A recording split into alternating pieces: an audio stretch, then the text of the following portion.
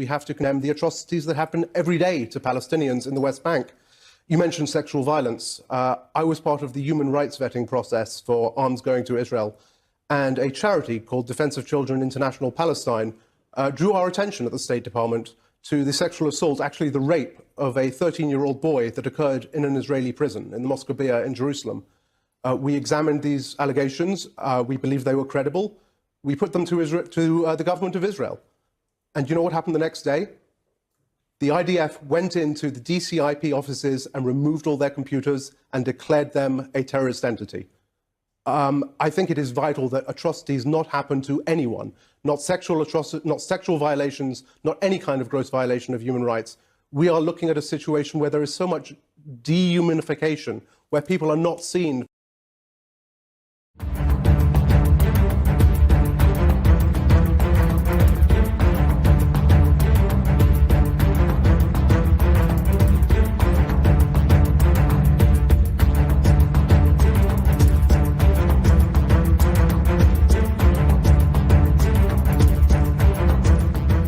Welcome to the Daily Wrap-Up, a concise show dedicated to bringing you the most relevant, independent news as we see it from the last 24 hours. Monday, May 27th, 2024. Thank you for joining me today. Unfortunately, some terrible stuff to discuss today. It seems like that's a daily occurrence for quite a while now, but some really tough stuff to go over today. So I want to tell you right out of the gate that there's going to be some stuff today that's going to be pretty graphic that we're going to be covering that took place over the last 48 hours or less in Rafah. And it's a sad culmination of a lot of building. I mean, I don't even know what the right word is to really cover what we're going to talk about today. Hatred, propaganda, what has been built around all of this to somehow, in some people's minds, allow or justify what we're going to talk about and what we're seeing up until now. It's almost overwhelming. And I think I've said this a lot over the last couple of weeks or even more, but I mean, I think at this point, and we kind of reached this point as well around the COVID-19 conversation. At this point, I don't understand. Let's put it this way. We are at a point where the evidence is so self-evident. And I don't even mean like it wasn't, where there's a partisan divide where it can be argued, this is how you're supposed to see that. We're at a point now where this has been so utterly exposed and as I said, right in the first couple of weeks post October 7th, the very people that they always told you to look to in these times are the very ones telling you this is genocide. Countries are turning against the Israeli government. People are coming out and declaring that they recognize a Palestinian state. The leading international entities in the world are telling you that what's happening is not just wrong, but is to the level of genocide and needs to stop immediately. And yet there are people still defending that this isn't even what it looks like, that there's not a famine taking place, not even starvation. At this point, the only people still standing by this, and I don't mean the ones kind of like unsure, waffling, going, well, like I stand with Israel. I mean people that are standing by what's happening, telling you that you're wrong to stop Israel, wrong to stop the arming of Israel, wrong in any sense to say what they're doing is somehow criminal. These are the worst people of society. I mean, there's no way around this. We're watching some kind of distillation where we're watching people who are one by one suddenly going, wow, okay, maybe I shouldn't be supporting this. At the very least, I'm going to keep my beliefs quiet because it's clear that what's happening is shockingly wrong. The people that are standing up and praising this, allowing this, telling you that you should be on side with this are the worst people I've ever seen. And that's not about whether they're Jewish or Christian or ethnicity, religion, location. It doesn't matter. It's all across the board. So too are the people pushing back. So too is the overwhelming, obvious, that with the campus protest, the multiple countries, the worldwide resistance to this, which is the clear vast majority. It's the same. You can clearly see that it's multifaceted. Religion, ethnicity, location doesn't play a factor. Well, it always plays a factor, but it is not the driving reason for why these people are standing together. And it's just shockingly clear. So we're going to talk about how clear that is in regard to Rafa and a lot of other examples around it. But just recognize that and take a note of the people. Now, that's my opinion, obviously, but take a note of the people who are standing by this, who are shouting you down for trying to, at the very least, care about people on the other side of this conversation. recognize who they are, make a note of this, and make sure you recognize that they're not the kind of person that they at least profess to be, unless they're standing up and telling you that they're a genocide-supporting maniac. That's how I would see it. Now, today, we're also going to talk about a couple of discussions, probably going to be a long show, around the things we didn't get to previously around UNRWA, an interesting overlap in regard to Shawnee Luke and the locations that were bombed, which is tied into the conversation today, seeing as how tangential to a UN location, an UNRWA location, which is a UN location in Rafah, was also bombed, and that this is not new. And of course, we are the ones being told that there's Hamas there, without evidence, of course, and that they're holding hostages there without evidence, of course, and that then they bomb these locations, how that's supposed to save these people. And of course, the same conversation I keep having about this. We're told incessantly about the human shields, which of course is possible, ignoring all the examples we can see in real-time live television that Israel's using human shields. And there's another example again today that I'll show you. Holding an elderly man from Rafah, literally having him leaning out the door while they're shooting. I mean, they just don't care. So ignoring all of that, screaming about how Hamas is using human shields, which I've never even debated or disputed. Of course, I would imagine anybody in this situation, in the context of what we're talking about, Israel and Hamas being a group that has been funded and armed and supported by Israel for a very long time, I would not dispute that either side would be capable of doing this. The point is that we have yet to see any evidence of that, which has to be kind of shocking when we're talking about 30 to 50,000 people being killed. So the point again, as we're looking at this Rafah massacre, can somebody demonstrate for me where the human aspect of the human shield dynamic is for me? I see all the shields you're telling me were killed. Where are the humans that were supposed to be behind those shields? How is it possible we can continue to see limbs of dead children and bodies exploded, and yet oddly not a single example of what they tell me was what they were going for? Oh, we're told there were 2 people that they got there. Weren't we told that there was a person that they killed in Jubilee, a refugee camp, that there was justifiable for killing 200 people that later turned out to not be the person that they said he was or wasn't even there? How do we take this stuff at face value? How is human life so insignificant to people to suggest that that makes sense? It's alarming. Now, we're going to talk about quite a lot of things around this developing awareness, but I wanted to start with something because it is Memorial Day today. And I thought it was, there's something that I've read a few times over the years that I wrote a while ago that I thought was important. And it really feels especially more relevant today, not just because it's Memorial Day and this is about Memorial Day, but because of everything else happening, because of the rising awareness around not just Israel, Zionism, but our own government. And that's like that. I really could make that statement for pretty much most people around the world right now. I think there's an interesting evolution, I guess, of thought around the way people are viewing their governments and whether their governments are willing to support the things that we're talking about here while pretending they're fighting those things everywhere else, and then going, but wait a minute, they're not actually doing that. Wait a minute, they're not even doing that for me. Wait a minute. And one by one, these illusions begin to fall apart. And I think that this is a very, very, very positive thing.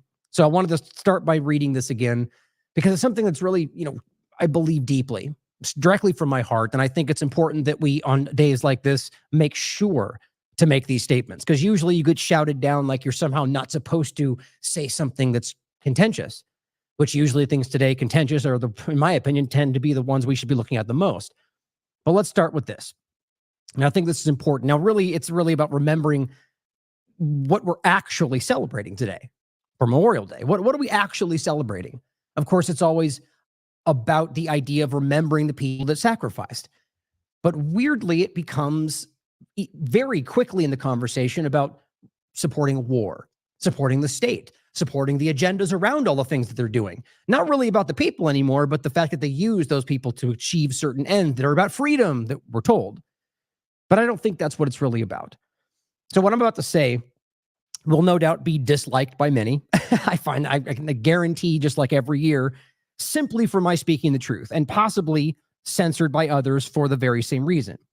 However, in my eyes, there is no better day to honor the sacrifice of so many by taking the quintessentially American action of speaking truth to power and exposing the lies that we were all sold by the state. Now, far too many have been conditioned from birth to blindly serve and to see anything else as an affront to what this country represents. Yet this nation has not represented what it claims to for quite some time, which is why I do what I do, as you all know, to awaken those lost in the lies, to the reality that their loyalties have been hijacked by those who care nothing for the love we have of this country's core values. Whether they were ever truly practiced by its founders or not, they have become real for us. This slowly materializing mountain of lies is also why there is such forceful efforts to make holidays like today about glorifying the state and its war efforts, as opposed to those that they've tricked to carry them out, despite that being the claim, and to make those of us saying anything less out to be deceivers, manipulators, truly accusing us of that which they are guilty. Classic propaganda in the truest sense of the word. The saddest part is that so many have bought into this.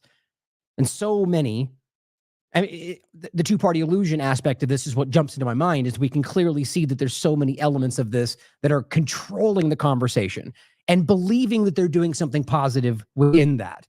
So it's also good to make sure that we don't highlight them as the enemy, because that's exactly the point. Simply people that do not see it. And of course, we could be wrong as well. But the sad part is that so many have bought into this lie. And so much so that they do not even know their own history, which is what we're seeing more and more today. And they turn around and call those of us embracing the true values, as we see it anyway, of this country, as the enemy. Treasonous, even.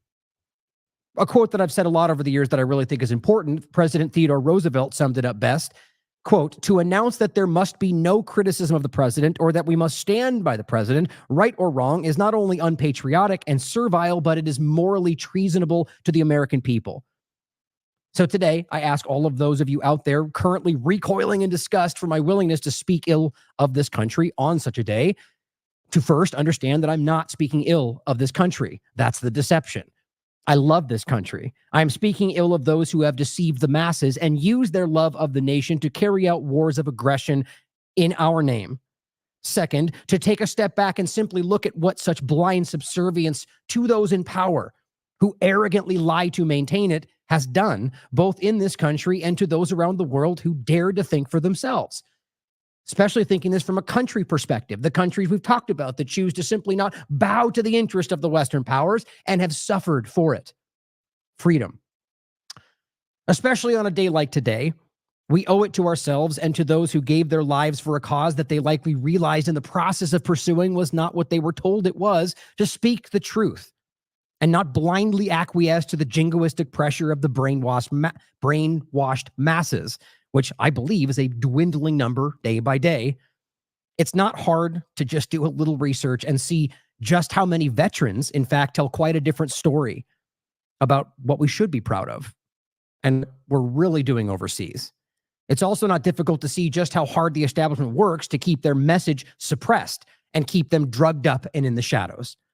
As Ray McGovern said in a past article for Consortium News, Memorial Day should be a time of sober reflection, on war's horrible costs, not a moment to glorify war. But many politicians and pundits simply can't resist the opportunity. As James Madison, our fourth president and then author of our Constitution, wrote, of all the enemies to public liberty, war is perhaps the most to be dreaded because it comprises and develops the germ of every other. War is the parent of armies. From these proceed debts and taxes, and armies and debts and taxes are the known instruments for bringing the many under the dominion of the few. In war, too, the discretionary power of the executive is extended. Its influence in dealing out offices, honors, and emoluments is multiplied, and all the means of seducing the minds are added to those of subduing the force of the people. No nation could preserve its freedom in the midst of continual warfare. My God, what a better statement to understand where we are today. And that includes war against itself. We can see that we are under the, and again, have always been under the microscope, under the eye of what's happening, as Whitney Webb framed it during COVID-19. The body is this new battlefield. The war on terror was directed at the American people. It's the same concept today. And as this government wages war on its own people in the interest of a foreign nation, today we celebrate those who stand for the true values of this country, the true values of humanity, and especially when it comes at great cost to those standing for what they know to be right. Today, I celebrate all of you, standing for honor and integrity, devoid of political party, ethnicity, or religion. As I see it, the true patriots.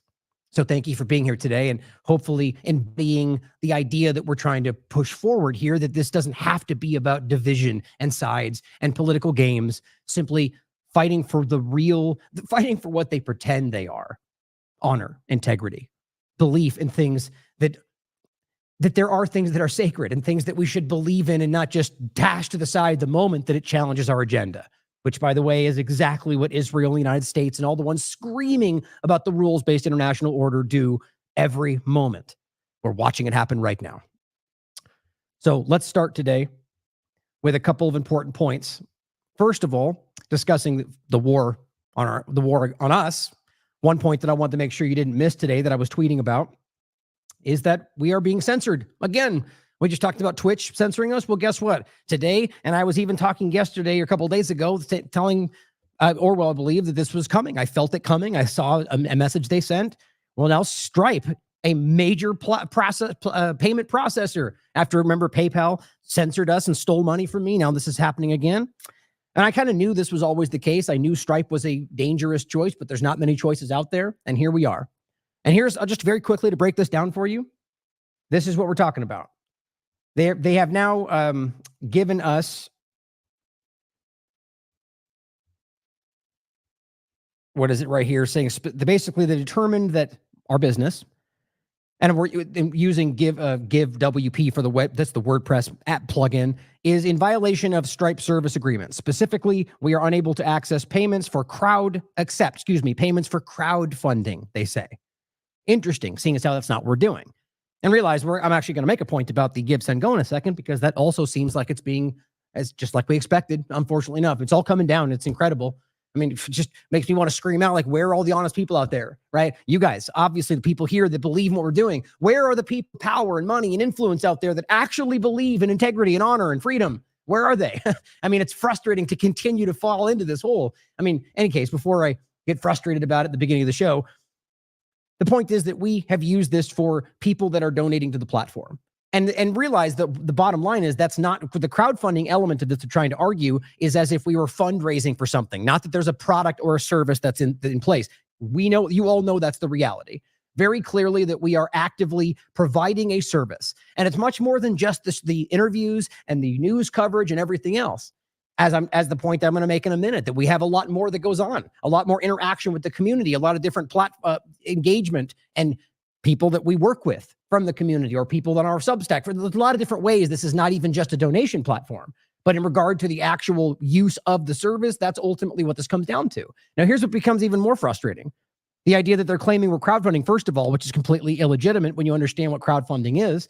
The point is that it's for a product we're putting out that people can choose to give us value for. Here was the follow-up where I followed up with that. And I said, look, this is not the case. I'm not crowdfunding. We accept donations for our services, but here's multiple examples of how it's not just that. And of course, insta-denied, which of course to me shows me that there's something else there. This came back within 10 minutes after I sent in this follow-up, which is supposed to be reviewed, immediately came back and said, unfortunately, after additional review, you're still unable. So they're going to push me off. As of June 6th, we can no longer use Stripe, which is just infuriating. You have to realize this has happened to TLAV, for those new, over and over and over and over, whether it's Patreon or PayPal or Venmo or everything, it continues to happen for no reason. This is a unique one, seeing as how they at least gave us a discussion. They didn't really give you an example of what exactly it was. They just gave you the word crowdfunding and pointed to the link we're going to show you. PayPal and the rest usually just kick you off without much of an engagement.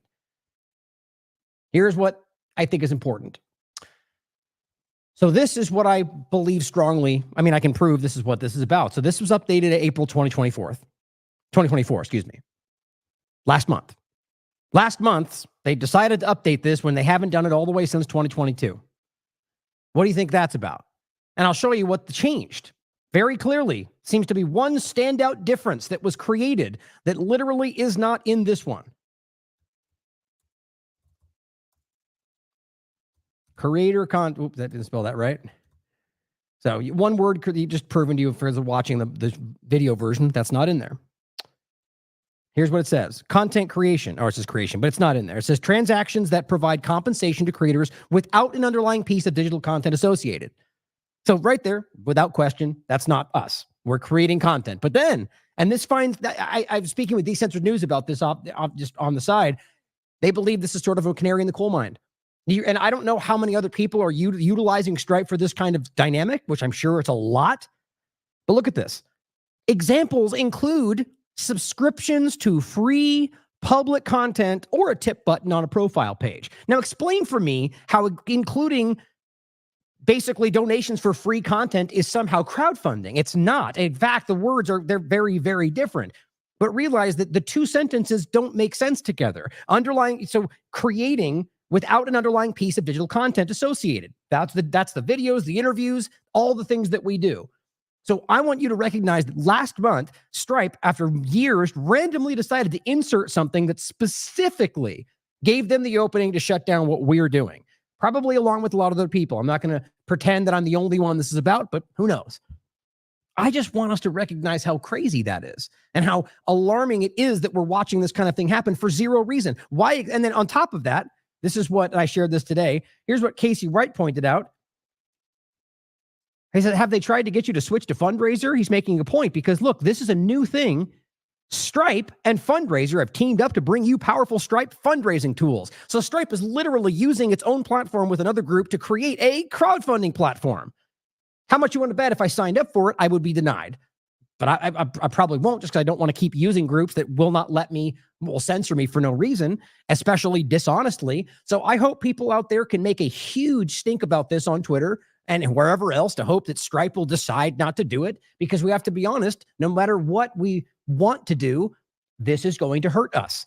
I mean, you guys know what's going on is we're dealing with multiple ridiculous lawsuits that are going to absolutely drain us down to nothing as we're dealing with this suppression and financial censorship and continuing to knock us. My whole career has been 2 steps forward, 1 step back. Now, trust me, I'm not complaining, guys. It's the least important thing that's going on right now. As people are being murdered in Rafah, I want people to understand that this is not going to go away. And we're going to keep doing this. I don't care if I end up sitting in my corner, my bedroom doing this from my phone. I'm going to keep doing this because it's important. And because if I stop, then this wins. But nonetheless, we need to realize how insurmountable this is. Now, imagine trying to be somebody doing this with starting today. It's not even see how it's possible anymore. I can't even believe we have been able to push past all of this. It's incredible. I still point back at amazing platforms like Anti-Media that doesn't even exist anymore because of that, because they were caught on the early edge of this massive censorship platform. The Free Thought Project is still going strong, but getting suppressed every single day. And they're one that got hit hard from that. I just want us to see how alarming this is and how this is being done to stop genuine, objective, nonpartisan content. That doesn't even mean I could be wrong. I could make mistakes, but it is still nonetheless clearly objective and nonpartisan as best I can. It's pretty alarming. Now, on top of that, this was something somebody else sent, and we told you briefly about this, but he has gone back and forth with them multiple times, and apparently his bank wasn't the problem, but here's the message he just got again from Give, Send, Go. Going, whoa, we hope this finds you well. We're writing to inform you that your subscription has come to an end. He has gone back and forth with them 3 times trying to tell, look, I didn't do that. I don't want this. And he signs up again and they cancel it again. I mean, again, I don't even know if this is about Give, Send, Go or his bank or both of them together. It's not beginning. I mean, for crying out loud, this has been how I've been dealing with this for a decade. Let's put it this way, guys. We need your support. I don't know what else to put it. I mean, there's nothing else we can do if they're going to keep knocking us off all these platforms. So whatever you can do to support us, whether it's from cryptocurrency or donations based on the platform itself, as here on, the donation button right here is the best place to go for the portal. But the problem is that goes through Stripe at the moment. So I don't know if that's even going to, doesn't seem like it's going to continue. You can mail things in, buy me a coffee, subscribe star. Who knows how long that's going to last? I mean, obviously, this is pretty defeating. But the point is, no matter what, it's going to continue from my end. But it's just kind of, and that was the thing here. This is why this is the Give, Send, Go is just kind of stuck.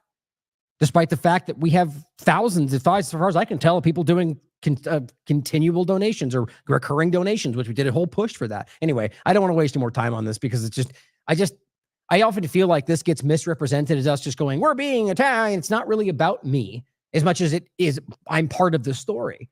It's about the reality of what this is really coming down, what it's doing. There's plenty of nameless, faceless people out there that have gotten lost in the censorship just because people didn't give it enough attention. I just hope we can recognize that, and I hope this gets attention beyond what's happening just to TLAV.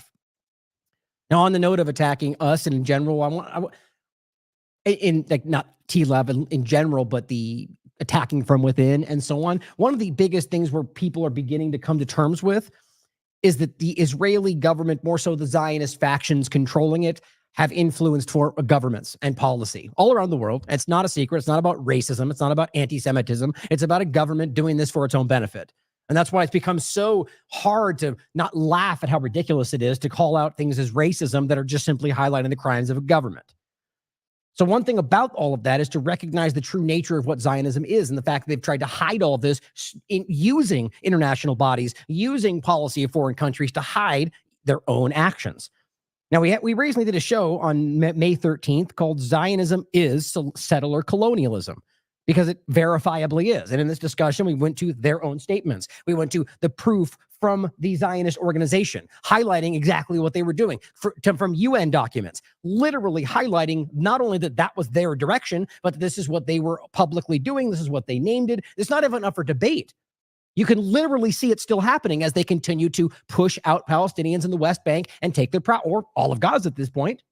But I wanted to start before we get into the conversation of Rafah, which we're going to start with, an interesting point so we understand it's one major part of what this is about the expansionism, the settler colonialism of what the Zionist project has always been. And as those very people are pointing at the other groups as the ones that will take over the world, should we not stop them? Russia and anybody else. All of a sudden, Hamas apparently is going to take over the world if we don't stop them, even as Israel's publicly and constantly talking about, at least within their own circles, how they will do that, or how the Azov movement that they fund will do that. We'll spread the white race around the world once we stop Russia. That's their statements, but we pretend it doesn't make any sense because we just misunderstand. They're not Nazis, despite their salutes and their Nazi symbols. No, you misunderstand. But we're funding them anyway. So we want to make you understand that the people that they're working with, including the Zionist organization, are actively doing that as they pretend other groups are. And this is called the Greater Israel Project, if you want the best example of this.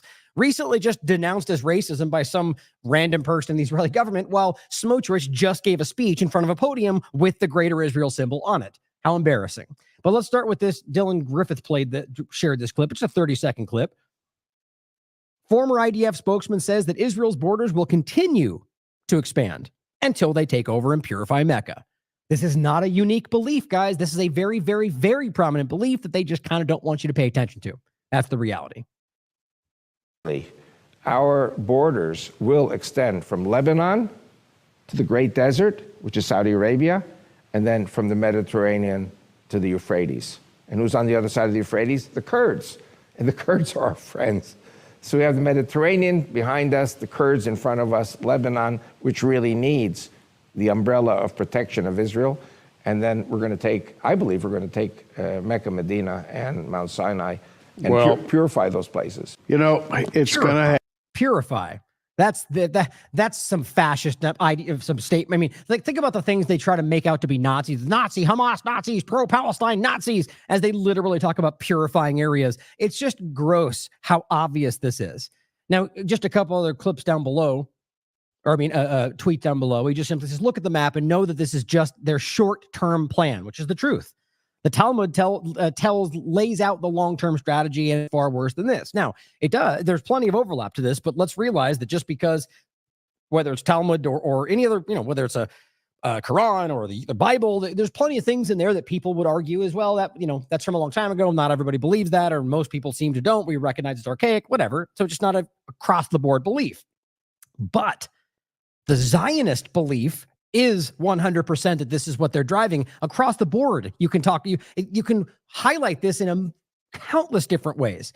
I still argue that that's a Zionist entity manipulating the concept for its own benefit, but it definitely could be wrong. In fact, on that note, since this is the conversation we recently had with Adam, I'm going to be on a show with Adam tomorrow talking about the censorship as well as Rafa. But it's important to recognize at the very least that discussion point. right? Because there is a very big difference, even if you argue that historically or even very recently, the overlap is impossible to differentiate between.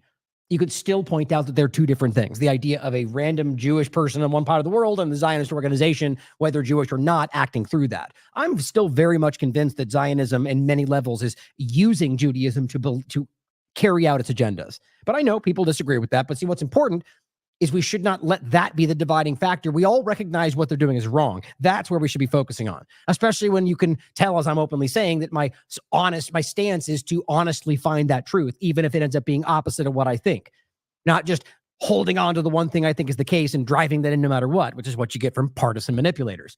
But he also highlights the great Truman clip we just recently played, where he simply highlights the idea that they've wanted to take it over and it was Palestine and all these basic things that we can prove. And he goes, it's not just the U.S. Most major Western powers have had the hand in this.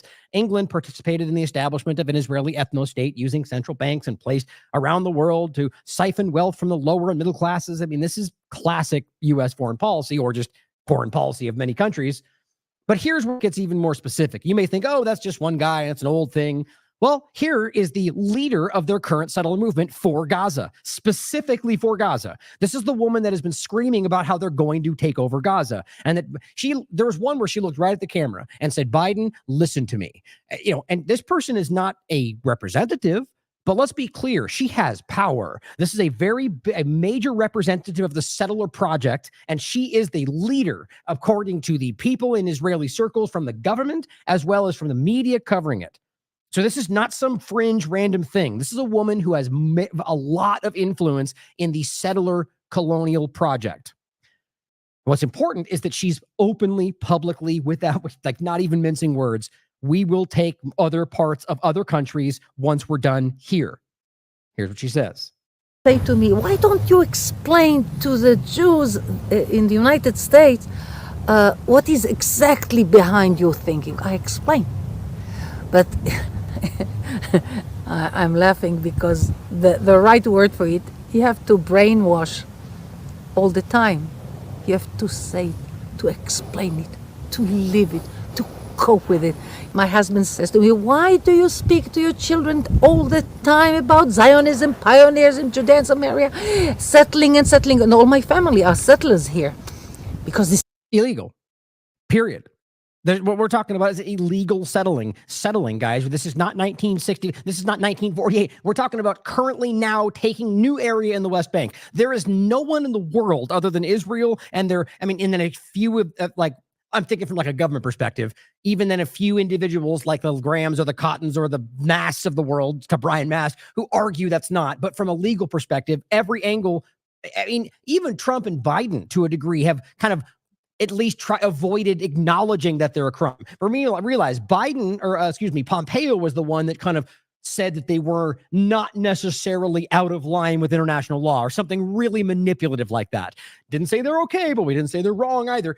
It's inherently illegal. There's no way around it. And this is what they're trying to water this conversation down with by trying to ignore the history, the right of return, UNRWA, and the documents of what they're keeping track of, which is the fact that after a war, if area is occupied, the law states that you're supposed to give back the area to the people that were displaced. And even in the 1967 discussion, the borders that were agreed to that Israel was aligned with, it says right in the document that the number one thing was Israel had to remove itself from the areas that were supposed to be. They didn't.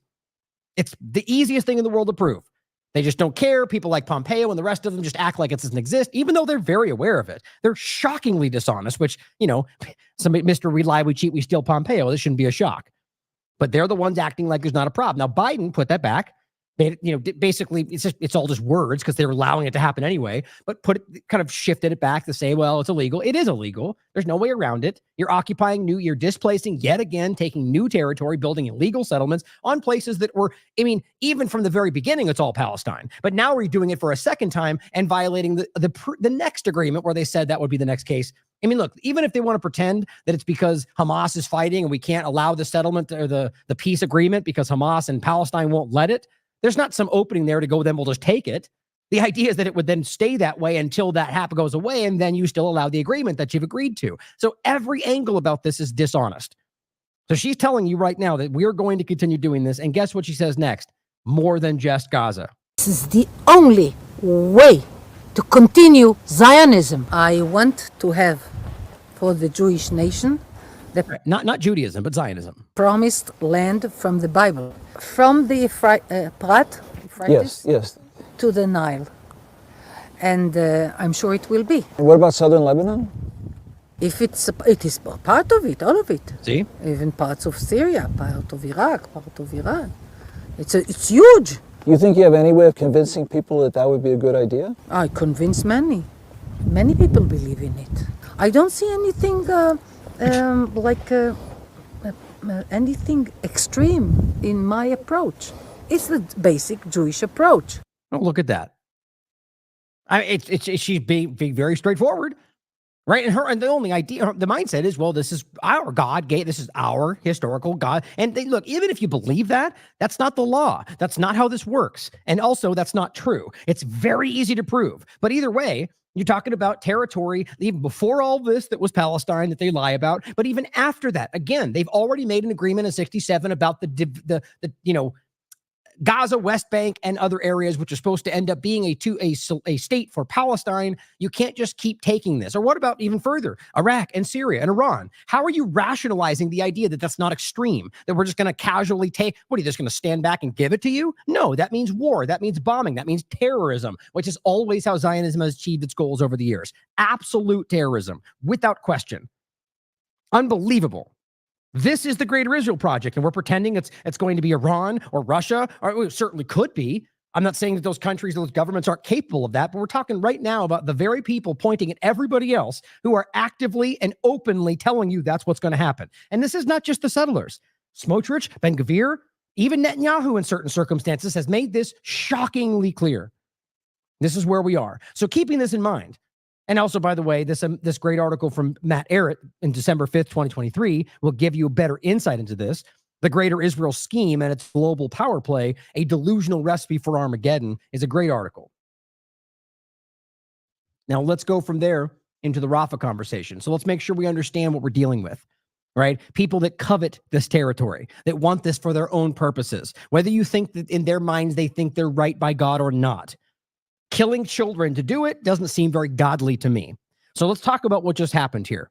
Now, Yunus Tarawi highlights, and again, this is kind of a little bit all over the place in regard to the timeline, because let's be clear that there's a lot that's built up to this. And I don't even mean just in the general larger story. I mean, just over the last couple of days, the game that was played about how the rockets were fired, and realize how embarrassing it is that many of you have seen this, where I keep highlighting the fact when people like David Collier or the rest of them over the last weeks, by the way, post more rockets just fired. They're lying about that.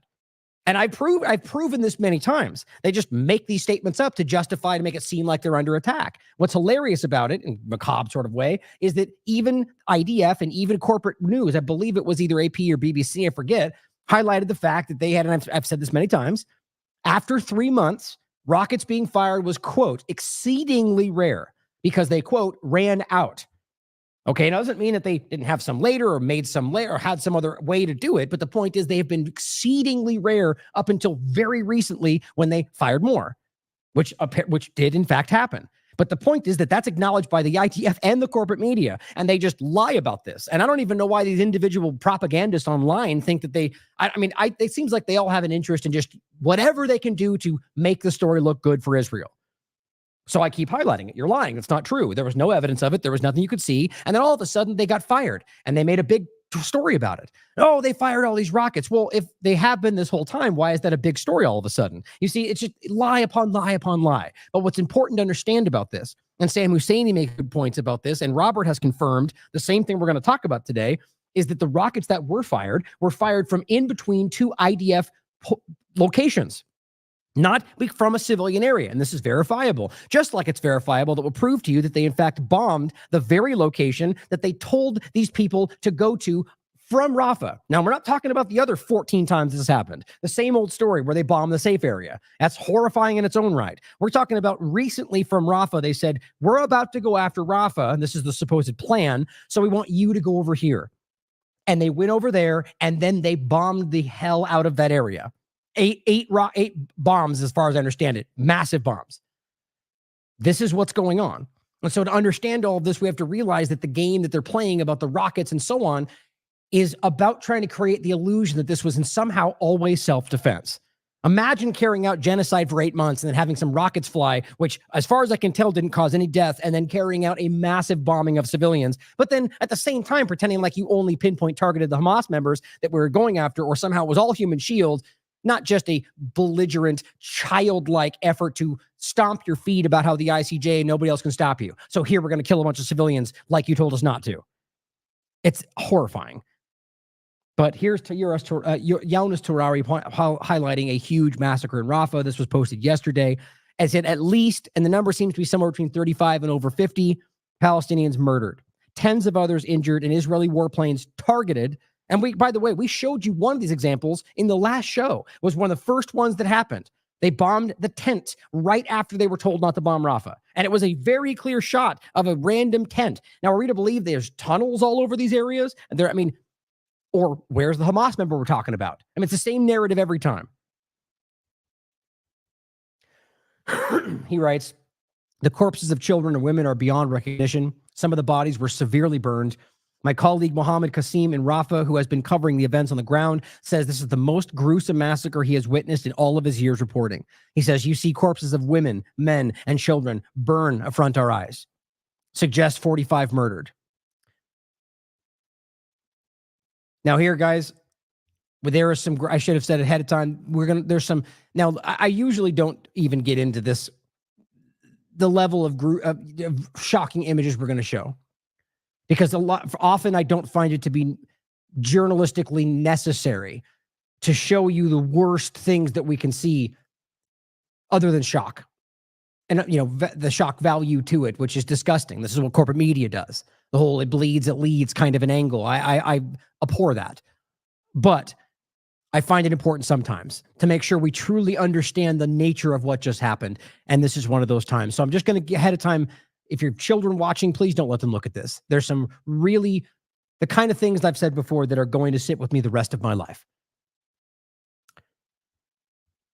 Here is Rami Abdul from the Euromed Human Rights Group. He is the chairman. Graphic in the deadliest response to the International Court of Justice's decision, which is what this is. The Israeli army targeted a group of displaced persons, tents in Rafah, killing, he says, approximately 60 lives. You've got dead children burned alive. Now, I just don't know how we can pretend that that's some kind of human shield dynamic, or that you argue that that's somehow justifiable because you claim elsewhere that was happening, despite none of this being verifiable. And then what we're seeing being rampant all over the place. And what you're seeing is this fenced area within that are tents and civilians. I mean, this was directly targeting. And what we're talking about right here, guys, is the area they were told to go. And I will prove this to you. I'll prove it to you with their statements, their posts, their pictures. And even after that, claiming that, look, this was where we bombed, and claiming it wasn't there. And I'll show you both of them. This is how desperate and how blatant these people are. The heads of Palestinian children and infants are being blown off by Israeli airstrikes in Rafah, says Rami Abdul. This is among the deadliest crimes in response to the International Court of Justice. Now, this is an image of a dead child with his head blown off. Okay, now there are already people pretending this is not real. Oh, we can tell it's a doll. That kind of disgusting reality going around the internet.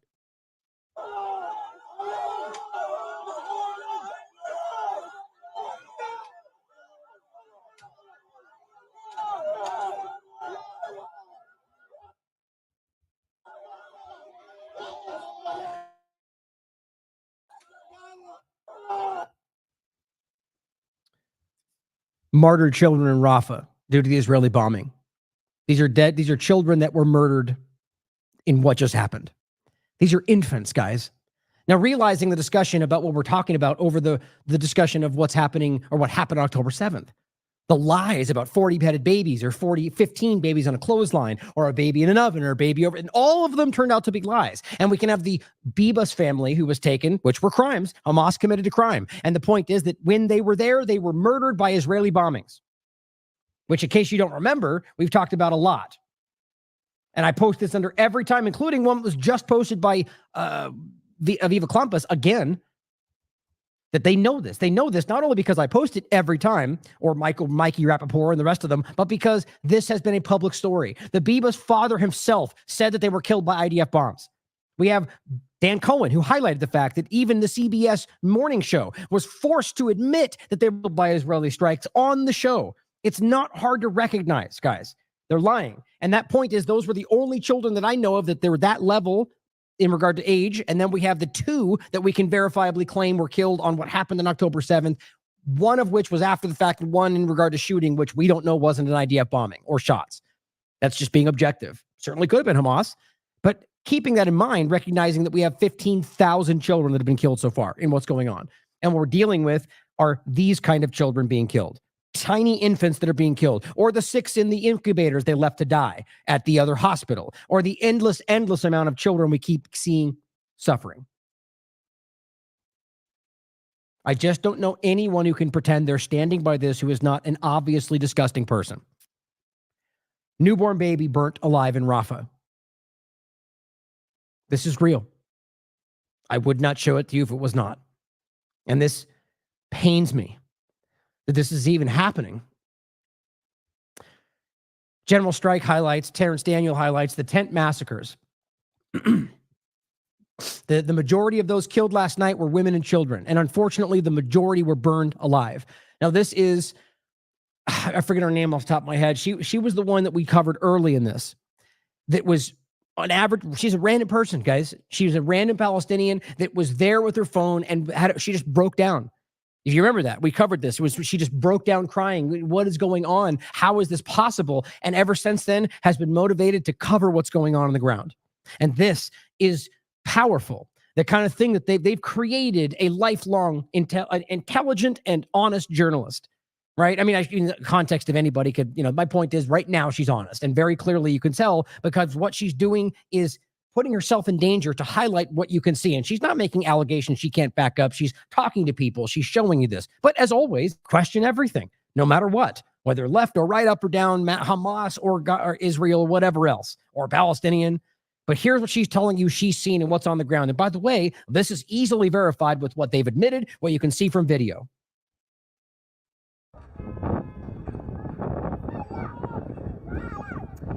If death had a smell, I'm smelling it right now. Behind me is a bombing happened last night in a displacement spot in the Mawasi area. Around me are tents where people are still inside these tents because they were told that they are in a safe area, which is in Mawasi. Okay, outside of Rafah. Rafah is there while they are still in the Mawasi area. Last night, this bombing by 5 to 6 rockets, as people told me, resulted in the killing of 40 to 50 people at night. And of course, the injury of a lot of displaced people. People are so afraid. Some of them are moving, as you see there, the tent there. Some of them are moving, some of them cannot move. They are just moving from this area to that area, like this woman. But the thing is, and the main question is, where to go? Where people should go? If the bombing is all over Rafah, Khan Yunis, and Gaza Strip around us, where should people go? If the humanitarian zones are a lie, where should people go? This is the main question, because these people who were killed and those who were injured are, people out of more than 45,000 people were killed, most of them in the south in safe zones. So what to do now? So guys, I have just asked the neighbors who took the martyrs and the injuries yesterday from the bombing and the tents near to the UNRWA warehouses in Rafah to the field hospitals also in Rafah, and they told me that the majority of the people who were killed and injured were children and women, and the majority of them died because of being burned alive. Unfortunately, the rockets burned the tents that where they were sleeping. While they were sleeping. Think about that. Your whole argument is that you want to protect get them out of the way and evacuate them. And then they don't move because they don't know where else to go. And you go, well, now they're guilty because they didn't move, right? We'll just quietly sneak up and bomb them in their tents at night. That seems like the logical next step. The human shield, Hamas, they voted for him, didn't they? Isn't this where we're going? In this absurd dynamic where we just rationalize the murder of innocent people because, well, they didn't get out of the way. I can't believe anybody with integrity that's the point. They're lacking integrity or some kind of a human soul that they can pretend like any of this makes any sense whatsoever. Now, if you think they can just go on the beach or anywhere else, don't forget that they get shot on the beach, from the water, from the beach itself, from anywhere else. They're being killed anywhere they go. Think about how horrifying that is. Think about what that life must be like. Any moment, anywhere you go, you could be killed going for food, the flower massacre, anything you do. This is a torture game for these people, it seems. And as they're doing that, they're laughing in their homes, they're eating their food, they're burning their houses down, they're making videos wearing their lingerie. This is what's really going on.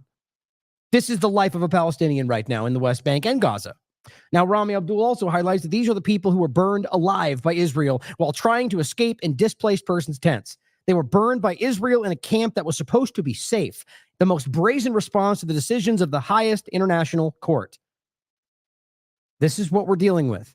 And your governments seem to be completely okay with that. Mohammed Al-Safin also points out a pretty horrifying overlap to this. The best treatment that survivors who just got lucky enough to not die, or possibly maybe not. If you're burned halfway over your body, you're probably not feeling you're very lucky to survive that. The point is, the best treatment for the survivors of the Rafah massacre can expect, the best they can expect is that the last remaining hospital, there's no pain meds. Some places don't even have gauze. They don't have anything that they actually need. It does not have an ICU. Reminder of this testimony, what she basically says is, you're in medicine, Mary. Imagine having at any hospital a shift overnight with back-to-back mass casualties where 25 to 30 injured people at once arrive every few hours. And you have first-year medics just out of medical school. And he goes, yeah, I wouldn't even know how to triage. I wouldn't know what to do. He says that is what we're dealing with. The most high-resource hospitals in the world, large hospitals with ERs that are practically empty, would be completely overwhelmed to struggle to deal with one of these mass casualties. And we would get multiple over the course of a shift. The brain drain is real, and it's happening because the population has been strangulated. A lot of people, if they choose to stay alive, choose to leave, and many of those who choose to stay or do not have the option of leaving are being killed. They do not have what they need to survive. As well as the fact that 2 journalists who were there covering the safe zone were killed. But seeing as how what is that, 150 journalists now? Doesn't even seem to matter because they're all Hamas, right? Isn't that easy? Just to blithely dismiss their entire lives, their dreams, their families. It's all Hamas. Doesn't even matter, does it? That's who we're dealing with. Now realize that we just talked about this. Israel and the United States blatantly disregard the ICJ's binding international legal obligations, as Sam Hussein highlights, in the pursuit of their genocide. The reality is that this is unquestionable. We have to understand that the International Court of Justice, the conversation is about whether or not it applies, and realize that Palestine, regardless of the screams and cries of Israel and the United States, is accepted into that conversation because of the ICJ and Palestine's agreement a while ago. So they can scream all they want. It doesn't change the reality. So they're part of that. So that means that when they then rule that this is that they have to stop, it is binding because Israel is operating in that zone. On top of that, it requires that other people in the world that are bound by this, the Geneva Convention, the Genocide Convention, are then legally required to act to stop it. And they didn't care. The same people screaming about rules-based international order, or Blinken clumsily arguing that the difference between them and Hamas is that they care about international law, and then international law says don't, and they go, we don't care. You're not real. People are shockingly becoming aware of one of the most, I don't even know those words big enough to frame what is actually falling apart right now. This is the entire worldview. People are losing control of the entire construct. And it's shaking people free of far more than just this conversation. And the point is that they said you have to stop. But they did this anyway. In fact, they did this because they were told to stop. Now, here's the craziest part about this, and I'll show you an article about this in a second. They bombed Rafah 60 times. 60 times in the last 48 hours, or rather just in the 48 hours before this was posted, which was basically midnight, 1 a.m. to this morning. The point is, guys, if you're going to try to pretend this was about going after these 2 Hamas members, explain to me how you bombed 60 times. 6-0. 6-0. So are we to pretend that each one of those was targeting a Hamas member? But how if there was only 2? How does that make sense? Anybody want to explain that? Other than the obvious example, the obvious reality that this was 60 indiscriminate bombs into a refugee camp full of people. They're in what they were told was the safe zone. There's just no way you can do the math and pretend that that's 30 targeted bombs to each one person they were going after. Then realize that it wasn't 30 bombs in 2 separate locations, right? Otherwise, that if it was 30 bombs in 2 separate locations, you might just argue that they just used too many bombs to kill each one of those people. By the way, people that we have yet to confirm were even there. But then when you realize that it wasn't 30 bombs in one location, 30 bombs in another location, they bombed multiple locations, you then realize that at the very least, they bombed somewhere where there wasn't a Hamas member, or they were guessing about all of them. Every one of these examples shows you that they're breaking the law. I mean, the entire argument shows you they're breaking the law. It's all collective punishment. Even the human shields argument that seemingly everybody in this collective West government side has argued doesn't make it a legal act. People like Francesca Albanese, so the UN entirely have made it clear. Collective punishment is what's happening here. It doesn't matter whether there's human shields or not. You're bombing collectively. You're acting against the entire population. No wood, no water, no food, no fuel. It's obvious. 50 people burned alive. Greg J. Stoker highlights, and that showed you the videos here of children. It's horrifyingly sad.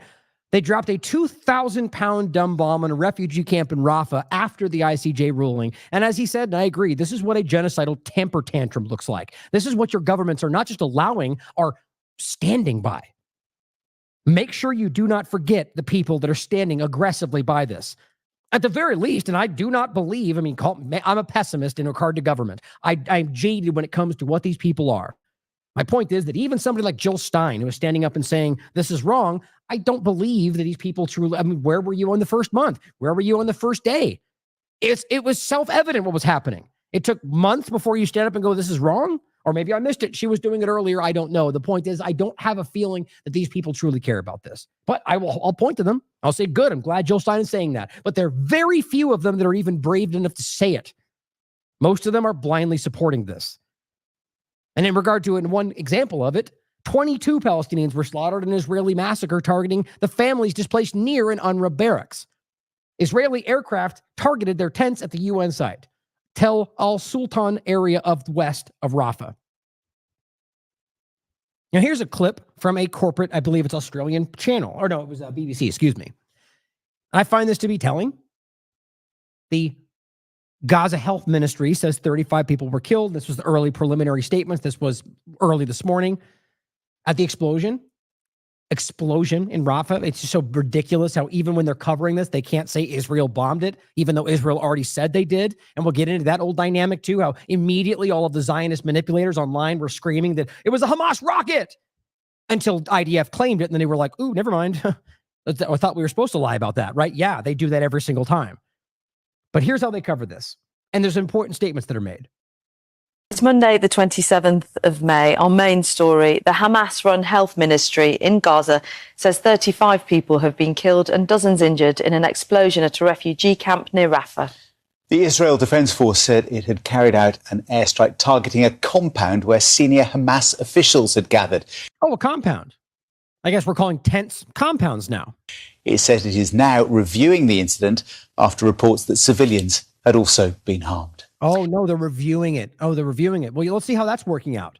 Okay, so they said they're reviewing the investigation, or rather, what really happened was their representatives said outwardly that they would investigate without any kind of confirmation, like Biden or Matt Miller always says, well, they're investigating. And even though they've already said they don't need to and they never will, it's all a bunch of circular lies. But here's what actually happened.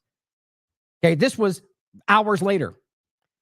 The occupation forces pledged to investigate itself. Chief Military Prosecutor Major General Tamer Shalami dismisses the massacre as a difficult consequence of war. That's what actually just happened. Of course, in a war of such of magnitude and intensity, she says, there are also difficult events. Some of the events, such as the incidents last night in Rafah, are very difficult. The details of the incident, she says, yesterday are still being investigated. The point, though, is they're already coming out and going, well, it was just a part of war. We were going after the bad guys. You have to realize that there's not an investigation happening. The investigation is to say we're having an investigation. They've already told you the narrative. We went after Hamas over here, and then either Hamas made a mistake or, whichever one ends up being the thing people think most, we'll go with that. The point is they've already argued that it was because they were going after the two people. What's the investigation? What are we talking about? You killed people. We can see that. So because civilians died in the process, what are you actually investigating? I'd love to see anything actually come of any one of these, ever. They never do. And yet your government will stand by it. Elijah Manya also points out that there were 2 Egyptian soldiers that were killed at the Rafah border. Now, this gets especially interesting when you find out why. He says deploying more than 4 Israeli infantry battalions or positioning tanks, artillery, and anti-aircraft missiles in Zone D would breach the 1978-1979 Camp David Treaty, which, of course, the Israeli government or these settlers that believe that's all their territory anyway, because God said, don't care about any of these things, UN resolutions or any of this stuff. They'll violate everything. There's multiple resolutions from the past that they right now are violating. It says Israel has an entire division operating on the Egyptian borders. They're breaking the law everywhere you look, guys, and nobody seems to care because there's something very dark happening right now. Or rather, I would argue something of growing positivity because they're losing control of that very dark thing. We can see that there's something controlling the output, the conversations, the thought process of foreign government leaders. Or they're equally invested in whatever's happening here, however you want to look at it, but now that's breaking down. But here's the interesting part about this. Murch O. Sint points out, the Egyptian soldiers reportedly acted independently. Apparently, some of them were killed as they were affected by the massacre committed by the occupying forces, or at least that's what's being reported. Sources told Daily News of Egypt that the Egyptian soldiers were so affected by what they were seeing that they chose to act. Think about that. So this is what we're calling on, guys. We're calling on the humanity, the people out there, whether you're part of a military, part of a police force, part of a political party, that you care. If you see this and you know it's wrong, now is the time to stand up. The people that are telling you it's okay, those are bad people. These are people that are dark, that have something wrong inside of them, that are allowing this to continue, and you know it's wrong. The fact that you might be suppressing that is enough. You should live with that the rest of your life. 8 months of this, but you can tell it's wrong. Now is the time to stand up and change that. Make up for that. And this person says, like you have said, it's not an issue of the Egyptian people. It's an issue of the Egyptian leadership. And I said the same thing. We have to realize that the Egyptian people are very clear. They're very clear about the Palestinian self-determination side that they're on. The government is the Sisi government that was put in place by the U.S. government in Israel. Remember Trump famously, where's my favorite dictator? That was something he publicly said in front of reporters. Like, it's just shocking because they put these people in place for the deals of normalization with Israel and all the different things they've done with the Sudan. It's all about just aligning these groups with anything. They can do whatever they want as long as they pretend Israel's not murdering people. It's not working. He says, definitely, these soldiers represent the Egyptian people. They listen to the heart and it burns with desire of defending their brothers. That's powerful to me, guys. These people, they died. Broke regulations or some kind of, orders, logically, I would imagine, by doing something about it. We all need to be doing that. And I'm not talking about violence here. I'm talking about just finding the courage to act in a way that might end up with detriment. There might be consequences to your actions, whether they're unjustified or not, because of how wrong all of this is. I mean, look at look what we started out talking about. I mean, do you realize, like I said before in a previous show, like I have no doubt in my mind that this is not, this is going to end up in, I'm going to live with the consequences of standing up for this probably the rest of my life, unless we successfully change this in a worldwide way. But that's okay with me. I don't know who can live with not acting right now. I know it, guys. Like, Gary, I'll probably be bankless and, probably actions that will be in a net positive for me that I should be changing anyway. But my point is that we're watching this happen, suppressed and censored and financially controlled and manipulated in ways that are destroying things I've built over the last decade plus. But it's worth it because we're fighting for human life. We're fighting for our integrity. That's worth more than anything. East Rafah, after 20 days of Israeli presence. Look at this. Look at the difference. They're wiping these people off the map. That's supposed to be the safe zone. And we're going to get to where they actually bombed. Here is the hospital speaking out on May 26, 2024. In blatant defiance of the International Court of Justice, they say, decisions and statements by U.S. President Joe Biden, the Israeli occupation committed a heinous massacre in Rafah. Clear. It says, of all the decisions of the International Court of Justice and the speech of U.S., they're saying the same thing, that they committed these crimes against the Palestinian people. He says, in the city of Rafah, whereby the Israeli occupation challenges the entire world through its massacres and committing massacres. As the entire world warned that against invading the city of Rafah, but the Israeli aggression still invaded the city of Rafah, and now today it is committing a heinous massacre against our people, the Palestinian people, where more than 30 people have been martyred, which just means killed, and more than 70 injured. In a safe zone. Oh, excuse me. I thought I muted it right there. My fault.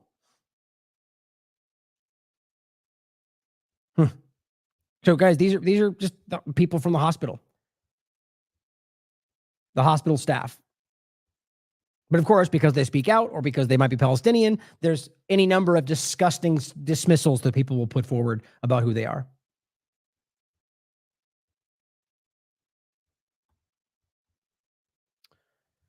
This one, last on this segment here. This is what it looks like after the fact. He said, this is what the UK, US, and the Israelis do to babies, women, children, and innocent civilians. They are killers, and you need to stop them. This is from Shaman Solomon. Massive destruction in a camp for displaced people in Rafah. Here's what it looks like now. Oh, look, Instagram censored our post. Good big surprise. هذه منطقة البركسات وهذا المكان الذي تم قصفه الليلة الماضية الذي أدى إلى عدد كبير من الشهداء والإصابات. And we're to believe this is going after two people? This is two Hamas members? هذا المكان الآمن غرب مدينة رفح والذي يقع بجوار بركسات الوكالة. دمار هائل. Just look at that. I mean, guys, this utterly destroyed. This was all on fire. People burned alive in these tents. Now, this person just simply highlights the point about, looking at this chaos that was happening. That's what you're looking at right there. It was those same areas was ablaze. The whole area was on fire. People burned alive, children, women. So he simply asked the question, was this worth two Hamas officials? I mean, I question whether they're even there, guys, or even whether they even care if they're there. But even if, let's just say there was five, does it make sense? I don't know anybody with a brain who can make that make sense. Because somehow it's okay to go after this many innocent people because they were there. And then, of course, realize that if they bombed 60 times, that you can make the clear deductive logic case that they didn't know that they were there, or at least didn't know exactly where. So they bombed a bunch of innocent people. There's just no way around this. And here's one of the articles. You can look. There's plenty of coverage on this. Israeli bombed Rafah over 60 times in 48 hours after the ICJ ordered them to stop.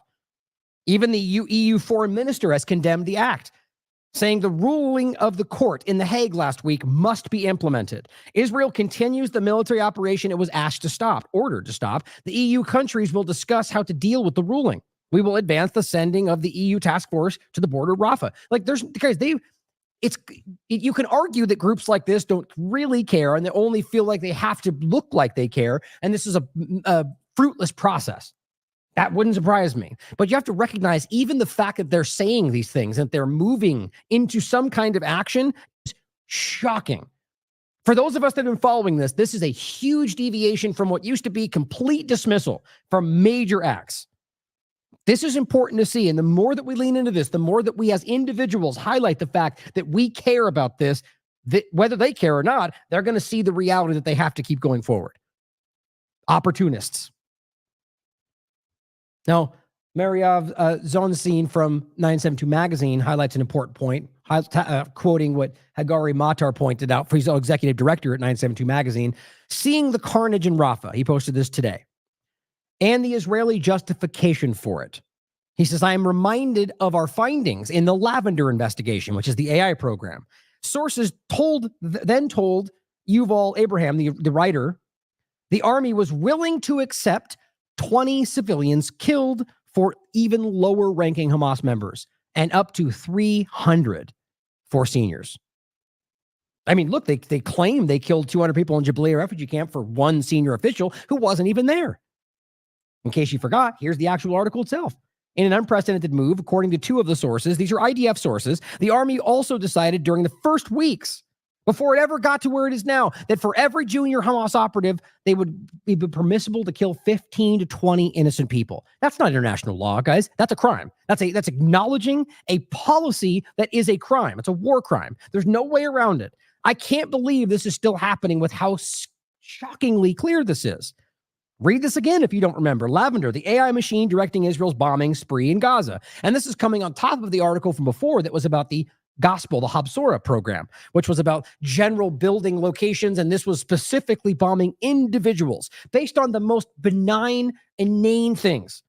Oh, you had a phone call in the same location as a guy that we think is Hamas? Bomb that guy. Ridiculous stuff like that. It's horrible. But it shouldn't be surprising, as we've been seeing it the entire time. Now, Maryav points out it also gives justification for their adversaries to do the same, which, by the way, is probably one of the reasons they're doing this. Because, of course, they're hoping, like usual, the people on their side will just ignore what they did. But, of course, if they do the same thing in reverse, it'll be justification to do it all over again because they started it. That's the whole damn story. Now, Muhammad Shihada points out the lies they're spinning, and next we're going to get into the location where we can prove that they told them to go where they just bombed. But the reality that they very clearly killed these people, and they're making up some ridiculous sidestep story. I mean, the argument becomes, some fires broke out. Oops, we bombed this compound? What compound are we talking about? There's no compound in this mixing of tents. You're talking about the tents themselves. You're just making up this claim about some The point is clearly that they murdered all these people, and now they recognize the fallout is just too much, so they have to make up some kind of story. That's the reactive propaganda we're seeing. And we're going to come to one in a minute where we have to realize that even Netanyahu has said this was a mistake. That's according to Associated Press from today. Acknowledging a, quote, tragic mistake. They've lost control to ways you can't even imagine. Anyway, excuse me. Now, Muhammad Shihada points out Israel's excuse for beheading a baby, burning another, and blowing another into pieces last night's airstrike is a fire accidentally broke out. Again, his point is that explain for us how their bodies were bombed if it was just a fire that broke out tangential to this other thing you did. They're lying, guys, but like everything else. He says they're not even trying anymore with their propaganda. They know mainstream media will keep falling for their lies. A fire broke out and spread to the tent complex. That's what they said. Here is this one is the former editor-in-chief of the Jerusalem Post. Says, it seems Palestinian civilians may have been inadvertently killed by a fire ignited by an airstrike targeting Hamas terrorist leaders in Rafah that we can't identify and we can't verify, but we'll just say it out loud anyway.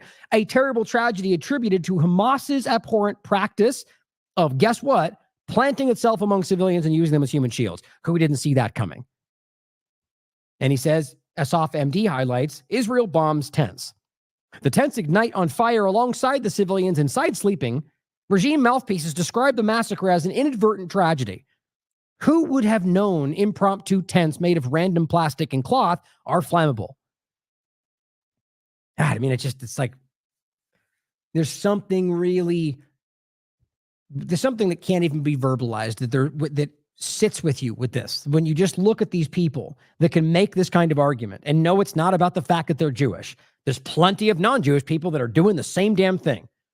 There's something wrong here where it's as simple as that they just have been taught that Palestinians aren't human, that aren't worthy of your concern, and maybe they just dehumanize to the point to where they don't matter in their minds. But I don't know how one person could reach that level without that being something more about who they are inside. So it's all human shields, right? But again, okay, so where are the humans then? We see the shield you're suggesting was a shield. Show me the human, bud. Avi, where's the human part of the human shield dynamic? You realize there has to be a human behind the shield for it to be considered a human shield, right? You can't just pretend that they were there as shields, but we bombed them even though Hamas wasn't there, but they're still human shields. That doesn't really work out for you. See, the reality is there's more than enough evidence to highlight the fact that there is, just taking the amount of people that they even have admitted to being killed, right? The U.S. came out and said that, 30% Hamas has been killed? That in and of itself shows you that 20,000, even if it's true, which I don't think their number is true in regard to 30% of Hamas, but let's just take it at value, means that 20,000 people have been killed that aren't Hamas, right? Even the IDF, Army, and intelligence have admitted that the numbers that they're getting from Gaza are accurate and reliable. That's their quote. Okay.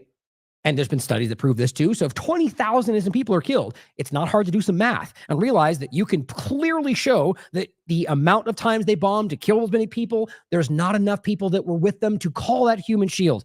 But it doesn't matter to them. Because again, these narratives aren't working. People have seen through this. Here's AIPAC doing the same thing. The images coming out of Rafah tonight are horrific. Do you think they mean that? This terrible tragedy is a result of Hamas's evil strategy of hiding its leadership fighters and weapons beneath Palestinian civilians. Oh, beneath them now. Were they in the dirt under their tents? Hamas started this war by showcasing its disregard for Israeli lives. And every day since, it also shows its disregard for Palestinian lives by using them as human shields. That's the only thing they have. Where's the evidence? Well, as Ian Carroll points out, literally, an invading force bombing indiscriminately, which, by the way, you can watch on video. Quote, "It's these people's fault. We have to bomb them. What terrible people to make us bomb them. We feel so bad for having to bomb them." That's what they're doing. Talk about desperation. Now, here's the most interesting part before we get into the verifiable reality that they told them to go where they bombed, which breaks the whole narrative that they were Hamas shields anyway. Is that I don't think this isn't his account, right? Oh, it is, I guess. Greg J. Stoker, I forgot his name. He's the one that was, I believe he was Special Forces, but he's been talking about this from the beginning. He comes out and highlights the fact that you could do this every time, by the way. Every time there's a new breaking story, you can look to, and I'm not talking like random 10-follower Zionist bot accounts. I'm talking about people like Elon Levy, Eli David. Big, major accounts, some of which are actually official representatives. Not Mr. Fired Elon Levy anymore, but clearly I think he still is. But either way, we're talking about high-level accounts that have official capacity that come out within moments and scream the lie. Whatever works for the narrative. Don't forget, Hananya Naftali, the main propagandist guy, came out and said about the Al-Ali hospital, which is what they highlighted even in this video, and claimed that it was, we targeted because Hamas was there. That was the first lie. Then it was like, wait, no, never mind. It was the Hamas rocket. And then every one of them since, they've just been like, well, human shields. Okay, well, if that was the argument, then why didn't it apply to the first one? Because they weren't sure what narrative would work just yet. And the point was, he lied, deleted the tweet, went forward. Elon Levy got caught lying about the flower massacre and said, we didn't shoot anybody. Let me get this straight. We didn't shoot, they didn't shoot, and then deleted it all because the IDF said exactly the opposite. Here, in this example, you have people online already saying that it was a Hamas missile or somebody else. It wasn't even us. And then IDF claims it, and then they just back away from those lies. I just don't know why it's not the most obvious thing in the world for some. It is for most everybody, but there are still people that are just desperately holding on to this. Israel just dropped a massive guided bomb unit on a refugee camp in the Tel al-Sultan neighborhood in West Rafah, where civilians were told to flee to after the IDF ground invasion of East Rafah. This airstrike was conducted in retaliation against the rockets shot out of North Gaza into Tel Aviv. And bear in mind that Israel's overriding military doctrine, the Da'iya doctrine, is to collectively punish civilians in order to pressure the associated militant population. And by the way, that's whether we're talking about the mowing the grass conversation or any number of other policies, it's stated policy. He's not wrong. It's very easy to look up. They have collective punishment as a stated, written out policy, and we're not acknowledging that's crazy. But the other thing is that whether we're talking about the rockets that were fired or not, you realize that you can't bomb and murder children for 7 months and act like that was the act that started everything. It's the same as October 7th. This has been going on for a lot longer than that. So now all of a sudden they're just refreshing and going, oh, that started it. They shot, so we responded. How are you possibly framing it like that? I mean, how embarrassing. Nobody is going to pretend after you've been telling us you've been doing this for 8 months that suddenly them firing rockets is what started this whole thing.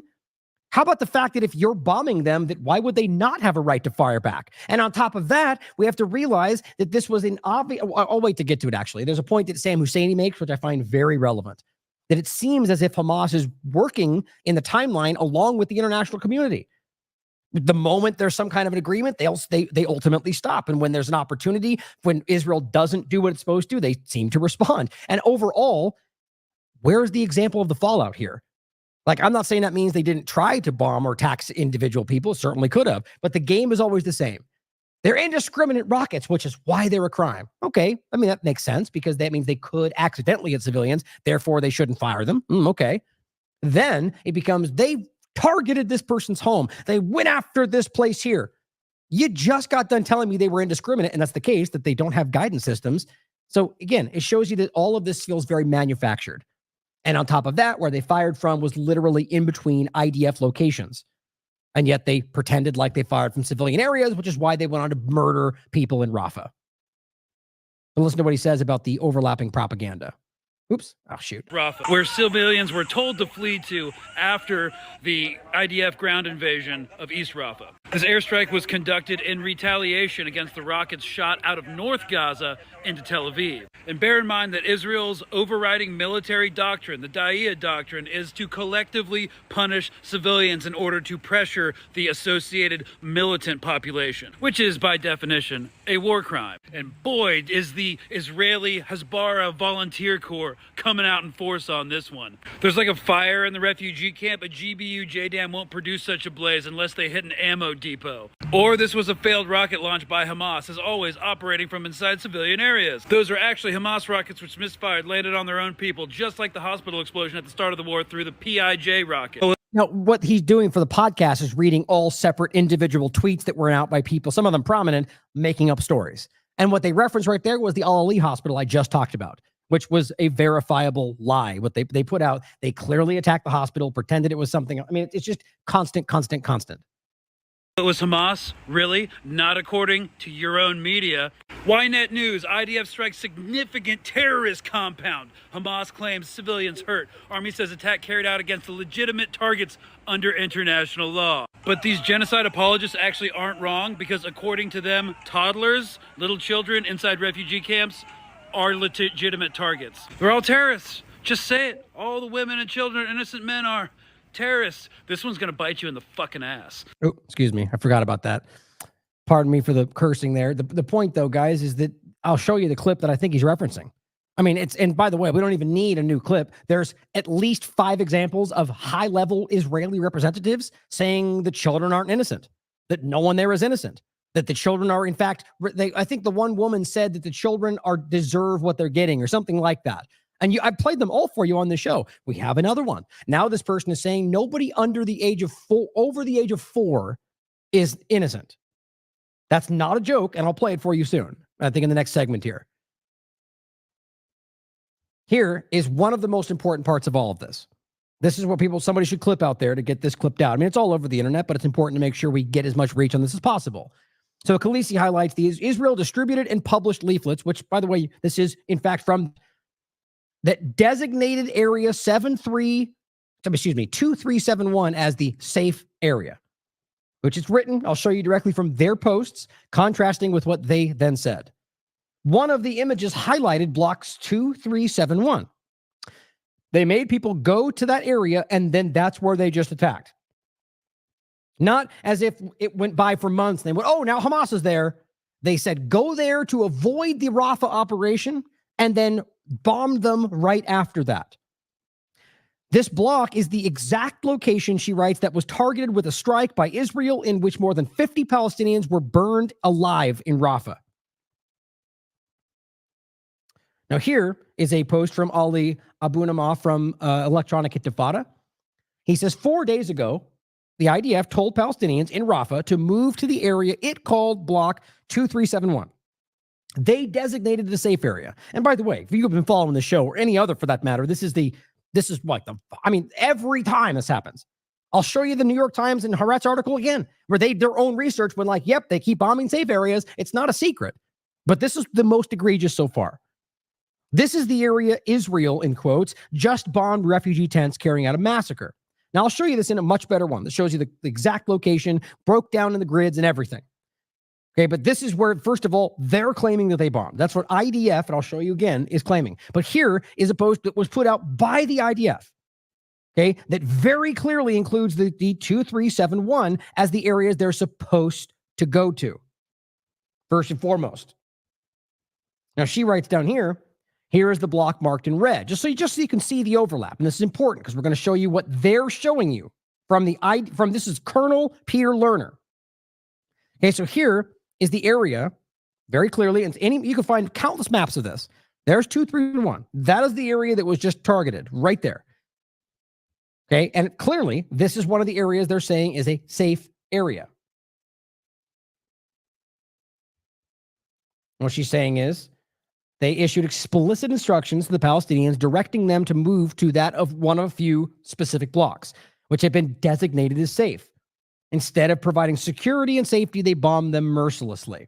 So looking at this map, so we're very clear about what we're talking about. Compare this to what Colonel Lerner is highlighting. He says, this is where we struck, which, by the way, is very clearly in Al-Mawasi. That's what they funneled everybody into. Okay, so just in case you're missing it for the podcast, you want to look at this. Watch the video. Here's the overlap. Try to get it close to each other. It's so that you can see the white area is where they're claiming is the humanitarian zone. So on this map, they're going, see, it's outside of that zone. Here is clearly 2371. Whatever the yellow overlap they're claiming means, the point is they told them to go there. This is verified. Okay, it's very clear. Now, just because they can act like, whoops, it was a typo or something, I bet you that's what they're going to try. To say that, oh, well, we figured it was outside the... They still wrote it out, and they still are... I mean, look, I don't know how you can write these numbers and act like these are safe. Going forward, this one, back on this one. So here's what he said. Evaluation of fake news by mass manipulation by Hamas. One quote in Washington Post coverage of the strike on Hamas terrorists in Rafah caught my eye. It says, the makeshift camp was within block, here we are, 2371, an area that was, without question, designated as a humanitarian safe zone. I mean, it's not hard. You can look at it in their post, which I just showed you. The leaflets that were dropped, which you see screenshots of. And it says, Muhammad, this basically all they're doing is saying, well, he's a Hamas official. Therefore, he's a liar. But we don't need his statement to verify this. We can see the leaflets that were dropped. We can see the IDF posts themselves. And it says he is also the source. That's all they're doing. He was the source of this claim. We don't need him to say it. We can look at your post and the leaflets that were dropped. It goes, fact, the strike never took place in the designated humanitarian zone, except we can literally prove you're lying about that. The aerial photograph of the point of the strike compared to the humanitarian zone, that's all they're showing. They're trying to pretend that this one image makes it seem, well, clearly it's not there, but you dropped the number that said they were supposed to go there. You drove them out of this whole area. And by the way, this whole area has been bombed. Khan Yunis, the whole thing across the board, it has been bombed relentlessly the entire time. How long have I been showing you bombing inside of Rafa? Long before the alleged game of some kind of a plan. That's very easily proven. It says the Washington Post should have checked this verifiable quote. Again, it wouldn't surprise me that they just blindly took what someone told them, but the assumption shouldn't be that they just said what the guy said, that they actually maybe looked into it, but that's corporate media. I wouldn't trust any of them. But it says the IDF has now announced the incident will be investigated. I can only wonder what their, quote, investigation will find. It says the Hamas compound in Rafah is another example of how they've intentionally weaponized. Oh, what proof do we have of that? Can you show me something that shows a compound in the middle of all these tents that you bombed? No. I'm sure they'll come up with something, some fake video they put out later. That's my personal opinion. It's the gist of it. And you see here, Express News saying, you disgusting, lying POS. The leaflets you dropped in Gaza in Arabic say, and here's the point, and I've confirmed this as well, from now on, the humanitarian zone will extend from, and it lists these blocks. 2371 is, and this is exactly why he doesn't put the numbers on here, you see? But that's why I'm trying to show you this overlap right here. So you can just see that they're clearly trying to pretend that the area that they're telling you they bombed was just somehow not where they told them to go. All they're doing is hoping that the average person can't listen. Like they're just going to pretend that if they're showing you a leaflet, they're lying about it. It must be made up by Hamas terrorists. That's why I think this one's important, because this is what they put out. This is directly posted by the IDF, where you can clearly see 2371. This is terrorism, guys. And not even just terrorism. You are playing games with their lives. You're tricking them into places where you then murder them and telling everyone it's their fault. Here's a little video about this I thought was important. And it's just simply showing you the same thing. The exact location of Rafah they attacked was meant to be a safe zone. They dropped 8 one-ton bombs on the area. As it says, bombed around these barracks. Are simply showing it for the it's in another language, so just read the subtitles. It's saying that was the area that was bombed with more than 8 missiles, and the tents caught fire. They claim the significance of this matter is that the area is one of the safe zones. The occupation army mentioned this last week, inviting people to stay in or go to these areas. Here you go. The area that was the explosion occurred today, 2371.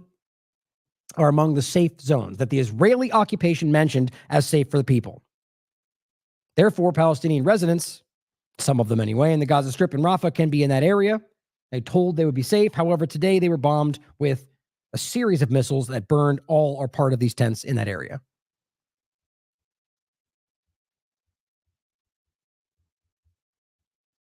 Now, here is, in case you need to see it again, right? Like, the frustrating nature of how clear, the frustrating nature of how obvious this is. You have Haaretz, corporate media in Israel. You've got the New York Times, corporate media in the United States and the Western world. The most destructive bombs were used by Israel in areas designated as safe. And they're even talking about the southern areas. I mean, in this very article, they're talking about the areas, generally speaking, that we just talked about. 2,000-pound bombs, the dumb bombs, on top of innocent people. And this doesn't matter. Human rights groups, they're murdering people. Doesn't matter. UN, they're murdering people. Doesn't matter. These are the governments with too much power that have allowed this to continue. Low-key also highlights that the British military is actively participating in this ongoing genocide. Murch Osint also points out the British Air Force Shadow R1 spy plane was active over Gaza when Israel conducted its strike of innocent people in tents that were burned alive. Good job, British government. Fight for freedom, right? Well, it's not just the British government. Here's the United States delivering more bombs to Israel this morning amid massacres in Rafah. Yeah, but we're going to let Brian Mast scream about how they're going to force Biden to ship them out. They're not stopping anything. You guys are all a bunch of children acting in theater. That's what's actually going on, in my opinion. And, well, quite much, a little bit more dangerous than that, seeing as how they have a lot of power, but the games they put forward. I don't think these people even truly are in control. I think it's quite obvious that people like Brian Mast and the rest of them are acting in the interest of something else. What's driving that? You can decide for yourself. Now here, Lens Veritas points out, while they're burning children alive, Smotrich was having a rave, a big concert, and they were dancing and having fun. And he says, with raging fire behind him, literally on a screen with fire burning behind him while they're burning people alive, says, even in darkness, we must see the light, he says, as Israel burns Gaza to the ground. He says these celebrations project disdain for Palestinians, sometimes involving burning Palestinian flags and effigies. But I find it hard to miss that they're literally talking about burning while they're burning down air. Like, I don't think it's an accident that they burned these people in these tents. Here is another example. And this is also yesterday. Israelis celebrating, I guess what's called Lag Bomar, while sharing footage of displaced Palestinians in Rafah being burnt alive. Dancing. Nothing new. But let's realize that the fact that this was so egregious and so many people, I think this is more about the fact that they've recognized whether or not this event took place, that they have lost control to such a degree. Finally, maybe coming to terms with that. Netanyahu acknowledges, quote, tragic mistake after Rafah strike kills dozens. Or it's them just trying to pretend like they care. Nothing's stopping. That's what really matters. And what's embarrassing again is Israel's military said earlier that it's going to launch an investigation into the deaths. The deaths of the people that they made sure to kill. They're targeting civilians, and they're going to investigate whether they killed civilians. That makes sense to anybody? Particularly the United States, they say. Criticism. Really? A bunch of faux outrage is what I'm seeing. It says Israel insists that it adheres to international law, while it blatantly ignores the international law that's being the ICJ and the ICC, and basically going, we don't care what you say, but look, we're working with international law. I mean, this is the same as the United States government claiming we respect Iraq's sovereignty, and then when Iraq votes them to leave, they go, no, but we respect your sovereignty. So you don't, though. That's obvious. And the same thing, you're really not abiding by international law when you're breaking it everywhere you look and ignoring the international community that says you're breaking the law. It's painful. The problem is that powerful governments like the U.S. are allowing this to see itself through. Maybe they're going to pretend, and I promise you this is going to come, that they were always fighting this, and but they let it finish. That's what seems to be happening. They just let this come to its fruition. That's not okay with anybody. Tragic mistake. Yeah. 8 months of tragic mistakes. You don't whoopsie and kill 50,000 people. Okay. This is not a mistake. This is them trying to alleviate some level of pressure and acting like they are accountable in some way. And here's the best example. Rami Ayari points out, eventually, everyone will say they were against the Gaza genocide. Of course, that's what's going to happen. You know it. Even the enablers, the justifiers, the fence sitters, and the perpetuators themselves, which I argue Piers Morgan is a mix of all of those. But here's what he says, and this is what she's quoting. These scenes from Rafah overnight are horrific. I've defended Israel's right to defend itself. It's just such a game after October 7th. But slaughtering so many innocent people as they cower in refugee camps is indefensible. Oh, now it's indefensible, right? 200 in a Jabalia refugee camp, that was okay. Maybe, okay, one guy. No, now it's indefensible. How does anybody take this person seriously? Like, I don't care if you're grappling with your own understanding. It has been self-evident since the first week.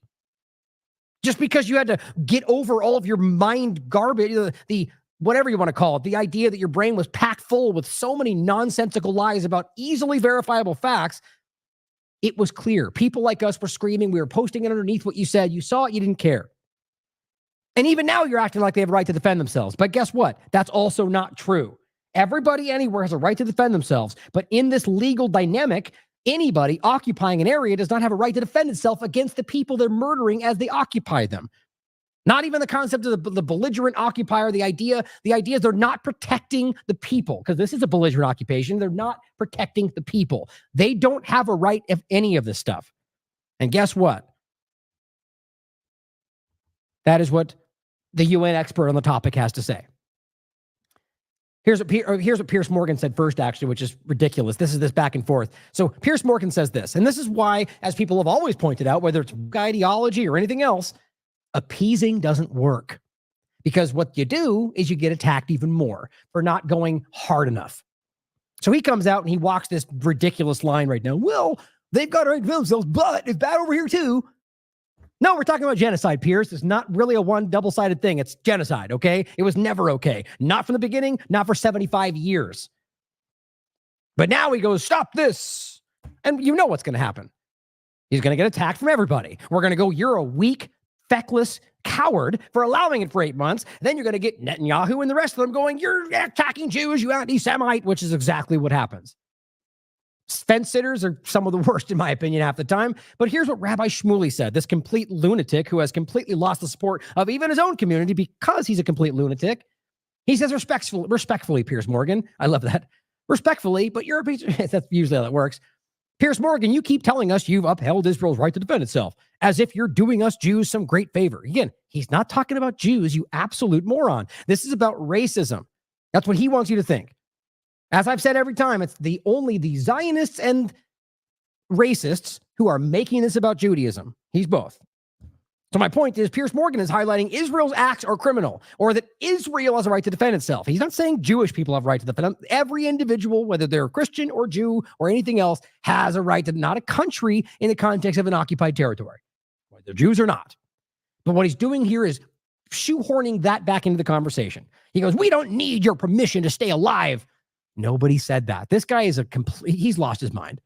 I mean, I think he's probably having a really hard time with this because he was made fun of, but even by his own people. And I'm talking both Israeli and the Jewish community, because he made himself look like a fool, especially pushing in things like when his whole back and forth with Candace, he completely imploded. But he says, we don't need your permission to stay alive anymore. The British needed ours to defend themselves against Hitler. You're sanctimonious and self-righteous. See, you get where this is going. That's what he got. And you know what? He deserves it because he's walking the fence and he's acting like he cares about. And the point is, you can be balanced. And I don't mean in like a ridiculous arbitrary sense where you like one side for them, one side for them. You can have a general opinion where there's both sides deserve criticism. That is applicable in some cases. My point in this context is that this is not up for debate. This is a simple, and this is exactly why Zachary Foster said this. He says, and this is today, you expelled them in 1948, you massacred them in 1956, you expelled them again in 1967 to 71, you occupied them in 1967, you tortured them in 88 to 90, you imposed checkpoints in 1991 and lockdowns in 94 to 98, and 2000 to 2005, a siege in 2007, and a mass slaughter in 2008, 2009, 2014, and a genocide from 2023 to current. He goes, a brief history of Israel's relationship to Gaza in less than 280 characters. See? Not so complicated after all. That's the point. It hasn't been complicated. It's obvious. And if you're unable as a supposed journalist to see through the international law that has constantly been violated from the very beginning, then you're not a real person. You're not a serious person in this conversation. That's what I believe. So in response to that, here's what somebody highlights: the truth. According to the UN expert that he's ignoring, apparently, Israel does not have the right to self-defense on land that it occupies. And remember, this is Francesca Albanese, who I really do greatly respect. Like there's a lot of this conversation, or there's people that would argue that we shouldn't. I'm not saying that we agree with everything she ever said. I don't think there's anybody out there that you can say that about, quite frankly, especially from my perspective. But that her stance on this topic alone has been consistent and has been brave from the very beginning. Because realize she has been attacked as an anti-Semite from the very beginning. And as I keep saying in general, for all those Republicans out there that attack any of them as some kind of woke George Soros funded or whatever, despite the overlap to some degree that's there, can't you see how you were called anti-Semites 30 seconds ago for fighting for what you believe was a stolen election? I mean, you can't, which by the way, was clearly manipulated from all sides. And I've always said that. Or the idea that you were called Nazis for your trucker convoy. Like, just realize how manipulative all of this is. And now suddenly you're doing the same thing. Not even the majority, but you guys see it as well, I think. Well, here is what the expert on the topic had to say. With your permission, I will clarify what is self-defense under international law, and so that everyone can understand, well, there is not such a thing that Israel could claim. So, in common language, self-defense might be understood as the right to protect oneself. But however, Article 51 of the UN Charter that Israel has invoked is not just the right to protect itself. It's a self-defense under international law. It's a legal term of art and means the right to wage a war. And also think about how dumb it is that they're literally calling the UN Hamas and saying the UN is a dumb group and we shouldn't be a part of it. It doesn't matter. It doesn't exist. They're not legitimate. And then going, but here's the charter that we're using to justify our acts. That's worthy of ridicule. Which Israel doesn't have. And this is consolidated jurisprudence of, it's a self-defense under international law. It's a legal term of art and means the right to wage a war, which Israel doesn't have. And this is consolidated jurisprudence of the supreme judicial organ of the United Nations. I understand that the state practice might diverge, United States and Iraq, but the law remains the law, and this is what we should follow. So the right of self-defense can be invoked when a state is threatened by another state, which is not the case. Israel has not claimed that has been threatened by another state. It's been threatened by an armed group. Qualify it the way you want, but it's an armed group within the occupied territory.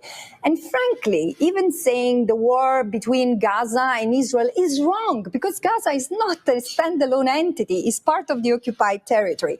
But so, in particular, Israel cannot claim the right of self-defense against a threat that emanates from the territory it occupies, from a territory that is kept under belligerent occupation. And this is not only this exists in the jurisprudence of the ICJ in general, it's also been said in the case of the occupied Palestinian territory. Very, very clear. There's not even an argument to try to say that. I mean, they just say, well, UN's Hamas is about the level of the argument you get today.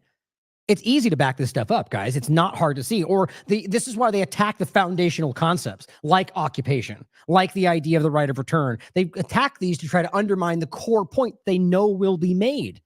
That yes, you're occupying, as all of the law around the world makes clear, that everybody, even your allies, have quietly acknowledged because it's the case. So that means, therefore, one, yes, an armed group has the right of armed resistance, meaning violence, to fight back against its occupier legally under the 14th Geneva Convention. And yes, that means that Israel, as the occupier, does not have the right to attack them as under some guise of self-defense.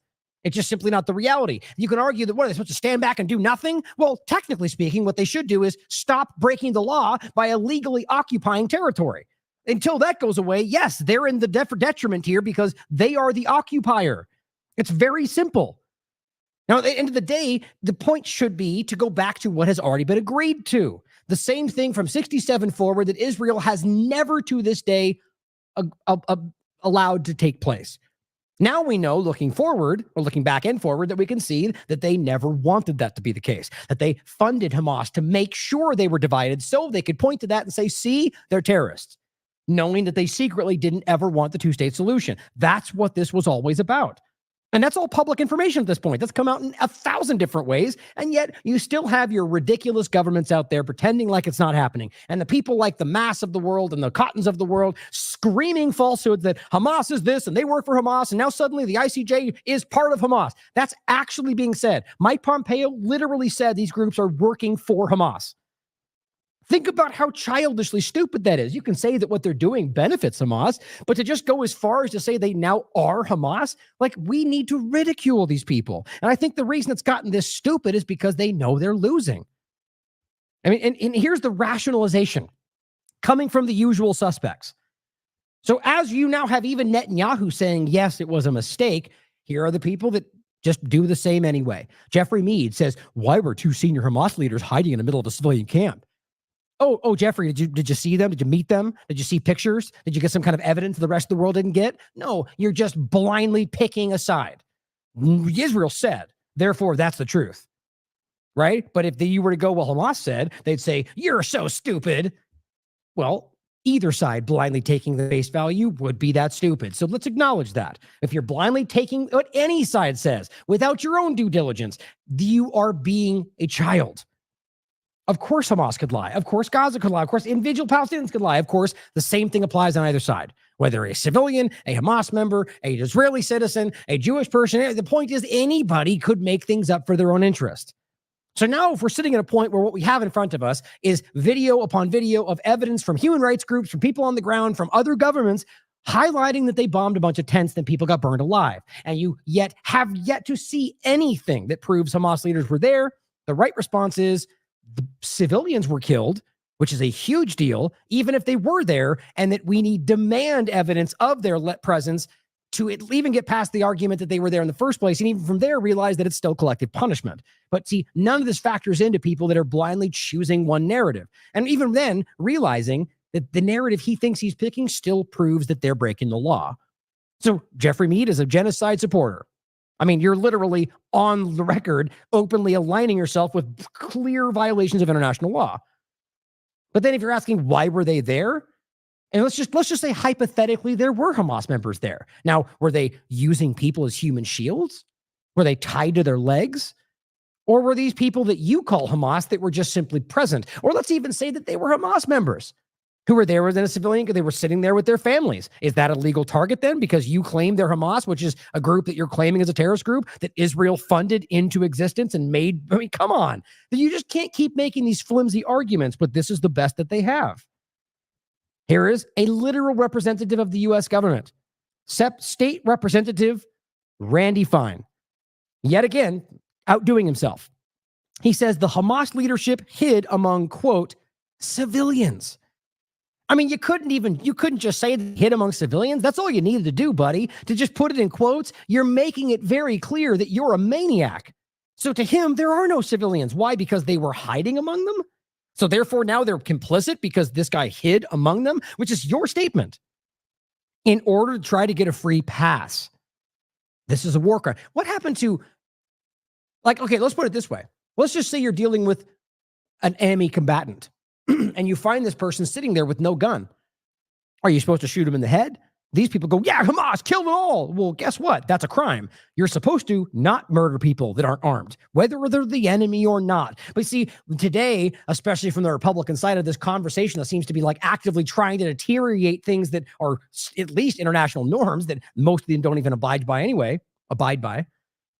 You're trying to create the idea that somehow, well, if we say you're bad enough, though, none of that matters anymore because we're freedom and you're bad guy. I mean, you might as well go back to kindergarten. It's the most bottom of the barrel logic. So what we're talking about is if you have people that were there, are we just foregoing the idea that they're supposed to be engaged in combat? Or are you just going to murder them with their families and say, well, is that what Trump said? We'll kill them and their families. Yes, because you see where this is going. They're right no matter what. Might makes right. We decide who is the bad guy and who's not. And guess what, America? You guys are next. Pointing at myself. They're saying we're now the enemies. He says that's a war crime. So it's a war crime to hide amongst people. It's not really. It's not at all, technically, unless you're arguably using them physically as shields, which you can't prove they're doing. Sitting with their family in a tent is not a crime, but sure as hell bombing them. And I'm not saying that's what happened. I'm saying using his argument. Bombing them and killing civilians is sure as hell a war crime. He says Israel bombed them. That is not. Bombs away. This is terrifying. These are powerful people. And he's a Jewish and proud Zionist. This is our point, guys. That has to matter right now. Not the Jewish part, the Zionist part. He is literally telling you that he's actively of a mind that Zionism, I mean, this is his guiding practice at this point, and it's very clear, which means he's acting in the interest of something other than what Americans want, or the law, for that matter.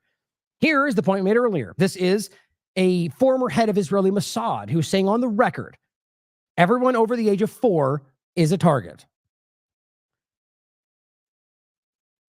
Oh, that's right. I'm just going to play it right here.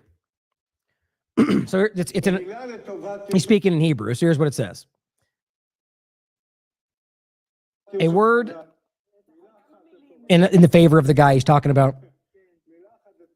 A word in your favor. He says, maybe a little different from what you said. He says, there are no uninvolved civilians in Gaza. We keep hearing this. So you can't keep pretending like you're trying to only go after Hamas, but then everyone in your organization continues to say that there is nobody innocent. And I'm not talking just random people or former everythings. I'm talking about people that are currently leading positions in the Israeli Knesset in their government right now, who have said no one there is innocent. The children are guilty. These are direct statements from their leadership. And here he is, former head of Israeli Mossad, telling you that. He says there's no such thing as innocent civilians. He goes, look, you're right. You're right. That's the person interviewing him saying that, which is also disgusting. That's the common Zionist idea that nobody there is innocent because apparently they all voted them in 2006, even though they all didn't. It was 46%, was not a majority. And even then, how are you pretending these children did that? Everyone voted for Hamas. Everyone over the age of 4 is a Hamas supporter. So you're telling me that 5-year-olds voted at that time? What kind of lunacy is this? On top of that, ask yourself how we've yet to absorb the part of the conversation that Israel made this happen. I am still convinced there's no way they would have allowed a legitimate election with a group that they were at the time calling terrorists. How in the world are we supposed to pretend that makes sense? And then at that time, we also know that they funded Hamas with $1.4 billion to keep them in power. But then they just let an election decide? Come on, we can't be this naive. So are you saying Benjamin Netanyahu deliberately boosted Hamas to try to prevent a Palestinian state? Yeah, sure. He deliberately and systematically even told, is on record, whoever wants to avoid the threat of a two-state solution has to support my policy of paying protection money to the Hamas. So what we did, with the permission of our Prime Minister, is to let Qatar to transfer a huge amount of money in cash, probably more than $1.4 billion. By doing it, we increased the power of Hamas. We did everything in order to make sure that Hamas will go on controlling Gaza, and Palestinian Authority will control the West Bank, so they will fight each other. Pretty damn clear. Former head of Shin Bet, former prime minister, not hard to see. Here he is again saying anyone over the age of 4 is a Hamas supporter. You know damn well this guy knows exactly what they just said. He says, and our goal at the moment is the continuation of what you said, is to turn them from Hamas supporters into Hamas dislikers by bombing them to death. And the way is to supplying humanitarian aid through us. But they're not doing that, right? So either way, what he's telling you is that anyone under 4, now let's just even say he doesn't feel they should be killed. What you're hearing is the reality that they view them all as supporters of Hamas. She goes, regarding the uninvolved, every house in Gaza is a Hamas headquarters, has weapons. She just said every house in Gaza. I mean, this is like watching Fox News and CNN, guys. This is the equivalent of that in Israel.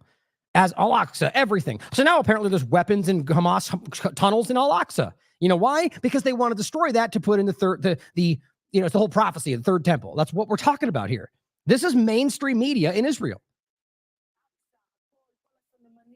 All the signs are there. And still, how did you say children from the age of 0 to 4, they are uninvolved. Maybe when they grow up, they will be. See, my God, that's terrifying. In the meantime, you cannot starve them, he said.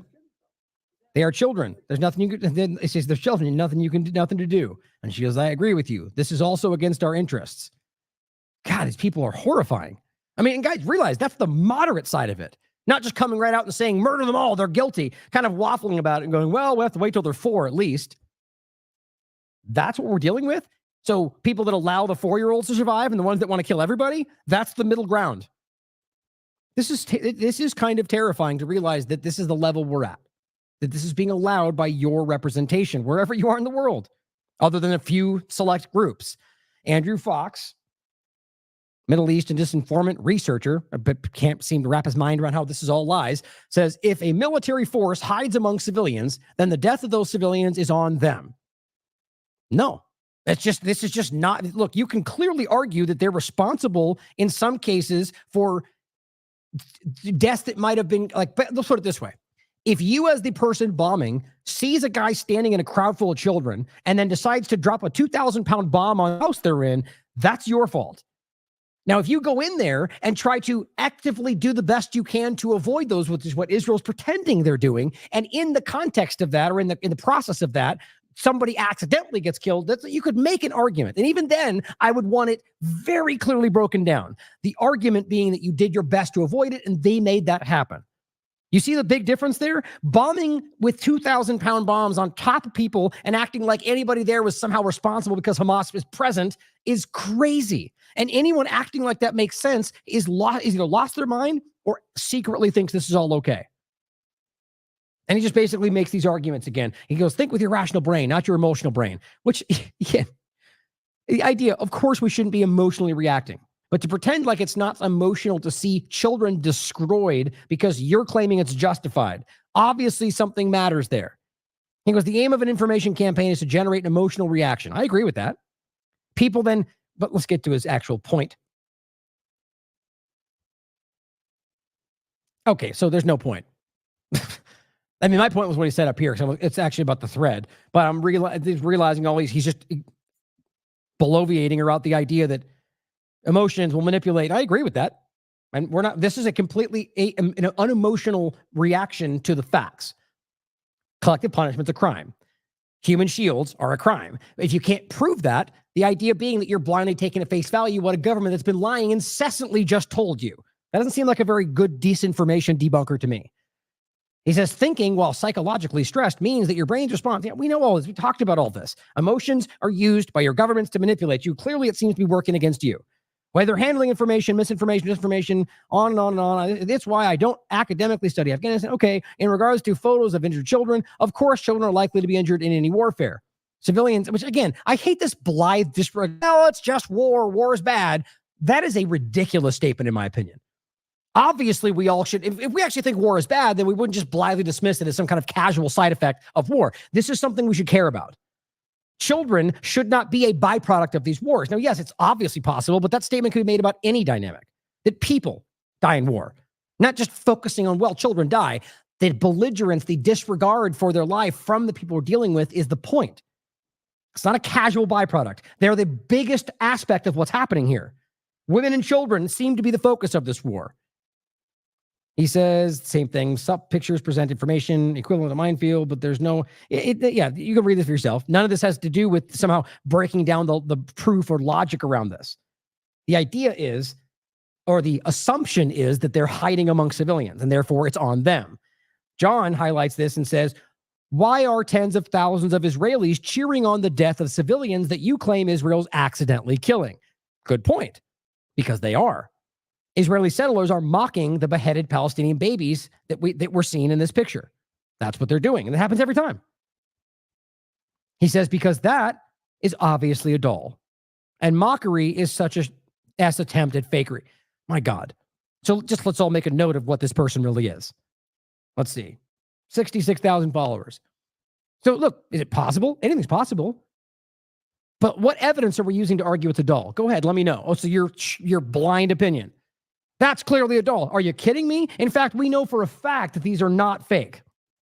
What we can see out there has been independently verified by many people on the ground who are filming these things, who are watching the organic development of where these things came from. Now, even then, you could argue anything could be faked. That's always an overlying reality. Anything, like wag the dog style, the whole damn thing could be fake. But if what we're left with is evidence that clearly indicates that all of this just happened, where you're watching dead bodies get pulled out, I mean, even go as far as to say, let's just say that was. Are you somehow pretending that children didn't just get killed? It's just unreal, the level of willful ignorance or complete what's the best word for it? Choosing to lie to manipulate people. Like either way, there's no way this is an honest engagement, in my opinion. And this person says, breaking news from Andrew Fox, before any other serious journalist, that the decapitated child is in fact a doll. I'm sure he'll spell it all out to us soon, how he made this deduction that no one else has been able to make so conclusively yet. Here's what he says. Decapitated extremities bleed. The odds of being decapitated in an airstrike with no other injuries to the body are non-existent. No other injuries to the body? The thing is in tatters. And you're gonna tell me that an explosion at that high temperatures wouldn't just evaporate or burn? I mean, my God. And this person simply says, you're a sick person, showing you a child that got burned all over his body in this last bombing. He actually was at the UNRWA displaced camp that was bombed in Rafah. And this person says, I wonder what Fox got up to during his time in the military. He seems to be taking pleasure in this massacre. Now, those are all personal opinions. I just am utterly shocked that somebody would try to pretend, or even especially put themselves forward as some sort of disinformation researcher, and then just blindly assume into the wind or in the direction of what is interest of Israel. And then, after all of that, Censored News, well, highlights another example of a human shield. I mean, guys, this is, as I remember, at least the fifth of just since October 7th forward, where we have caught Israel using human shields. I mean, the most brazen examples. A guy sitting in the middle of the street with a blindfold on as they shoot over his head. I bet you some of them are even here. How much you want to bet? Somebody probably posted some of the older ones. I didn't look earlier. I have my video I'll play again just to make sure it's important that people don't miss that. Oh, here's this. I haven't seen this one.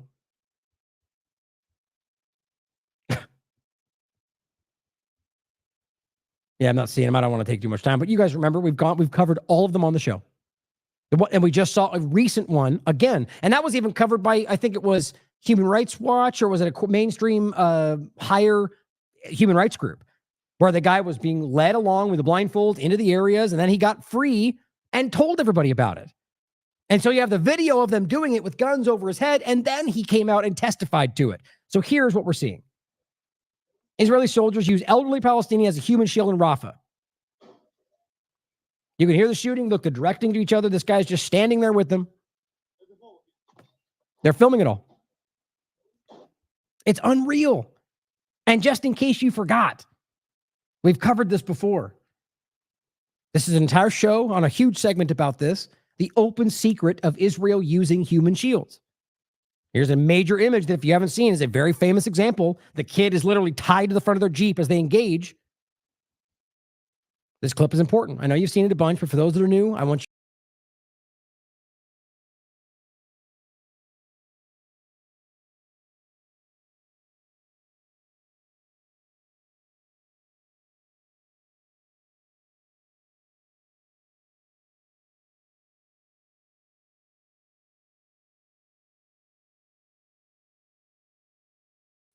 Sorry about that. I don't know what just happened. Just another day in the life of TLAV. Give me a second. Whole thing just crashed on me. Okay.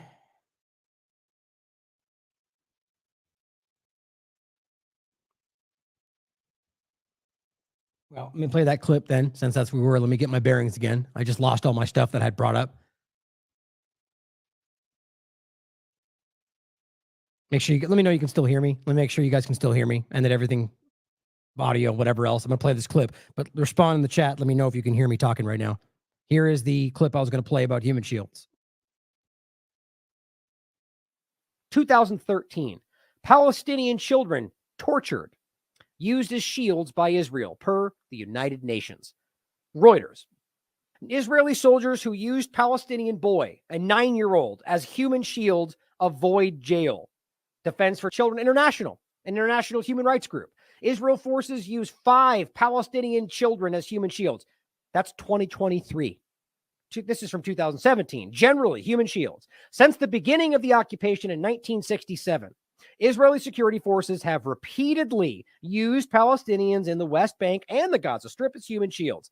Israeli soldiers routinely use Palestinian civilians as human shields by forcing them to carry out life-threatening tasks. It was also following a high court petition against this practice, which was filed by human rights organizations around the world in May 2002, that the IDF issued a general order prohibiting the use of Palestinians as a means of human shield against gunfire or attacks by the Palestinian side. But then it goes on to say, following the order, the use of human shields dropped sharply. However, the army did not construe as a human shield the use of Palestinians, provided they consented. The army continued the widespread use of this practice, which they referred to as the neighbor procedure. Following another petition filed by human rights organizations, the High Court of Justice ruled that this practice, too, violated international humanitarian law and that this thus was illegal. And guess what they've never stopped doing? Here is the Institute for Middle East Understanding, the neighbor procedure, Israel's use of Palestinian human shields from 2012. Human Rights Watch. During military operations, Israeli soldiers routinely coerced Palestinian civilians, including children, to perform life-endangering acts that assisted military operations, the practice known as the neighbor procedure. Now understand, this is not some kind of manipulative overlap, like where we're trying to jam in something that doesn't apply. This is legitimate human shields. And if you watch the full show on that, which that's just a clip of, it's stated. Here's the most important part is Israel acknowledged the practice. I think I briefly said it in the clip where they acknowledged that it was a problem. The UN said that's human shields. I mean, think about the fact that even on the record, acknowledging, yeah, we've been doing that, and then we're going to stop. And then they supposedly stopped. That's when they went to the neighbor procedure, which then again, as you heard in the clip, then the UN came back and said, no, you're still doing it. That is still human shields. And they've still done it since. It is public policy. And they keep getting caught on camera. That's what we just showed you, using human shields. It's a very common practice. They do it all the time. And so you to understand what it means, they're grabbing an innocent person, many times blindfolded, and then just using them in front of them. So if anybody shoots, they'll probably shoot them first. That is the literal definition of human shields. Not just saying that, oh, they've got them in this area. Remember in the very beginning where they said simply because Palestinians didn't want to leave that they were all being used as human shields? Well, by that logic, I mean, there's a clip going around right now showing you that the Mossad headquarters is right in the center of Tel Aviv. And Haaretz wrote an article saying, doesn't that mean they're using them all as human shields? Well, yeah, if you're using that logic, it certainly does. Of course, it only applies one way. The point is simply that most of them didn't want to leave because they don't want to be displaced for the umpteenth time. Human shield is when you're holding somebody against their will in front of you. And then when you get, and so the point is when you're bombing all these people and you only find dead Palestinians, it's pretty clear what's going on, guys. It really is overwhelming. And here is one of the, this is something special, something grotesque. The Atlantic put out an article trying to rationalize that killing children was legal. Now, look, anybody who's going to be objective about this can argue that there would be extreme circumstances, like I just described, where you have a murderer holding a child and you're doing literally everything in your power short of getting killed yourself to stop that child from dying, but in the process, that child dies anyway. That would be, see, I wouldn't even frame it as legal. I would argue that it was not a crime or other crime was committed by the other side. To simply argue that killing a child can be legally done is so over the top to me. And Arnaud Bertrand writes, you should be absolutely terrified by a society where leading publications start arguing that killing children is legal. If anything, it is a code red alarm. Here's the article itself. It says, even when conducted legally, war is ugly. Oh, you're so brave. It is possible to kill children legally, they write. If, for example, one is being attacked by an enemy who hides behind them. But even then, that doesn't make it legal. This is my point. So right there, let's just say you dropped a grenade on both of them. Oh, he got a child? Here's a grenade. Yeah, it's his fault. That's what's happening right now. Is that legal? Are you allowed to do that? Of course not. Show me the last time a bank robber was robbing a bank and the cops blew up the building and said, well, he had hostages. That's exactly what's happening. But they say, but the sight of a legally killed child is no less disturbing than the sight of a murdered one. Oh, again, you're just so brave. Thank you for braving that. I mean, this is disgusting. I just don't even know. I mean, I don't know whether this person is coming from a Zionist position or they actually believe this makes sense, but these are the kind of things we need to make a note of. Who is the editor that thought this was okay? Who's the writer that pretended this made sense? Make a note of these people. These are the worst people of society. The ones that are gaslighting and literally obfuscating for genocide. There is no legal killing of a child. There is simply one in which the crime is allotted to somebody on the other side. Somebody is responsible. And the point that you're arguing is legal to kill the child shows you that you're rationalizing the killing of children. Or the idea that, right, I just said, because he's hiding behind you does not make it then okay to kill the child. That's what that paragraph literally says, or at the very least, seriously implies. I don't think couldn't be any more clear. When they are killing people in this refugee camp because they claim that they were there, there's some people there, but they dropped 60 bombs over 48 hours, 1 ton to 2 ton bombs in multiple locations that were supposed to be safe. There's just no rational way you say, oh, human shields. Even if they were using human shields, what they did was irrational. There's no way around it. And we're watching a very alarming kind of shuffling up of what people understand. Again, it's a positive thing. My point is that it's alarming to see that this is what they really are. PVT highlights a thread of Western journal, as they write, journazism, providing cover for the war crimes in Rafah today. And this was on 26th even. This was yesterday. The point is, this is what the BBC wrote. Deadly explosion reported in a refugee camp. Really, a deadly explosion? Not a bomb? Dozens killed and wounded after explosions in safe zone. Even that's going to anger Israel. Oh, safe zone. But they're gaslighting the whole thing. Explosions? Military proceeds into Rafah despite ICC ruling? How about they're wildly breaking international law? They're committing war crimes. Israeli airstrike kills 35 in Rafah after Hamas launches rockets. Oh, so now it's tit for tat? These rockets killed nobody. There's not, the idea on top, I've said it all in the beginning. It's infuriating. It goes on from there. Israel strikes back at Hamas. That is the way the New York Post covered this? Murdering an entire refugee camp full of innocent people, burning them alive in their tents is striking back? These people are horrible. And, New York Post saying the same, strikes back. Here's Fox News.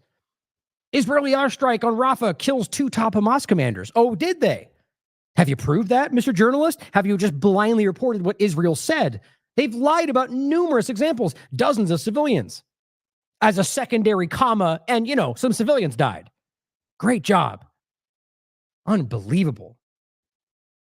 And here's what you're getting from some of these supposed representatives of Americans. Senator James Lankford Now, I say that in the first place as representatives of Americans, not because he says he stands with Jewish people, but because of the idea that he's actively, in every sense, acting in the interest of a foreign country that is murdering innocent people, whether or not they're Jewish. The point, though, is he doesn't mean that, and that's self-evident. Oh, you stand with Jewish people, do you? Well, I said, okay, what about these Jewish people? What about this Holocaust survivor, right? What about this Jewish woman who's standing with the campus protest saying that I'm finally, I mean, it's ridiculous. Most of these groups, they're acting or pro-Hamas maniacs are put on by Jewish organizations. But of course, he doesn't mean them. So I said, do you support these Jewish people? Apparently, you support Jewish people only if they support Zionism. So you support Zionism, not Jewish people. That's kind of obvious to see. And this person goes, Holocaust survivor. Thank you for making my point. Omar Badar writes, points out an interview done again by CNN, which still kind of blows my mind. Of all the groups, it seems that CNN has started to at least do the least ridiculous coverage of what's going on, yet still actively gaslighting for genocide, just so we're clear about that. In no way do I think CNN or Fox are any different. I think these are all manipulated propaganda platforms that are in varying degrees deciding whether they should ignore or not align with Israel, as they always have, because they're losing everything for it. That's going to change as time goes forward. You're going to see them all, as we said earlier, as Rami said, eventually start to act like we were always going after them, just like with COVID. Right? What are they all saying now? All the Weinsteins of the world. Well, we were always ahead of everybody. We always saw it. We were calling it out. No, you didn't. You all completely lied and wore masks and everything else. Now you pretend like you're leading the charge. That's how this game works. People like us, we get censored and suppressed and attacked until we're no longer there, in hopes that the memory of everything goes away. As they jump in and go, we were the ones that were doing. No, you weren't. You really weren't. In fact, it's you guys out there more than anybody. It will never be highlighted because you don't have a platform to shout from. But that's what happens, guys. It's not them doing any of this. They're the ones that will stand on your shoulders and pretend that they did everything you were doing selflessly with no benefit. Here is a Holocaust survivor who, according to the guy we just showed you, is a, in quotes, Holocaust survivor because he doesn't say the right things. He founded Human Rights Watch. He directed the ACLU Now he's saying that Israel is engaging in a genocide. So I wonder how that works out for all these manipulators out there screaming that it's all anti-Jew hate and racism, anti-Semitism. I wonder how Ben Shapiro's working this one out. He must be a fake Jew, as he called the rest of them for doing the unjust thing of expressing their own opinion. He's a giant in the world of human rights and a survivor of genocide himself. He was born a Jew in Nazi Germany. He and his parents escaped Berlin 2 weeks before the start of World War II. He went on to study at Cornell and then to co-found Human Rights Watch. He was at the forefront of the movement to establish the international tribunals, which eventually became the ICC and the ICJ. Isn't that interesting? Well, before we go forward, here's Human Rights Watch, right? The group that he founded. It's very clearly telling you that Israel is an apartheid state as of 2021. So did Amnesty International, so did B'Tselem, so did every leading human rights group in the world. Apartheid being the most disgusting version of racism, the worst version of racism in existence. That's Zionism, that's apartheid, that's what this is.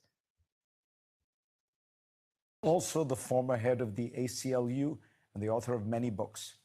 He wrote a powerful piece in the New York Review of Books this month on the situation in Gaza. When you say in this New York Review of Books piece that you have concluded that Israel is guilty of attempting genocide, yes, that's a very heavy charge. Yes. I was disturbed by some of the actions of Israel, by the use of very large weapons, 2,000-pound bombs, which are utterly inappropriate in a crowded urban area. A bomb like that can kill somebody 2 football fields away, and using bombs like that was inappropriate in the context of Gaza. But still, 200, I mean, think about what he just said, guys. You realize they dropped these level of bombs on the refugee camp yesterday. And we're supposed to pretend that that was going after 2 people? I mean, see, this is what the people in the U.S. government, the military, they know this. You're telling me Matt Miller and the rest of them previously from the Justice Department, or was he DOJ or State Department? No, I forget. It was DOJ. In any case, that's not a good example then. The point is, all of them know regardless. Matt Miller and the rest of them who are screaming that there's no violation or that what they did was justifiable are very aware the bombs they're using are done in a way that's meant to broaden the scope, not the opposite. Yet they pretend it's not the case because they're liars. I didn't think that Israel was engaged in genocide just because of the effort to retaliate against Hamas, even though I thought Israel went far overboard in the way of its retaliation. So what changed your mind then? What changed my mind was that over a period of time, Israel has obstructed the delivery of humanitarian assistance to Gaza. And those who have been most severely victimized are not the members of Hamas. Men with guns ordinarily find a way to get food and to get fed. But it is young children who are most severely damaged by malnutrition and who will either starve to death, or if they survive, they will be diminished for the rest of their lives. Here's a great point. So when we're being told that the whole point is, well, Hamas knew that Israel would react like this, so it's on them, which again is the most ridiculous argument, that so you knew we were genocidal, so it's your fault. But think about this in reverse. Let's just say that's an acceptable argument because we've heard that many times. Well, okay, if your point is that you know that Hamas is going to take that's the argument, which is not even provably what's happening, but that you know Hamas is going to take the food. So by not putting it in there, or by putting it in certain areas, you guarantee that it won't make it to them. So isn't that the same argument? Since you know they're bad, that's your fault for not doing it the right way. You see, that's the whole point, is that's not a valid argument. That's the saying that it's your fault. Stop hitting yourself. Like you're somehow, or the idea, I mean, any way you play this, you're responsible for your actions. All right. So by denying the food, it stops everybody from starving, or stops everybody from being fed, including your own hostages. The idea that somehow that they knew they would do it's your level of response is completely within your own decision-making process.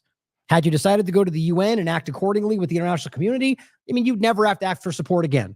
But instead, the Zionist organization went to full genocide right away and has shaken the world free of their lies.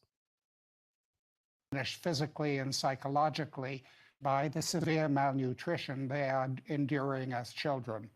And I thought that severe obstruction of the delivery of humanitarian assistance amounted. Just for the clarification for those in the chat, let's understand that whether we're talking about a guided attack on this camp, it's already been admitted that there were multiple 1,000 or 1-ton bombs that were dropped.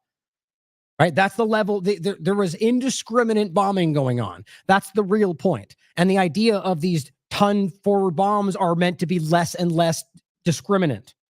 Right? That's the whole point. Just so we're clear on that, because people in the chat are arguing that misguided versus not. I mean, at the end of the day, I know they've admitted to many of it not being guided in this location, but on top of all of it, does that make that much of a difference? We're talking about it makes it worse, quite frankly. If we're targeting attacks towards civilians, that's even worse. But it seems to have been both by the reports we're getting from directly the Israeli government conversation. To genocide.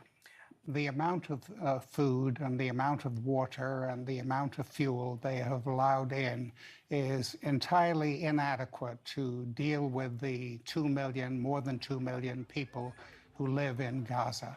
And the USAID Administrator, Samantha Power, testified before Congress that famine had set in Gaza. The head of the UN World Food Program has said that full-blown famine is underway in Gaza. Destroying the farms, destroying the greenhouses in Gaza, killing a large number of aid workers who were involved in the distribution of food, challenging the ability of the UN agency that has been principally involved in distributing food to continue that activity, and persuading the United States and other governments to cut off funds from that agency. All those things have had a cumulative impact on the availability of food and water and electricity and medical supplies in Gaza. At this moment, there are settlers in the West Bank area who are interrupting trucks taking humanitarian assistance into Gaza. They are attacking the truck driver, spilling the contents. I mean, ask yourself why it's so easy for somebody like this, who, in fact, by the way, it's the hardest position in the world to be in his position and to point out the truth. He's going to be attacked by everybody. He's going to be attacked by the people who want to hide that from whatever side. He's going to be attacked by the Zionists who want to hide it for obvious reasons. He's going to be attacked by the Jewish people that believe he's challenging their faith. He's attacked because he's telling the truth. That's why it's the most difficult position. My point is, how is it so easy for him to sit there and make this clear acknowledgement, yet your government can't do that? Right? Your people out there, they're acting like they're fighting for a rules-based international order or fighting for international law, yet can't acknowledge that this is actually happening, that they're choosing to sabotage the food that comes in with official support from Israel by the IDF standing there guarding them as they do this. That it's important to understand that he's standing here telling you what is easily verifiable as a Holocaust survivor, as a Jewish person himself, as an Israeli himself. Now, of course, you could argue he's lying. Anybody could be lying, but what's the argument here? Is he working for Hamas now? Is he a trash Jewish person that Ben Shapiro calls the Jewish Voices for Peace because they call for ceasefire?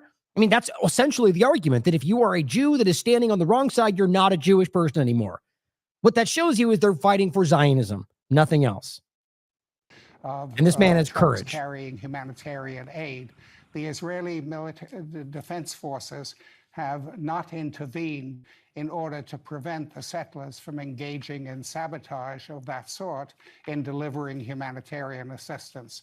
The Israeli defense forces have aided the settlers, and a very large number of Palestinians in the West Bank have been killed in the past few months, often with the Israel defense forces either standing by or directly participating in attacks on Palestinians in that area. Prime Minister Netanyahu says that this prosecutor is anti-Semitic and is feeding anti-Semitism. You know, the use of the term anti-Semitism to attack those who criticize Israeli policies degrades the concept of anti-Semitism. Anti-Semitism has been a great scourge, but it doesn't insulate the Israeli government from being held to the same standards that other governments have to be held to around the world. Can you imagine this interview in October, or, you know, I mean, any month before October last year, any time? Like, can you imagine this ever being discussed like this? It really does show you how much has shifted in such a jarring way that this CNN is, I mean, they would have never allowed this conversation. This guy would have never been allowed to even make these statements. It's just, it's important to understand how much has actually shifted. The Israeli government has been very comfortable with certain anti-Semites. Prime Minister Netanyahu, for example, has cultivated a relationship with Viktor Orban, the Prime Minister of Hungary. Look at that. And I think it's appropriate to consider Orban an anti-Semite. Now, whether you think that or not, the point he's making is that they use anti-Semitism to shut down criticism of their government while seeming to not even care about actual anti-Semitism in the world, largely because the largest example of anti-Semitism in the world is Zionism. Now, that may be confusing for people that have yet to understand what they really stand for and what they publicly have said in the past, or working alongside the Nazi organization through the final solution while pretending today that that's what they were built about. We've been lied to. It is not hard to recognize. And it may be shocking for you to hear, but you could look this stuff up on Wikipedia, for crying out loud. Not because Wikipedia means it's true, but it shows mass adoption of an understanding. And what we know, as Dan Cohen and plenty of others have shown you, that the Leahy party clearly aligned itself with Nazi Germany. That just doesn't make any sense, or why the Israeli government funds the largest neo-Nazi group in the world right now with the Azov movement, because they're not what they pretend to be. I'm not talking about Jews alone or Israelis alone. I'm talking about the Zionist organization and those that support it, whatever they are, wherever they are. But to charge the International Criminal Court with anti-Semitism is, I think, absurd. For you, as a Jew who escaped Nazi Germany, it's a weighty charge to accuse Israel of genocide. It's a terrible thing to accuse anyone of genocide. Let me ask you something. What's with this context? Is somehow because of the history, it's a bigger deal to accuse them of genocide? That doesn't make sense. Are they committing it or not? The law is static. It doesn't matter whether or not some historical conversation changes what you think about what they claim they are. Like, you have to realize what he's saying because of the Holocaust. That means that this is what Netanyahu even said, that you're not allowed to do this to them. It doesn't matter whether or not the history is there. It matters that they're committing a genocide. And yes, that's why the honest and people with integrity, the people with bravery, with courage like him, are standing up and saying, that's it right there. Never again means never again, no matter what we're talking about. Not just the ridiculous UN representative from Israel standing up and saying never again means going after anti-Semites. Like, you guys you've lost the plot. But it's a more terrible thing that genocide should take place. A Jew who escaped Nazi Germany, it's a weighty charge to accuse Israel of genocide.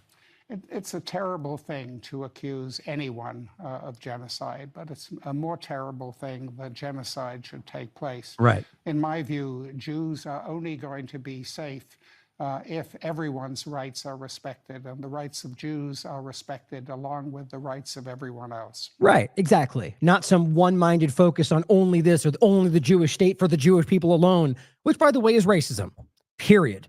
Bigotry, rather. That's what we're talking about. Because it's not race, we're talking about a religion, not an ethnicity, so we're talking about bigotry. But either way, the reality being what a Holocaust survivor, a Jew himself, is highlighting is that what they're doing is creating anti-Semitism. Now, if you want to understand more about the point I made, Zionism versus Nazism, you can watch this show for yourself. It's important. It's all based on facts, all sourced down below. You can look at for yourself. Now, Quds News Network highlights the BBC justifies Israeli burning alive of Palestinians that are displaced, most of whom are women and children, in an attack with 8 bombs on an UNRWA displacement camp by saying Hamas launches rocket attack towards Tel Aviv. That's how you cover this story. Hours later, they killed a couple Palestinians.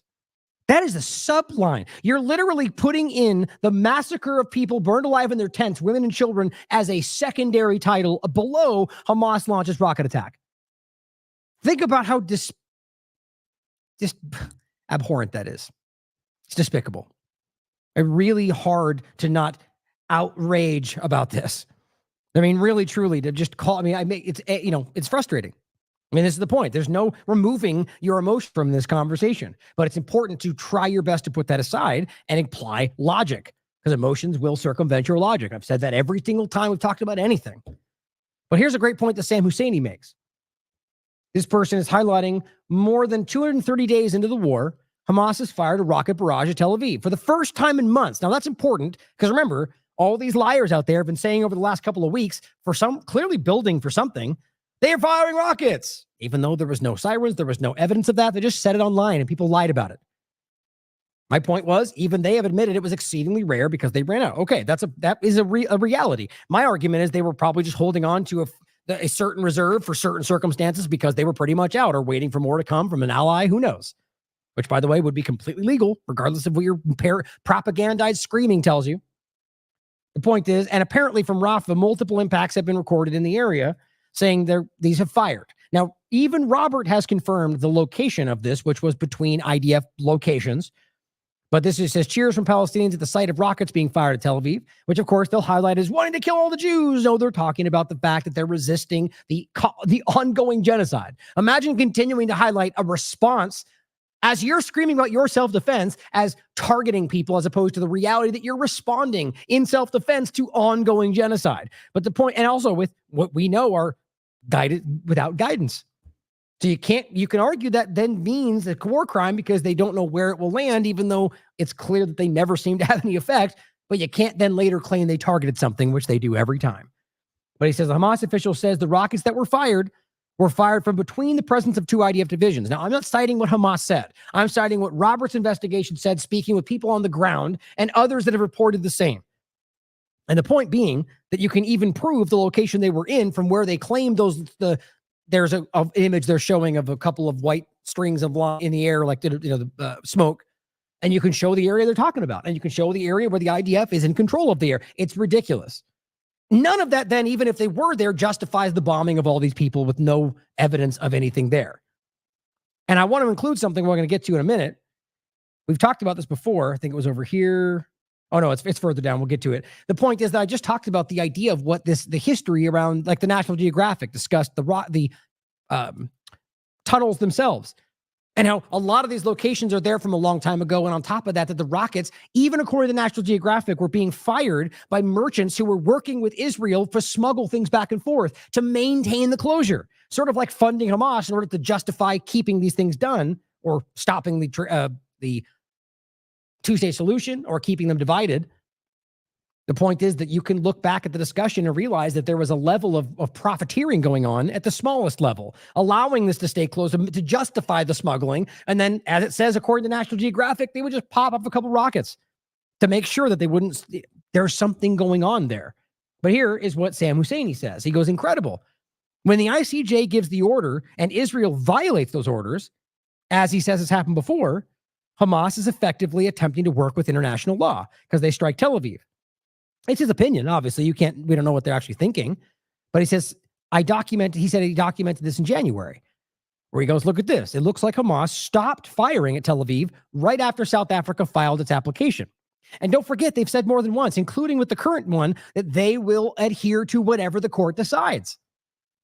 And even present themselves. I mean, of course, remember they freaked out, and it was Klampas, I forget which one it was, that pointed to it and said, look, Hamas is saying they'll work with the court. What does that tell you? Well, it tells me that out of everybody in the situation, you're the most belligerent. That's refusing to engage with the process, while even the one you're calling a terrorist organization is going, yes, we'll adhere to the international law's ruling. That didn't work the way you thought it would. But his point is that every time they seem to at least engage from their position with, if there's a dynamic going on that they argue will lead to a ceasefire or that the international court is about to, they stand back. But when it seems that Israel's violating them, they fire and make a point. I find it interesting. Now, he could be wrong, but I think he's onto something there. Now, what we're going to see is that there are people, even in positions of power, that are standing up and calling this for what it is. British member of parliament, Claudia Webb, says Israel is out of control. Israel is deliberately killing Palestinians. Israel does not want peace. They want Gaza. Now, I have to say that is a little bit more specific than most of these wishy-washy statements. She's coming out and saying it like it is. But even then, I know I'm jaded. I find it hard to believe these people don't just recognize a benefit in saying the thing they know people think. That's just how I feel. But of course, I always leave open the possibility that maybe they are honest. I just find that really hard to believe these days. But as always, I keep note, just like with Trump, I did not believe he was what they thought. I think I'm right. I think it's pretty clear right now, but I still hold out the hope, as I did then, that maybe they're right about him. I want that to be the case, just like I hope she's honest. But, same point. But she is standing up and saying this, which is having an effect, and I think that's positive. Here is Erdogan, who, again, you have made my points clear about him over the years more than once. Interesting NATO ally, but at the same time is kind of always walking his own path, which I respect at the same time, but I don't know. The guy's in the middle for me. There's a lot of things that worry me about this entity, but either way, he's pretty hard on the case of Israel when he stood up and said Turkey will do everything in its power to ensure that the Israelis are brought to justice for the crimes they committed. I only stopped there because I'm not sure if that's the exact quote or just what Adam said. But either way, the point is that he's saying that he will see this done. And I think that's very clear. He's been saying this. Merch Osint also highlights that a ship, the Marian Danica, apparently, was actually denied Spanish port last week because it carries 27 tons of explosives for Israel. Well, just in the case of Israel, that's 27 bombs on a refugee camp, right? All pinpoint targeted for Hamas. But the point is, it has nearly made its way to Rafah in Israel with a false destination. So the point is, this is not just Yemen anymore. You now have other ports going, never mind, we're not going to let you come here because you're helping Israel. And even then, they're trying to lie to circumvent what's happening. Doesn't that show you they've lost, guys? They have lost. This is over. I mean, in the sense of the perception. The world has chosen its side, and it's only going to slowly trickle over here right now unless something major happens that drives it back, which is always possible. But right now, it's very clear. And so that's, again, why we need to see that it's the worst of society that is standing by this right now. Now, here's something I think is very interesting on the other side of this. Here are people that are supporting what's going on. Now, here's Luke Radowski interviewing RFK Jr. with a special appearance from somebody I'll show you in a minute. Little chaperone, apparently. But he's talking to him about this. I want to at least listen to some of this. And you really won't be surprised by what RFK says. I mean, I can't believe, with the pushback from his own audience, that he's still standing to this. Again, that either tells me, like with Biden or Trump or any of the rest of them, that there's either something compromising that situation, or he's just believes that they're okay to do this. I mean, I don't understand how any logical person, let alone somebody who has been so outspoken about so many other crimes of the government, can pretend that this is still acceptable, that they are the most moral army in the world, which is what he keeps saying. Or I don't think in this clip necessarily, but as of like a couple of days ago, he was quoted as saying that they've taken more effort than any military in the world to save civilian lives. Guys, that's fundamentally false. That is a very self-evident lie. The amount of children killed, the time frame it's happened in. I mean, there's a million metrics that they've broken. The amount of journalists killed, the amount of doctors. I mean, it's unreal. They clearly are not taking special effort to not kill civilians. But let's listen to what he has to say. I'll stop it a few times. Last 30 years, international aid agencies have pumped $8,600 per capita to every single person in the Palestinian Authority, including a lot of people who aren't really there, because the Palestinian Authority and UNRWA counts people who left long ago.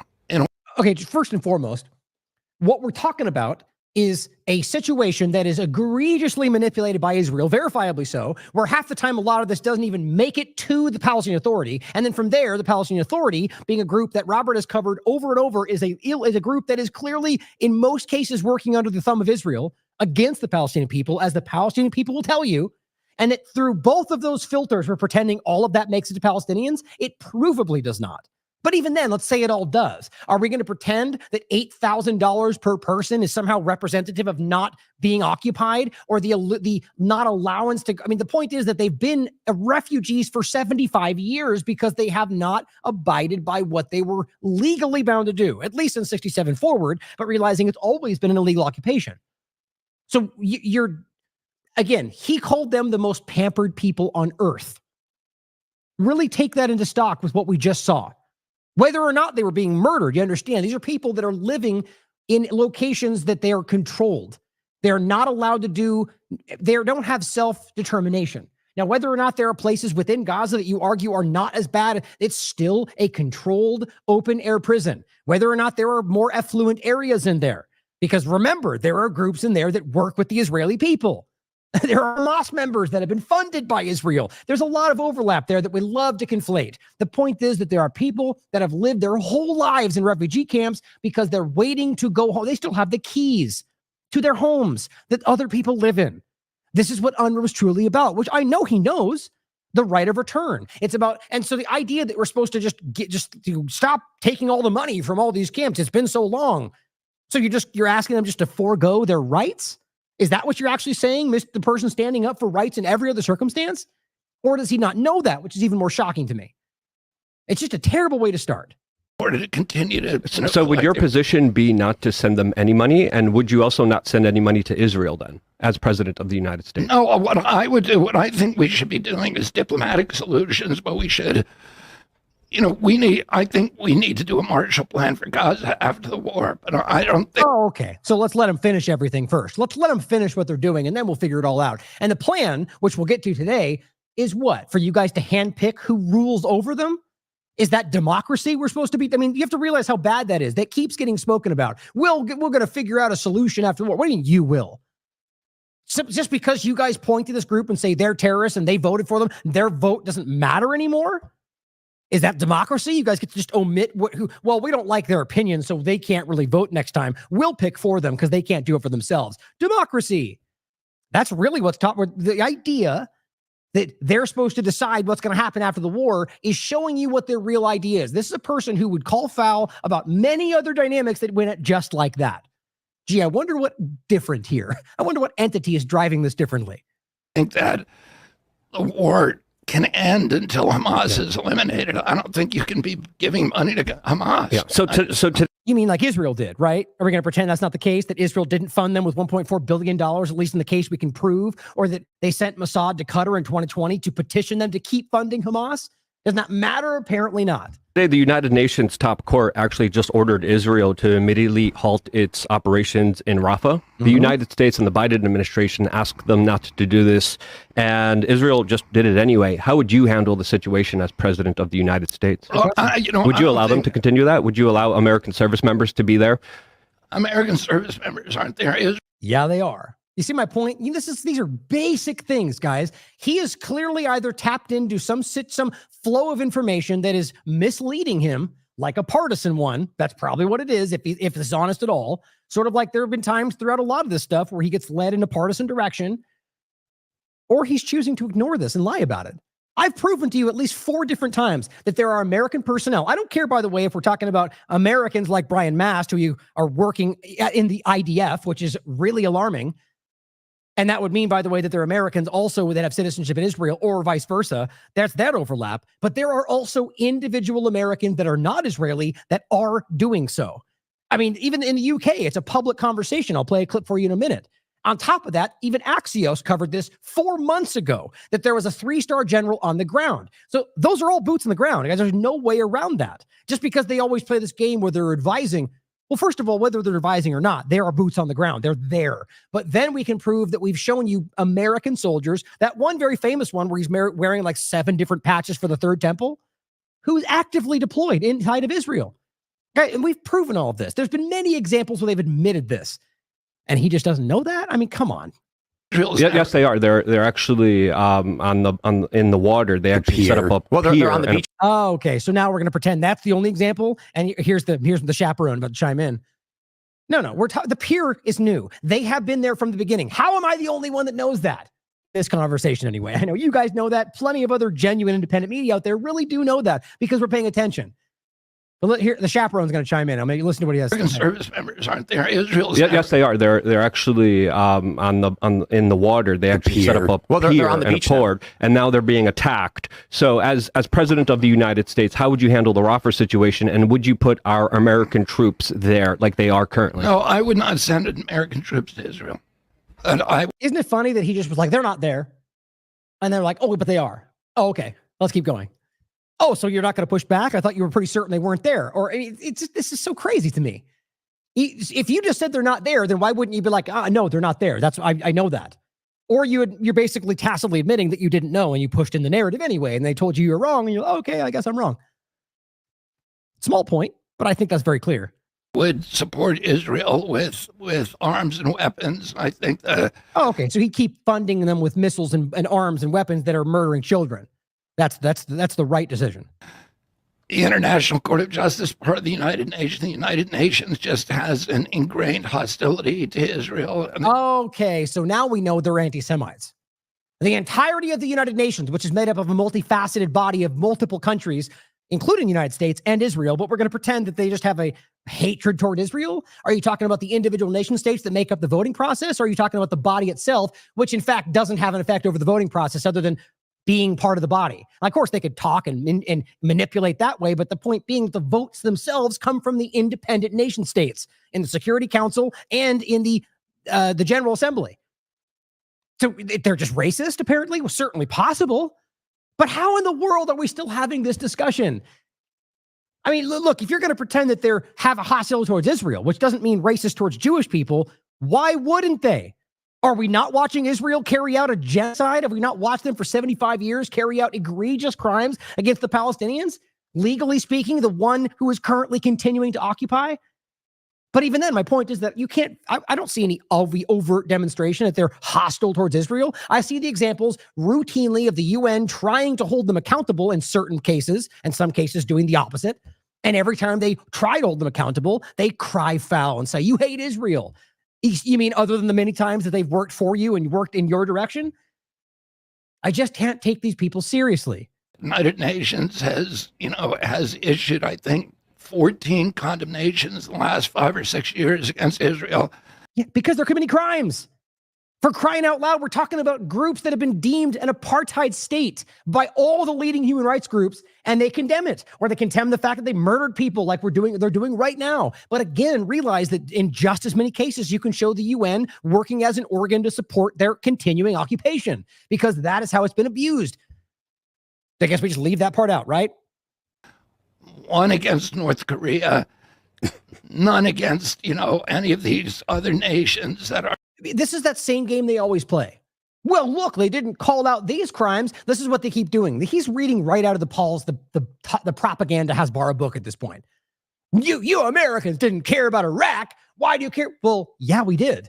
We were marching then too. The game is to pretend like, well, if you didn't mind that one, why do you mind this one? But don't you realize what you're doing is admitting it's genocide? You're just saying that, why am I not allowed to commit it?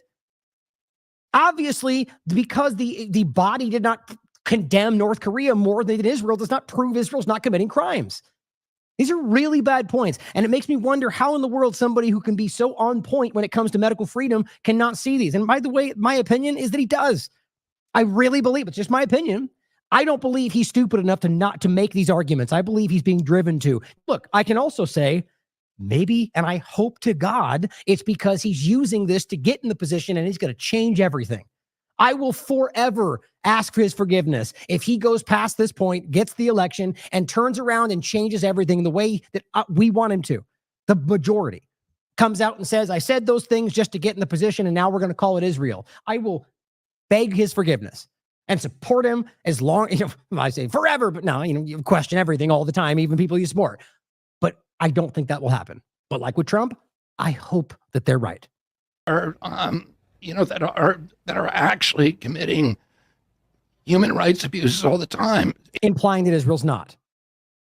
Right? North Korea actually doing it. Are you really pretending Israel has not committed human rights violations? The human rights groups around the world would disagree with you. Israel is the only democracy in the Mideast.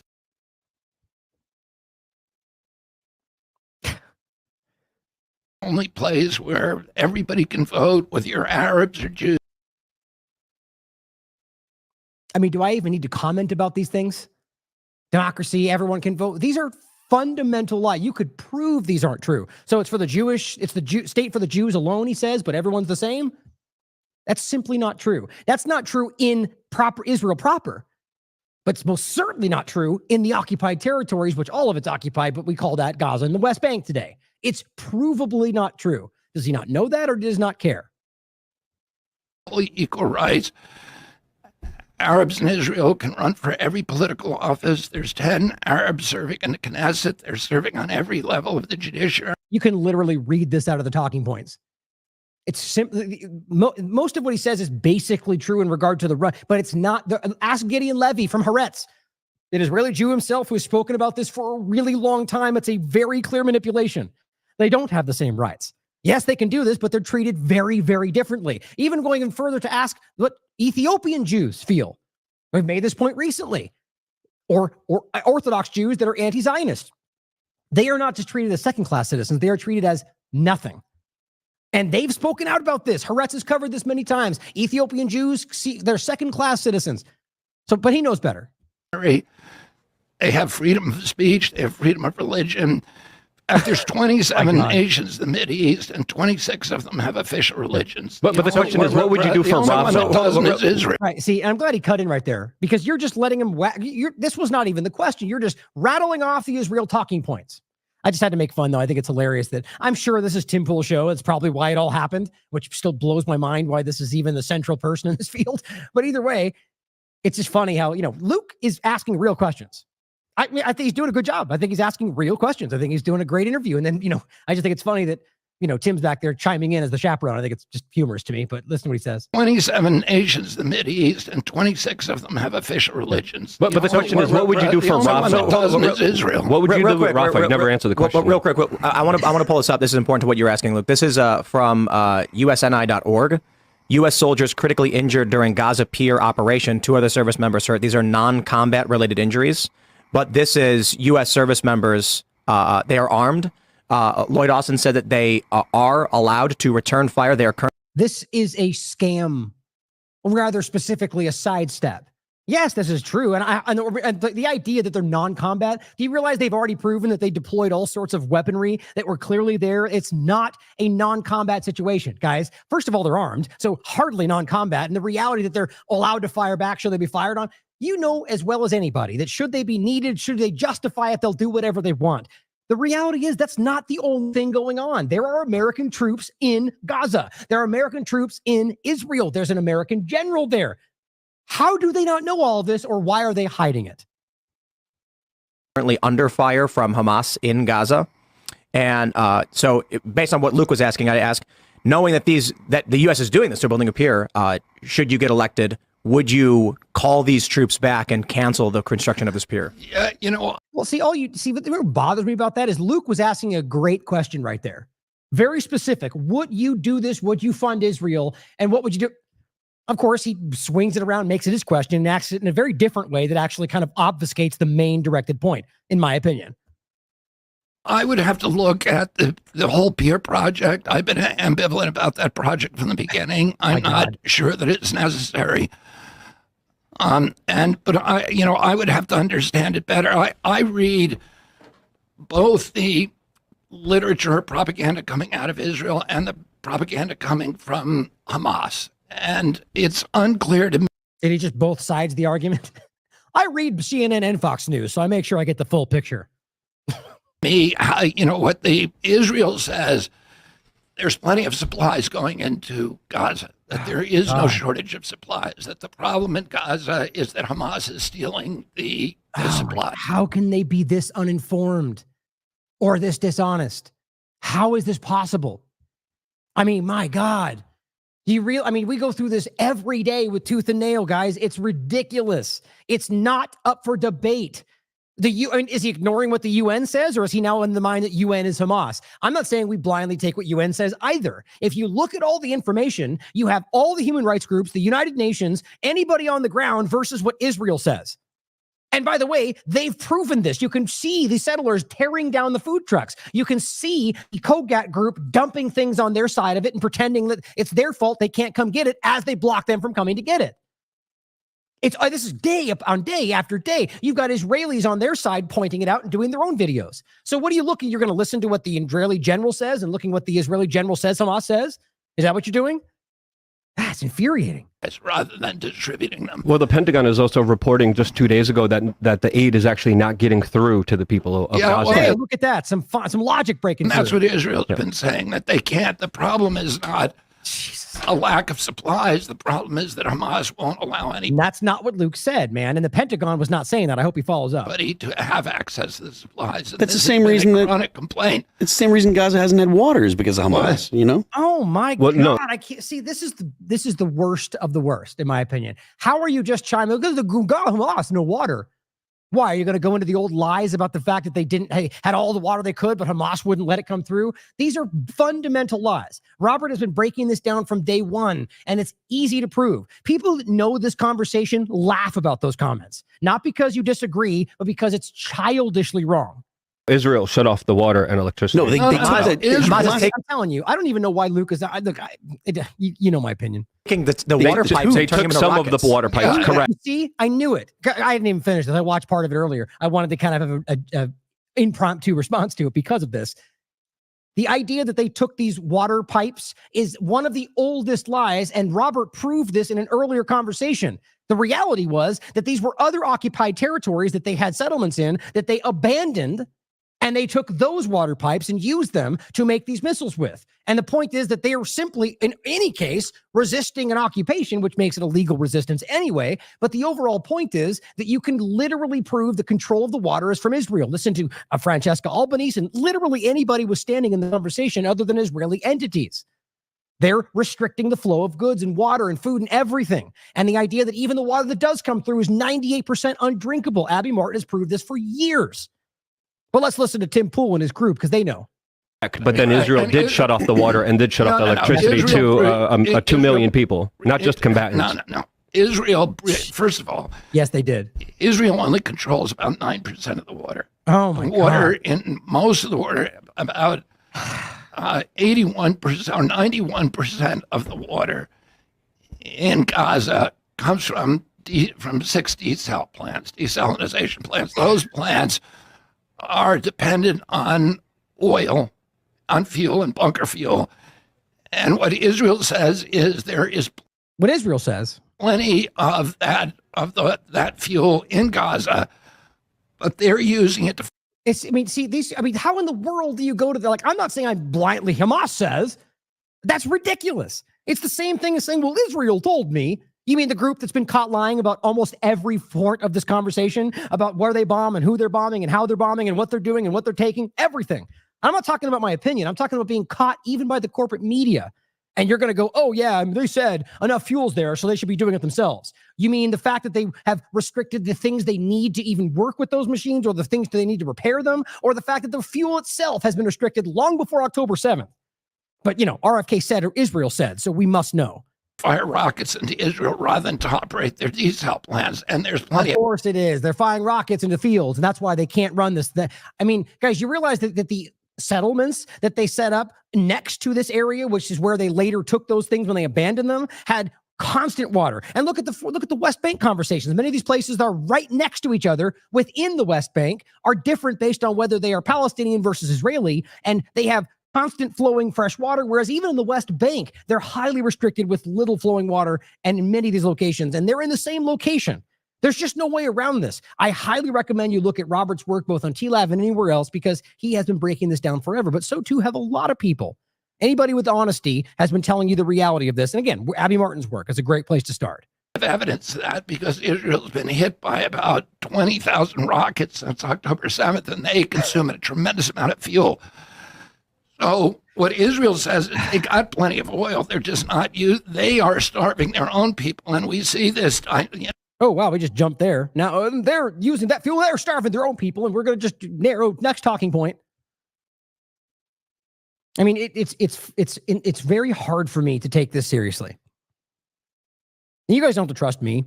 I hope you're not just blindly listening to what I say. I hope you're looking into this for yourselves and looking at other Israeli entities. You can look up Haaretz articles that challenge most of what they're saying. But apparently we're all racist for highlighting what even Israeli journalists are highlighting about what governments are lying about in Israel. You know, this scapegoating all the time where Jews are the only Jewish nation is being blamed. Oh, and now it's because they're Jews. Well, nobody but you just mentioned that. We're talking about the crimes of a government, Israel, and what they're doing. Now it's, because they themselves create the dynamic as the Zionist entity that it's only for Jews alone, even though you just said it was equal rights everywhere. Now suddenly it's not. The point is that that's the Zionist entity making that the point. And so then if you simply point at them and say, well, Israel's doing that. I didn't make that the point. They did. And then all of a sudden, I'm the one making it about Jews when that was the thing the Zionist government made the reality, while I'm still over here pointing to Israel and always have been. How do you not see how engineered that is? Or for crimes that Hamas is committing. If a bank robber robs a bank and grabs a hostage and is firing over the hostage's shoulder at the police, and the police fire back and hit the hostage, you don't blame that. Yeah. In your fake dynamic, you're pretending Israel is actively only aiming at the bad guy and whoopsie, hit the shoulder of the hostage. No. We're talking about 1,000-pound bombs dropped on refugee camps because they might be there. I mean, again, he knows this. Even Wolf Blitzer couldn't swallow the argument that one senior commander was justifiable for 200 innocent people in Jabalia refugee camp. We just showed you the 972 Israeli outlet who is telling you that the IDF members told them that they're rationalizing 20 people if they have a junior Hamas member, and realized that the earlier articles they showed you already proved to you that they themselves admitted that a junior member could be somebody that was simply in a phone conversation in a text group with somebody they called a Hamas member. These are verifiable realities that even Israel's admitted. And yet, how is it possible that we sitting here on this show know more than RFK Jr.? It's either he's lying or he's that shockingly uninformed. These people are running for president, for crying out loud. It's frustrating. And guys, this is exactly why people doing what we're doing, nonpartisan and objective way, are getting attacked, getting financially suppressed, getting sued, getting shut down. That's what's happening. The police, you blame Hamas. But at the same time, we don't blow up Times Square if there's a terrorist inside of Times Square. So that's another kind of situation that would counter your situation. But back to the question about Rafah. It depends on how many terrorists are in Times Square. Of course, See, again, someone in the chat, I don't know how Luke can sit there trying to conduct a legitimate interview, whatever you think about him, and having to deal with that kind of nonsense around him. That's unbelievable. He countered with the logical alternative, which is the point that's actually happening. You don't just bomb an entire area full of people because one guy was there or might be there, and they allow, it depends on how many. No, it doesn't. You absolute moron. It really doesn't. It's collective punishment. If you're going to apply RFK Jr.'s point, you can't pretend that if 40 people are there, that you can bomb the whole area. The point is you're supposed to be going as best you can around them, not just bomb them and go, oh, well, they were there. But yep, that's the sentiment right now. Well, it depends on how many. when we went into Ramallah, when we went into Mosul, we killed a lot more civilians than Israel is. I can't believe this is an argument they think is justifiable. So what, you committed genocide too? The American government? Well, I think we all generally know there was a lot of crimes committed in these areas. The point is now we're suddenly having the courage to call them out for it. So maybe we should go back and investigate the United States government. The point is that you can't say they killed a lot of people too. That's why this one's okay. How is that even a valid argument? And on top of that, what we're talking, if we're going to make the point, you need to be able to highlight whether or not you think that they were bombing indiscriminately, which quite frankly, I think we know they did, versus pinpoint examples of going after one guy and shooting the other guy in accident, which is his example. It's not. Is doing here right now. There's a war going on in Yemen where our allies, where the United Arab Emirates, the Saudis, are bombing civilian targets. They've killed already 350,000 civilians, 10 times. People only complain when Israel. Are you kidding me? Are you actually pretending like we don't care about what they've been doing to Yemen, but because they're killing civilians, that somehow makes what you're doing okay? Clearly what you're supporting okay? I mean, for crying out loud, we have been screaming about Yemen for... This is so infuriating. You know, the idea that the U.S. government has been bombing school buses full of children. Remember how that got a lot of attention? Are you pretending we didn't protest about that? Or that Jim Carrey didn't make a cartoon that caused a lot of attention? It's of course a crime. And they're literally starving them to death. It's one of the best comparisons. The U.S. government and its allies, which is really what's happening, are starving people to death in Yemen. They've been doing it for decades. And that's okay because Israel's doing it now, so we should all shut up because we're Jewish? Is that really your argument? The point is, as I've said many times, only racists and Zionists are making this about Judaism. If you're going to pretend that because we didn't care about Yemen, even though we all did, or we didn't care about Iraq, even though we all did, that only reason we now care about this genocide, which is what your point sort of makes, it is a genocide, that it's only because they're Jewish, not because it's a genocide. I just don't know who honestly out there is making sense of these points. Kills I completely agree. Civilians are killed. Well, they're working with Al Qaeda. Completely agree. They're working with Al Qaeda in Yemen as well. See, Luke trying to squeeze in some facts. Tim Pool, I agree. Kill them all because there's a hostage. It's just infuriating. I felt that was important. Here's another example of continuing blind support for something that you think and this comes down to the Republican side of it, blindly thinking they're fighting woke, George Soros funded, whatever it is, despite the fact that Palestinians are predominantly conservative and we're mostly pushing back against the COVID-19 conversation. But because somebody with pink hair says they're on the right side, we suddenly think they're all woke, mindless. It's so easy to manipulate people trapped in the two-party illusion. And this is a Haaretz article saying, "Happy holidays. Right-wing Israeli journalists celebrate the Rafah attack," which is actually what was going on, likening it to La Bagomir bonfire. And Glenn Greenwald says, "What's sicker and more sociopathic than mocking and celebrating that dozens of civilians, including children, are being incinerated to death?" See the CBS video below. Oh, shit, I forgot to grab that. Let's watch that. Where he says, or any other videos before you of the camp before you repulsively try to deny any of this. Let's see what I forgot to look at this. Let's see what CBS is reporting. And we'll see if we think this jives with the facts. Oops. Let's see.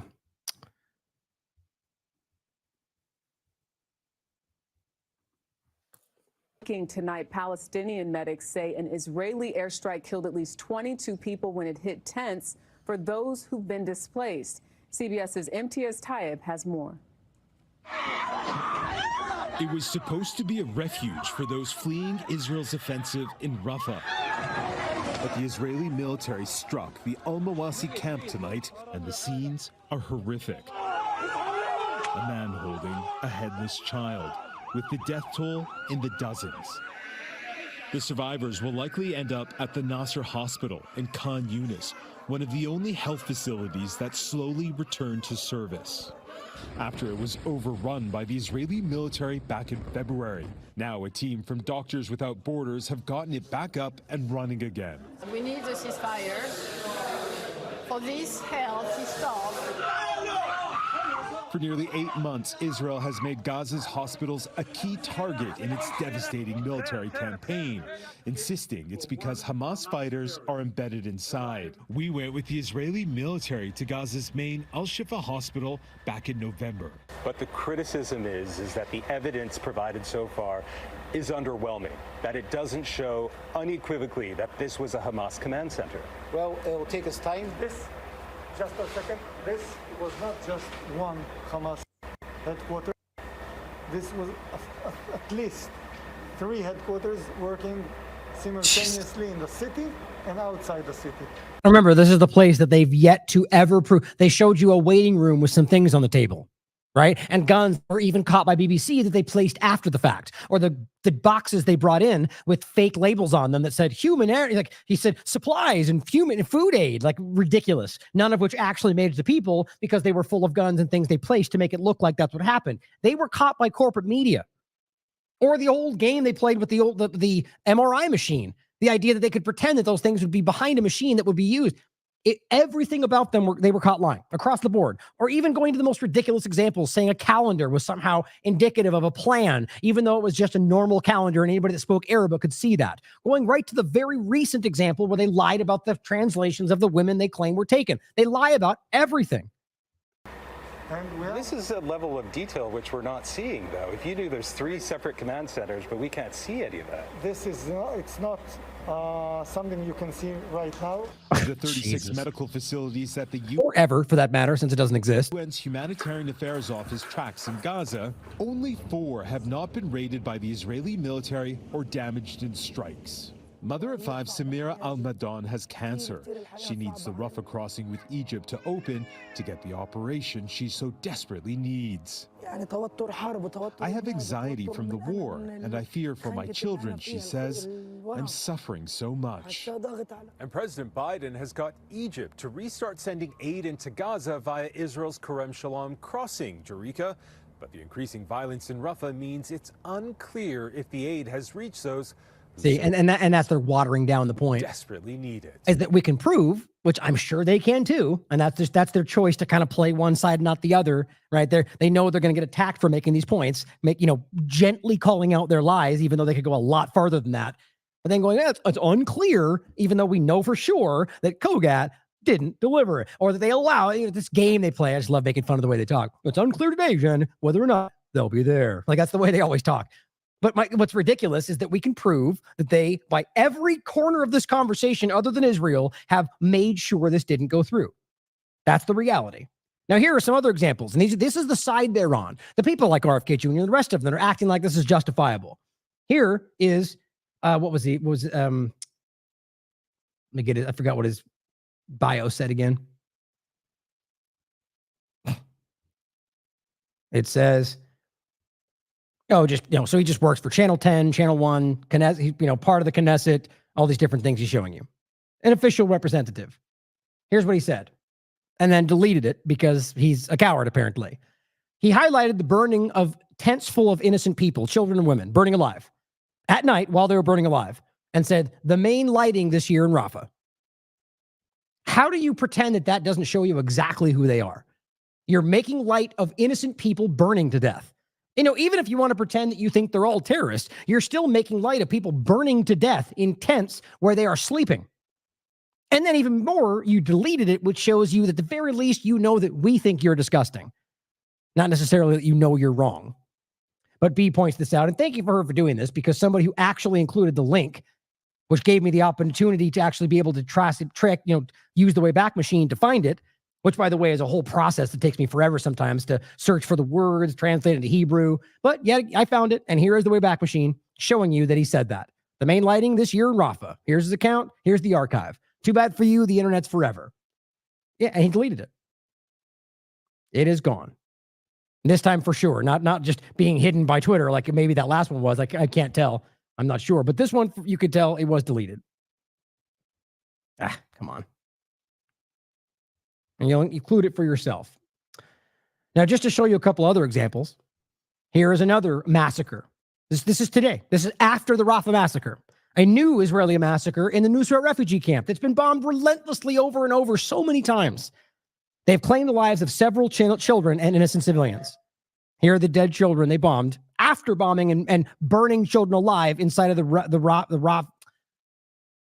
refugee camp in Rafah.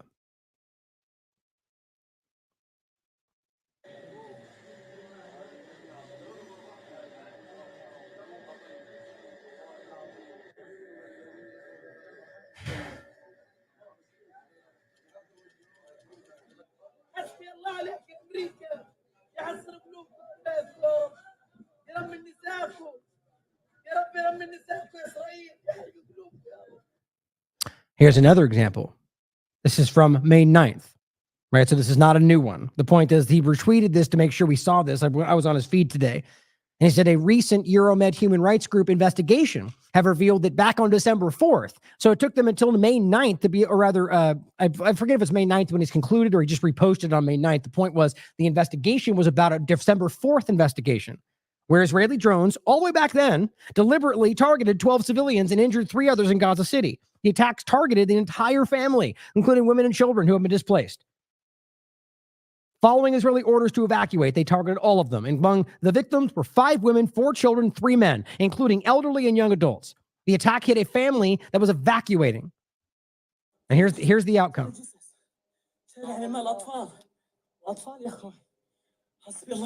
Just dead bodies littering the streets. And you must realize that nobody's cleaning this up, guys. These dead bodies are left to rot there in the street where dogs are eating them and they're walking by them as they flee back and forth as they're forced to travel. Imagine that. On top of the fact you might be shot in the head as you walk by. Here's another example. This one's in Jenin, West Bank, not just Gaza. Israeli forces, not settlers, Israeli forces have set fire and burnt a number of vehicles after raiding Kfar Adin village in Jenin. Is this still about Hamas?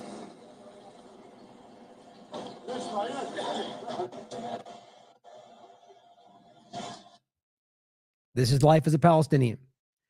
Now here, this is Phyllis Benice, as he writes, I think it's the account Deor writes, sending shockwaves to the U.S. government support for Israel. Here's what she has to say. And again, this is, where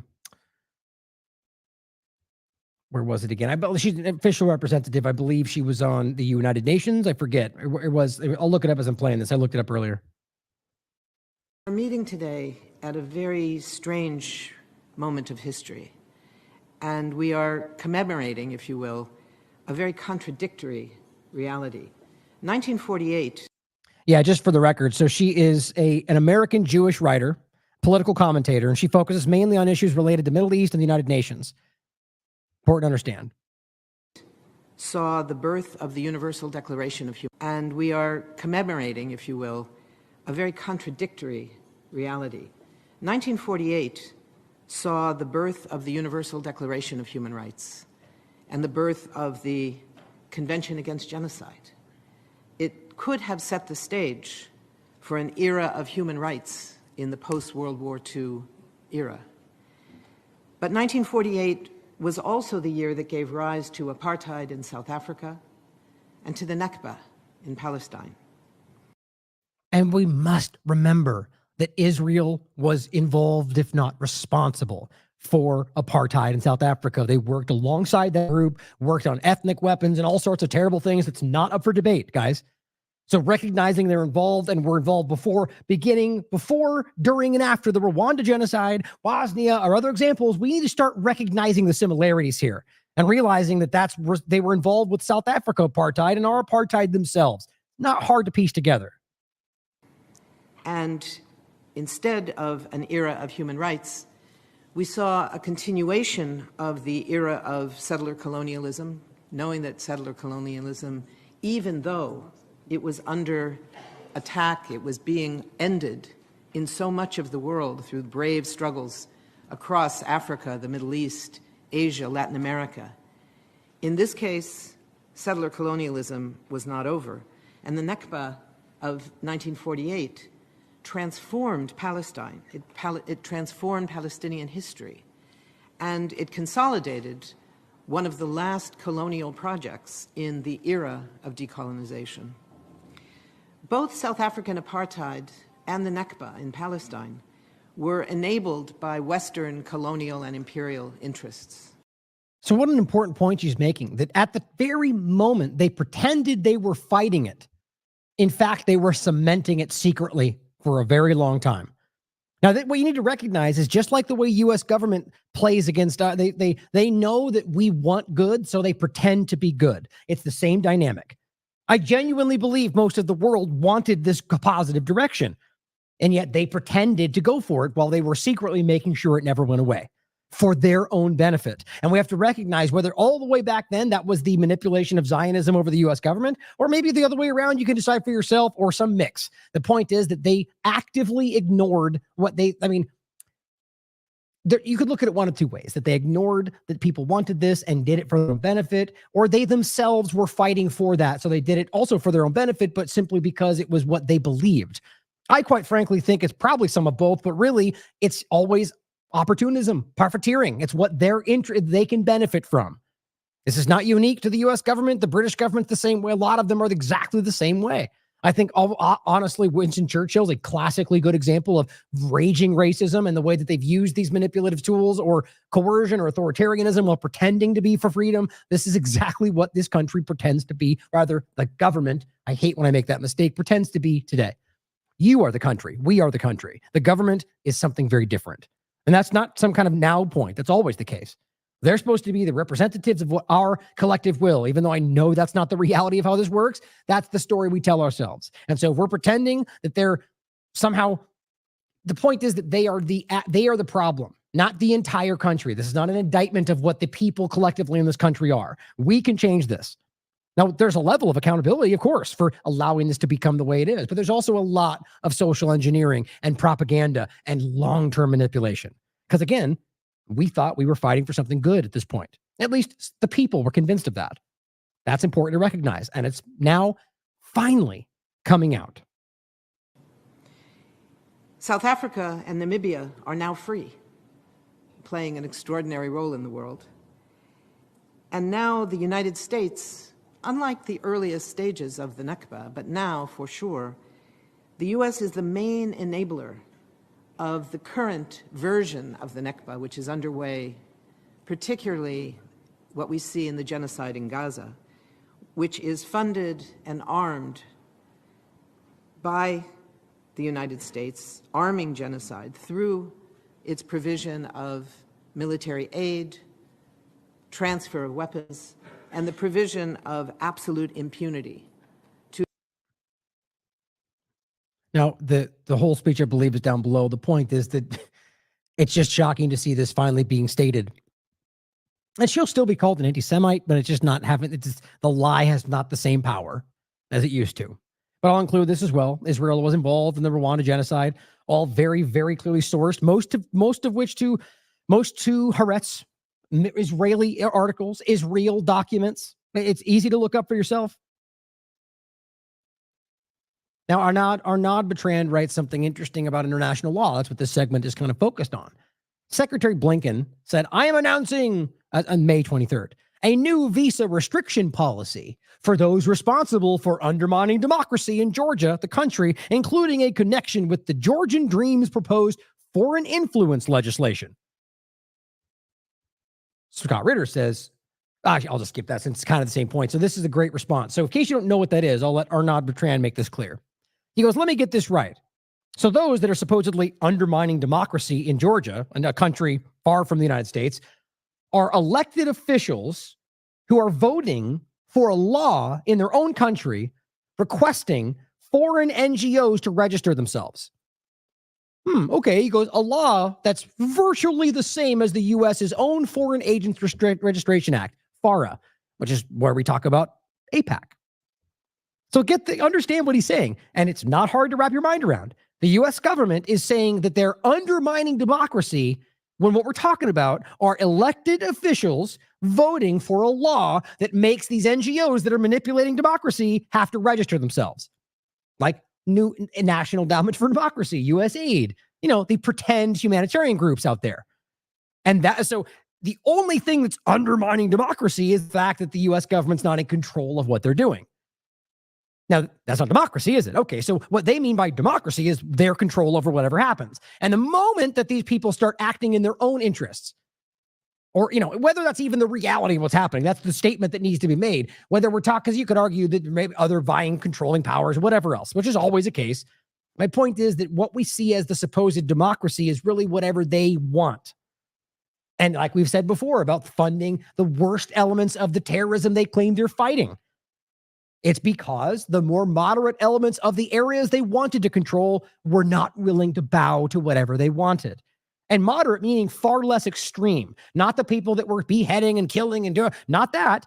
People that were not necessarily in the same mindset as the U.S. government, but definitely wanted to have a normal society, whatever you think that is, where they had rights and people got what they lived comfortably. The same thing that was happening in Libya before they destroyed it all, despite what you may understand. Had the highest quality of life in all of Africa, had free college, free healthcare. These are all real things. And they destroyed it, fighting for democracy, and then they were selling open slaves. That's the U.S. version of democracy. So in this case, they don't like this because this hurts their interests. So they go, you're undermining democracy. They are a walking joke today. I mean, guys, I really hope I'm not misreading how prevalent this understanding is, because to me, it is about time.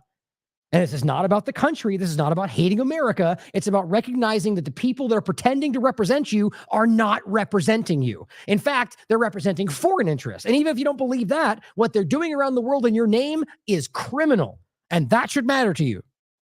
So Arnaud continues going, don't you think that those undermining democracy in Georgia are rather those foreign agents lobbying against the law that the representatives they voted for are voting for, inciting protest in Georgia, meaning you, Blinken, people like you inciting protests in Georgia and putting sanctions, as you're doing, to punish Georgian elected officials for passing a law that their people want?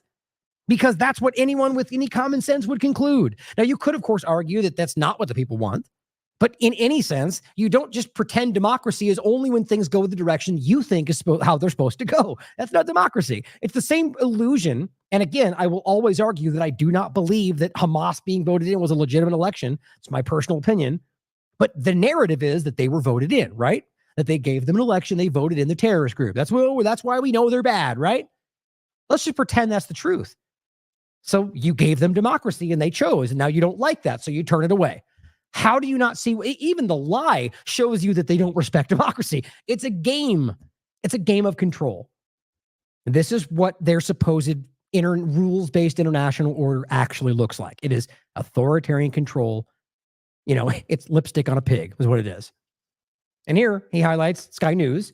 Breaking, the International Court of Justice, the ICJ, has ordered Israel to stop its offensive in Rafah. This is 24th. And he says there's no playing around this one. It really puts all states and individuals still supporting Israel in front of a pivotal choice. Now, regardless of what you think about this, because trust me, there's a lot in this that I'm right down the middle on, where I understand how international law can be weaponized, but I also equally understand in many cases why general norms or international law around the world are important. Even if you argue they shouldn't have a mechanism to use that or to enforce, it is still important that we understand what we all collectively agree are the norms. Like not murdering children. I think we all agree on that, even though some of them who say that don't actually think that. But he says that the pivotal choice here, you continue to support and thereby unequivocally declare that international law has no meaning at all, which is what they're doing right now, or finally admit Israel must be stopped. So, but if you argue there's no law, well, how does that apply? Then how are you suddenly arguing that the other countries have to abide by it? He says, I strongly suspect the U.S. will choose the former. They'll probably make it seem like they want Israel to stop, but will tacitly support them. He says, which will raise a very serious question for the rest of the world. What shall we do when it's clear to all that the world's foremost power has become a rogue state? At some point, there needs to be some form of accountability and pushback, or an incredibly dystopian precedent is being set here, which may be the very point. Now, I really do believe it's important that we have a nuanced understanding of this, because look, the idea of international law does not necessarily mean that some foreign international body has control over states. That's not sovereignty, in my opinion. However, there are levels of agreement, like not being forced into it, but having your supposed representative government agree to a certain level or a certain charter where they say, yes, we're bound by this charter. We argue we're supposed to abide by it. And the point being the same kind of thing we're seeing today. I mean, it's the same conversation we're having. The point is that we can see it's already been weaponized. We can see that the U.S. and Israel can veto and change. We already know this doesn't work the way it is. It doesn't mean that there shouldn't be some kind of collective understanding. Here's what Asaf MD points out. And this is important because it shows you that as they're playing this line, they've lost control everywhere. In Israel, the United States, around the world. He says, IDF Major General Itzhak Brick says, quote, if Bibi, Gallant, Halevi, and their outgrowths remain in power, the state of Israel will deteriorate to its end. They will take us down to Sheol, the underworld, in grief, he says. Think about saying that right now. So the point being that I argue there's two things happening. One, that's the reality. Their actions have destroyed everything, and I think we all see that. This is an attempt to say it's just them right there. We need to get them out of the way so we can go back to normal, which, by the way, will never happen because too many things have been understood and realized, but they'll try. Well, and they even throw in Gallant right there, right? But whether it's Smotrich or somebody else next in line, these people have all supported what's going on. But he says, quote, there has been a collapse of the economy, global boycotts that are now beginning at an accelerated pace, a collapse of society, a collapse of the army, and a collapse of all international relations. We are in a war that has no purpose, he says. We cannot defeat Hamas, he says. And they are running to prepare themselves for the Great War. He is calling it all out, guys, in hopes that you let them take control, I think, even though they're in many ways just as alarming. But this is Jerusalem Post. Netanyahu has gone off the rails, taking country down, says former IDF official. How in the world do you pretend? Like, what's funny is you got this kind of Republican two-party paradigm conversation like we just saw with Pim Tool and RFK. And then yet you've got this. And you got anybody aware of the reality, realizing that this has completely fallen apart already. They've lost this. And if you think, even if you want to pretend that other elements could make it better, which I disagree with, it still has to be acknowledged that this is genocide. They did this. Other people seem to be acknowledging that now and recognizing that they are destroying their country in the process. Imagine trying to pretend that's not happening right now. Where is everybody trying to pretend like this is happening? Like, I'm all about talking about other topics. Like, I'm not even going to pretend that people are out there that like maybe are only focused on medical freedom, that they should be talking about this. I never said that. I think it's important that people, if you have your niche, that you don't feel driven to start covering something you don't feel comfortable with. But there are people out there that cover a lot of foreign policy that have been very silent about this topic. And you know who I'm talking about. Or I should say who, but you know exactly what I'm talking about. I don't even necessarily have somebody in mind when I'm saying that, but it's true. Now, here's another example in the same direction. This is, so I was going to cover this a few days ago, and I wish I would have because it kind of circulated and it was really early when I had it pulled aside, but I wanted to wait for a way to include it. And I forget who shared it first. It was somebody that wasn't even somebody I recognized. But in any case, here's Lord Bibo. I defined it again, sharing this. An Israeli soldier says that 100,000 soldiers are with Netanyahu and that they will not give the keys to Gaza to Palestinian Authority, Fatah, Hamas, or any Arab entity. They will stay in Gaza until the end if they have to. It says they will not listen to the defense minister or the chief of staff, but only to Netanyahu.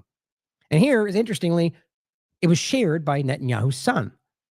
Posted a video of the soldier threatening Defense Minister Gallant, calling for the rebellion against them. So now what you're seeing is even more the fracturing of their society, where you've got people in Gaza saying that we're not going to allow some kind of agreement, showing you that, I mean, not only have they lost control, but this is the whole game of like the inmates running the asylum. Right? You've gotten this is why you're seeing videos of soldiers posting things on TikTok and nobody seems to care because their hair is on fire. They've lost control. I don't even think they had much control over these people in the first place. But now you've got splits down the middle within themselves arguing we're going to fight for the, destruction of all of Gaza versus deals they're making or different people they're aligning with. You got people above all of them going, all of them have to go. I mean, this is alarming. And the reason I say that is because this could lead to something irrational. The launching of something they can't take back for their own interest. I mean, this is where, like I said about Ukraine, In fact, on that funny side note, I just saw a video of Zelensky screaming about how the other countries that aren't supporting anymore might be secretly working with Russia. It's just they have lost the plot. This is what happens when you work with criminals, guys. Nothing is sacred. And now you're seeing this splitting down the middle in Israel, which, by the way, is not something we should relish necessarily because it's only going to cause more pain for everybody involved. It's not desperately on one of these sides. But here's what Mike Pompeo had to say, right? Striving for relevance, as I think he wants to desperately be part of the next President Trump's campaign. He says the ICJ is a morally corrupt and broken institution. But you can absolutely make that argument. That's your opinion. It's morally corrupt. It's broken. Those are just opinions, right? That you could level. I could say that about Mike Pompeo. He's morally corrupt. He's a broken person. Certainly but if I was to say Mike Pompeo works for Hamas or works on behalf of Hamas, you'd have a right to laugh at me because how in the world could I know that? Unless I've got a document over here or a photograph of them doing X, Y, and Z, that's just my really, really childish and irresponsible opinion, right? So here's how he finishes that sentence. This RIG say the ICJ is a morally corrupt and broken institution working on behalf of Hamas. I just think this is worthy of ridicule. These people have gotten so cartoonish. They're usually very clear liars, but I mean, make a logical argument. Say that the group is inadvertently working in the interest of Hamas. Like to say that they're working, to argue that the world court is literally in some kind of a secret agreement with a small group in Gaza is stupid. But he's just trying to tap into whatever desperate thread they think they can grab. And Ian Carroll says, you're a professional intelligence agency liar. And in fact, he's doing a terrible job at it right there. But he says, you're doing the opposite of what you think you're doing. Exactly. And interestingly enough, Mike's over here getting ratioed and he's, it's hilarious. I don't think these people realize that they're hurting themselves. Or the whole argument that who needs friends or who needs enemies when you got friends like Mike Pompeo, right? But here is, in addition to all of that, today, after they just burned people alive,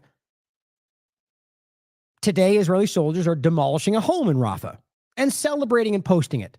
The video is from today.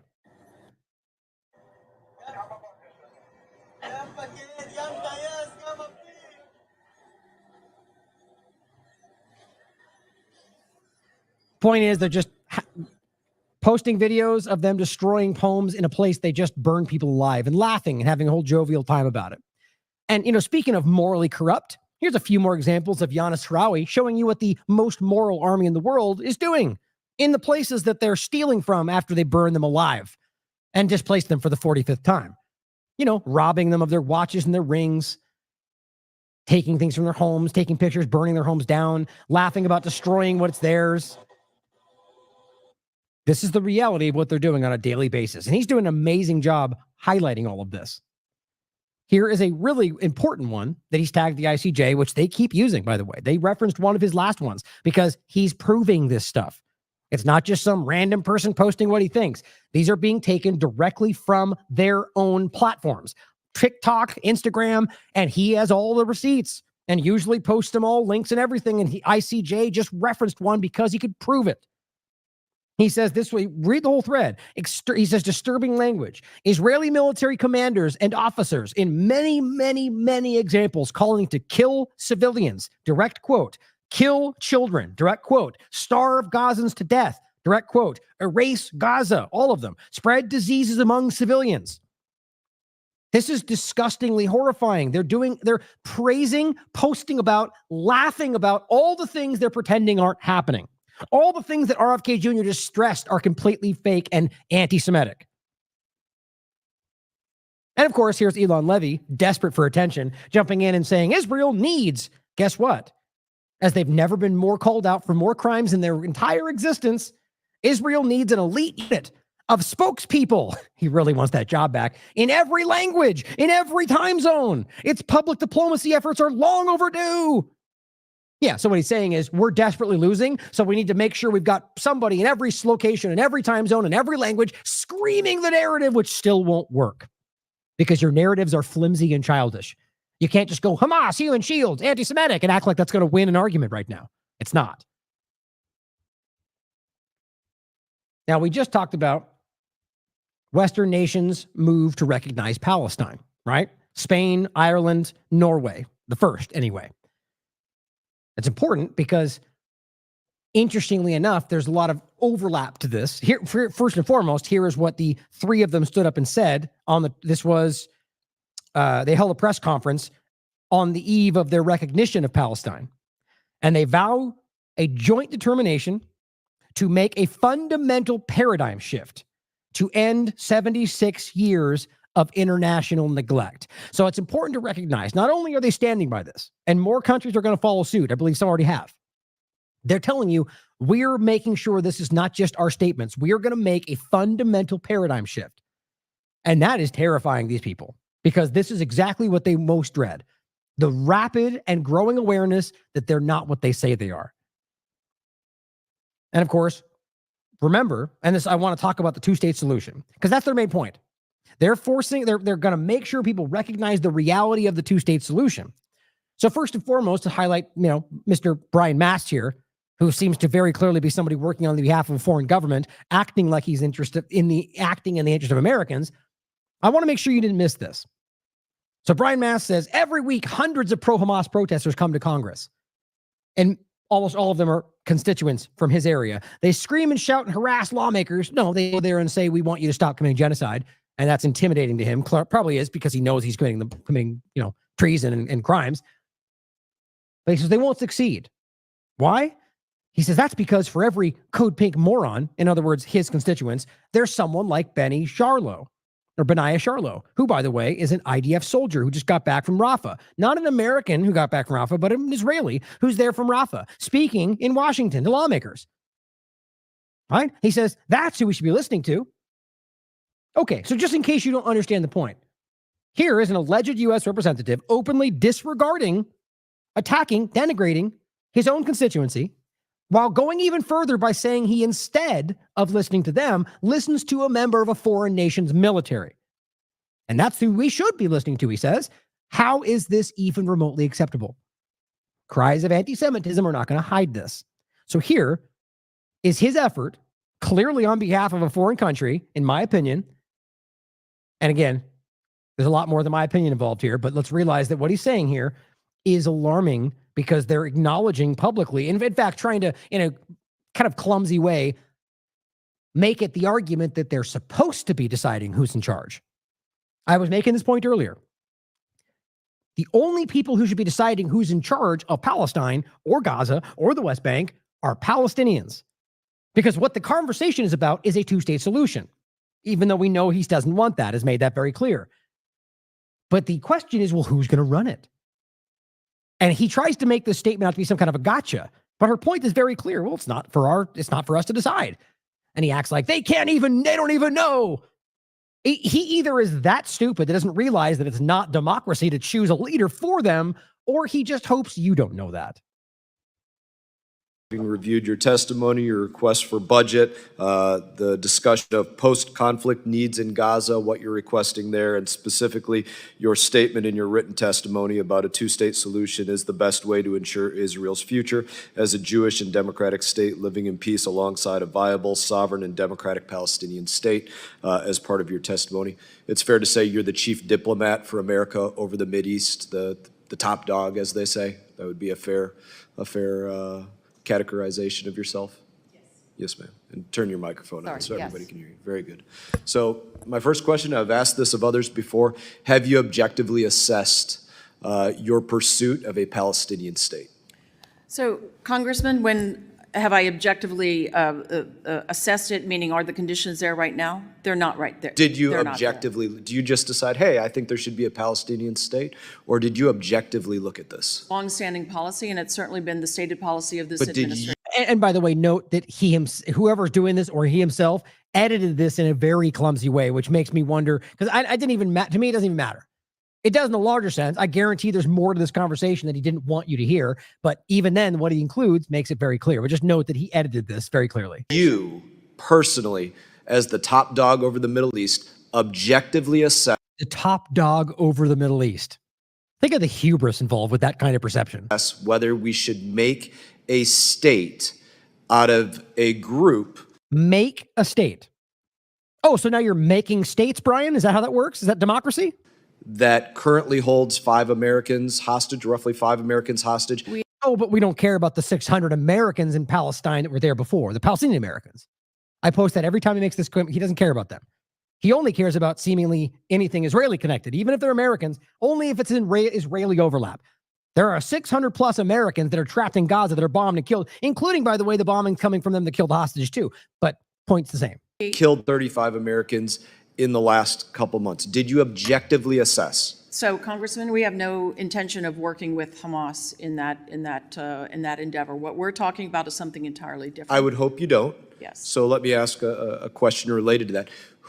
But you did objectively assess this? Yes. Okay, who did you objectively assess would become the leader of the Palestinian state that you wish to create? It's not for us to designate a leader. But if you are objectively assessing whether the United States of America should put resources into creating a Palestinian state, as the top diplomat over the Middle East, we would expect that you objectively assessed who would become the... Okay, so his point is that if we can sense that they'll pick somebody we don't like, then we shouldn't go forward. So democracy doesn't count if we don't like the outcome. I don't even think his brain is wrapped around what he's making happen here. Leader of this state. No, it is not for us to determine that. I didn't say you're going to determine it. I said, who do you objectively assess will be the leader of that? I don't. Right. His point is that if you objectively argue in your assessment that Hamas is likely going to be elected again, then what? You shouldn't do it? That we shouldn't support it? So all you're really arguing, again, is that if you assess that the choice in the supposed democracy will be someone we don't like or appreciate or work with, then we shouldn't support democracy? Is that how democracy works? You just choose it if you like the outcome? I mean, come on, guys. These are supposedly leaders or rulers with power over your lives? It's embarrassing. I don't have an objective assessment as to who will be the leader. So you did not objectively assess who would become the leader? He's playing word games. He's trying to make a gotcha moment, and I don't think he's actually understanding what he's making clear. Of the state that you wish to make? No. The state that you wish to make. It's incredible, the idea. Okay, first of all, if we're talking about a two-state solution, it only exists because we're talking about two entities. One that was there before, one that's occupying the area. It's not like you're just poof magically making something that wasn't there. You're simply working with the two in dispute and acknowledging the borders. But I actually don't think Brian understands that. So you don't assess, well, maybe you can do it right now. Would you assess that Hamas would be the leader of that state? Who didn't see that coming? Absolutely not. Palestinian Islamic Jihad. Absolutely not. Fatah. Fatah is not the leader of anything right now. I'm asking you if you assess. Fatah is an organization. It's a political organization. Al-Aqsa Martyrs Brigade. No, absolutely. Lions Den. Okay, so just so clear, what he's doing here is listing off all, he's trying to make a point. These are all the groups that are possible. And why is that the case? Because that's all that's been allowed, and Israel has funded that into reality and driven the circumstances to make sure they can always point to these groups and they look, that's who they really are. And even then, that's the perception they're putting forward. A lot of these groups are simply actual resistance groups who are fighting for the independence of Palestine. But overall, the point is that he's trying to make out the case that there's nobody legitimate that they can work with. So you don't care about democracy if you don't like the outcome, but you have manufactured that outcome. That's the overall reality. Any of the FTOs, any of the organizations that we have. Oh, and the other point as well that you're trying to make the point is that there's nobody, that every single group that they have a possibility of choosing, which, by the way, they're not they can't be like, well, I want to pick this guy over here in Lebanon. Right? So they're only in this controlled area, which Israel still controls. They only have so many choices. And your point is that none of them are valid. So therefore, they can't have a state? Like, do you not realize how manufactured that is? Designated as foreign terrorist organizations are exactly that. That is not what we're talking about. But certainly, as you being our top diplomat in the area, you should be able to understand that we should have every expectation that if you're pursuing creating a Palestinian state. It's not your choice, Brian. It's not the U.S. government's choice, Brian. It is about legitimate. It's about self-determination and the legitimacy of rather the situation before ever any of this started. The idea, well, even if you, as many do, dispute the discussion of what came first, the standing of the current law is that it is occupied. Therefore, they have a right to this, whether or not Brian or the U.S. government decides that it should happen. The hubris is overwhelming. You would have objectively assessed who you think would be the leader of that. Now, let me ask you something else. Do you objectively assess that if they were made a state today, that they would have to be labeled a state sponsor of terror? Who is the they in that question? Yeah. A Palestinian state. Right. Yeah. So just be clear, he is clumsily conflating all of Palestine with any other group he thinks are terrorists, even though most of them are labeled terrorists for arbitrary reasons because they're fighting against Israel's occupation. But that's his argument. That why wouldn't they be labeled a state? Because they're all terrorists. Palestinians are terrorists, right?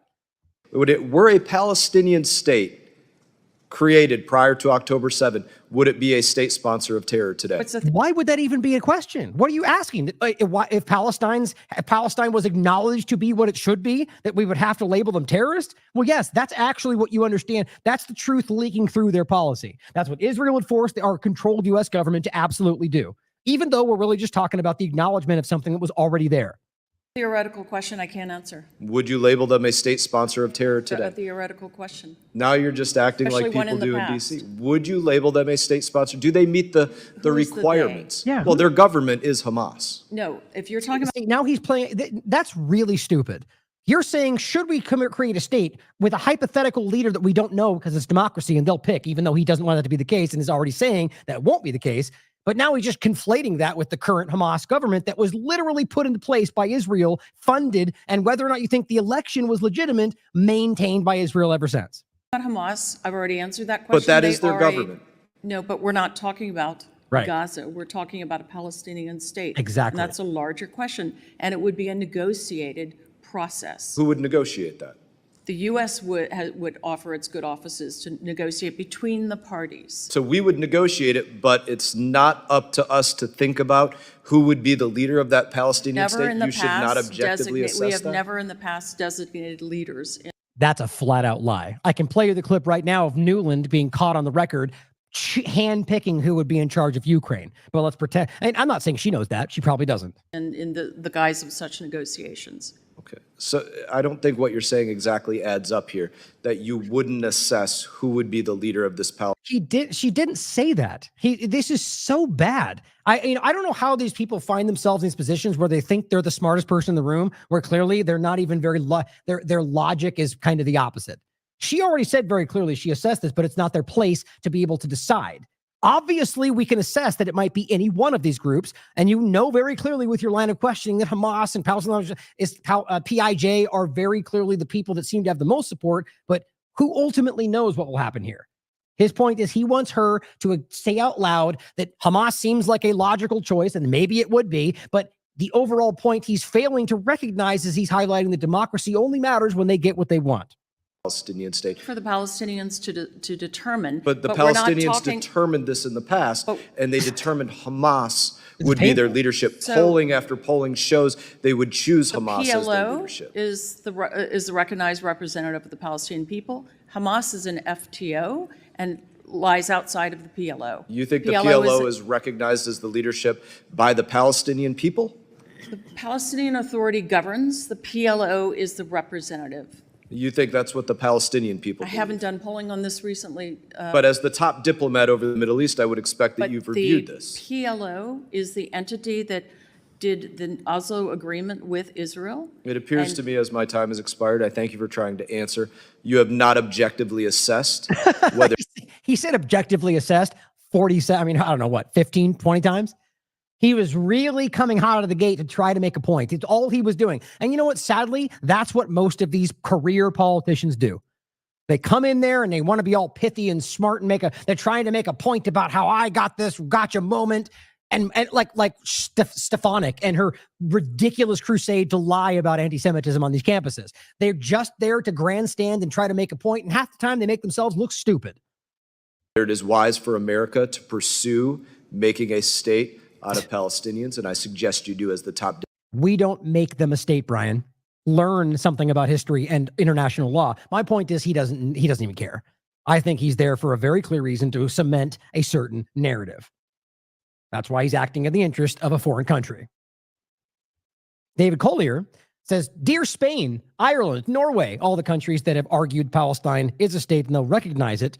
And that's why the International Court of Justice, remember, is dealing with them because they have already acknowledged them as a state. Why? Because it was and it's currently occupied. It's pretty easy to understand. He says, your government websites have not adjusted the figure for Palestinian refugees, removing all those that now live in their own state. Like he thinks he's making a smart point. Well, first of all, it hasn't happened yet, buddy. And the reality being that they acknowledge it exists doesn't change that you're still occupying it or that you still won't let that happen. They're acknowledging what should be the reality. Just because they say it should be does not mean they then remove Palestinians who are still in cells in your jails or locked in Gaza or elsewhere from the reality of refugee status. All they're trying to do is play on the ignorance of average people to act like, well, that's all that counts, right? They have their own place. No, the right of return is not just about having their own state. It's about getting back the territory that they were stolen from or was stolen from them. Now, of course, they could choose to forego that if they get their own state, but that would be up to them in the regard. Well, I think arguably it would come down to the agreement of the UN under the leadership of Palestine and whether or not the areas are within what they think is their right of return, and the ones that might not be would be agreed to forego. My point, though, is that they don't, as the states acknowledging that they exist, suddenly argue that they're no longer refugees. Again, the investigative journalist must know that. He's either this bad at his job or is absolutely lying for clear reasons. But he says, can you please do so as your numbers are wrong now? Oh, and can you please stop funding UNRWA? Oh, wait, so you are admitting it's about the right of return. You are admitting UNRWA's about the idea of keeping documents to know where what they should be able to go back from occupied territory. I got it. You realize they've lied about that every time it comes to pass. No, UNRWA's about UN terrorists working for Hamas. No, it's about understanding that you guys have continued to occupy them ever since, right? It's funny how this guy accidentally admits things all the time.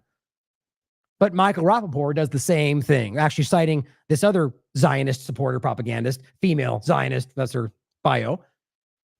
I doubt Michael Rapaport could even string this many words together, but here's what she says. He highlights the same game they're playing. He says, so you want to recognize the state of Palestine? By all means, go ahead. Just make sure to note that since Palestine is a state, no one living in it is or can be recognized by your country as a refugee from Palestine, that you are therefore defunding UNRWA. Oh, same point. You guys don't realize you're admitting things you keep lying about, that there is no such thing as the right of return. Oh, there it is again, into another sovereign state in which one, well, okay, that wouldn't necessarily be incorrect, but the point is that hasn't happened yet.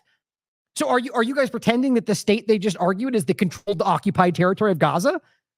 They're just playing on the ignorance of people and hoping they can get some kind of a gotcha moment. Overall, should there be an agreement with the international community and Israel and Palestine that they've agreed to borders, well, then you could just start discuss whether or not there are areas outside of that that would now be considered no longer part of Palestine. And then you would forego that right of return for those, assuming that they believe in the government that made that choice. Either way, the point is that that will be a legitimate path forward. They're just trying to pretend like because Norway said it is, suddenly that doesn't matter anymore. Unreal. She goes on to say, if you're not ready to do so as a package, then please don't pretend that the purpose of recognizing Palestine is to promote a two-state solution. Well, nobody even asked. How much you want to bet if you asked Norway, Spain, and Israel and Ireland that they would be like, well, yes, that's exactly what we're asking for. You're arguing with nobody and acting like you just won something.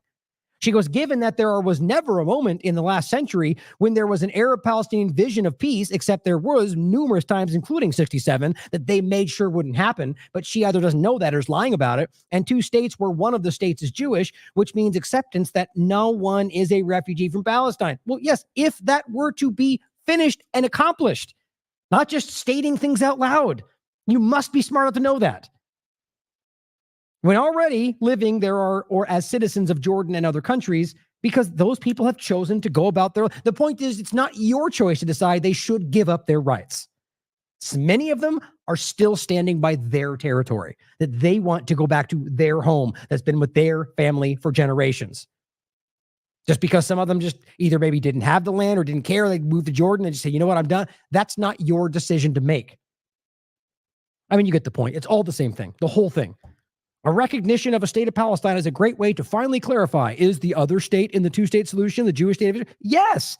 Nobody anywhere is arguing otherwise. Everybody in this conversation, other than Zionist maniacs, have made it clear since 67 forward, and I mean the predominant part of this conversation today, that there is a state of Israel. You call it the Jewish state alone if you want and keep maintaining your racist and bigotry, and the other one would be a state of Palestine that is respectively to their own self-determination.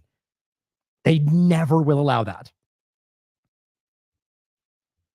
Now, we also talked about the idea of the binding international legal obligations of the ICJ. I think it's important to understand that they have continued to ignore this. Even the groups screaming about international law, like Blinken saying the difference between us and Hamas is that we respect international law. And then Blinken disregards international law. Not that that's even new. Look to every other field of war they've ever been involved in and ask yourself if they're actually abiding by international law. And just because the United States government never has, does not suddenly mean Israel can pretend that they're not responsible for what they're doing.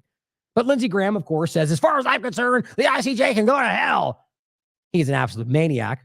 And here is a good picture for that. And what I think Solomon Ahmed points out. Ugh. These people are so... Anyway, for the podcast, you really got to look at that picture. But we said this earlier before in a previous show. He simply says they've already left the diplomatic vocabulary. Not even the biggest dictators in the world use that kind of vocabulary. They're just showing you what they really are.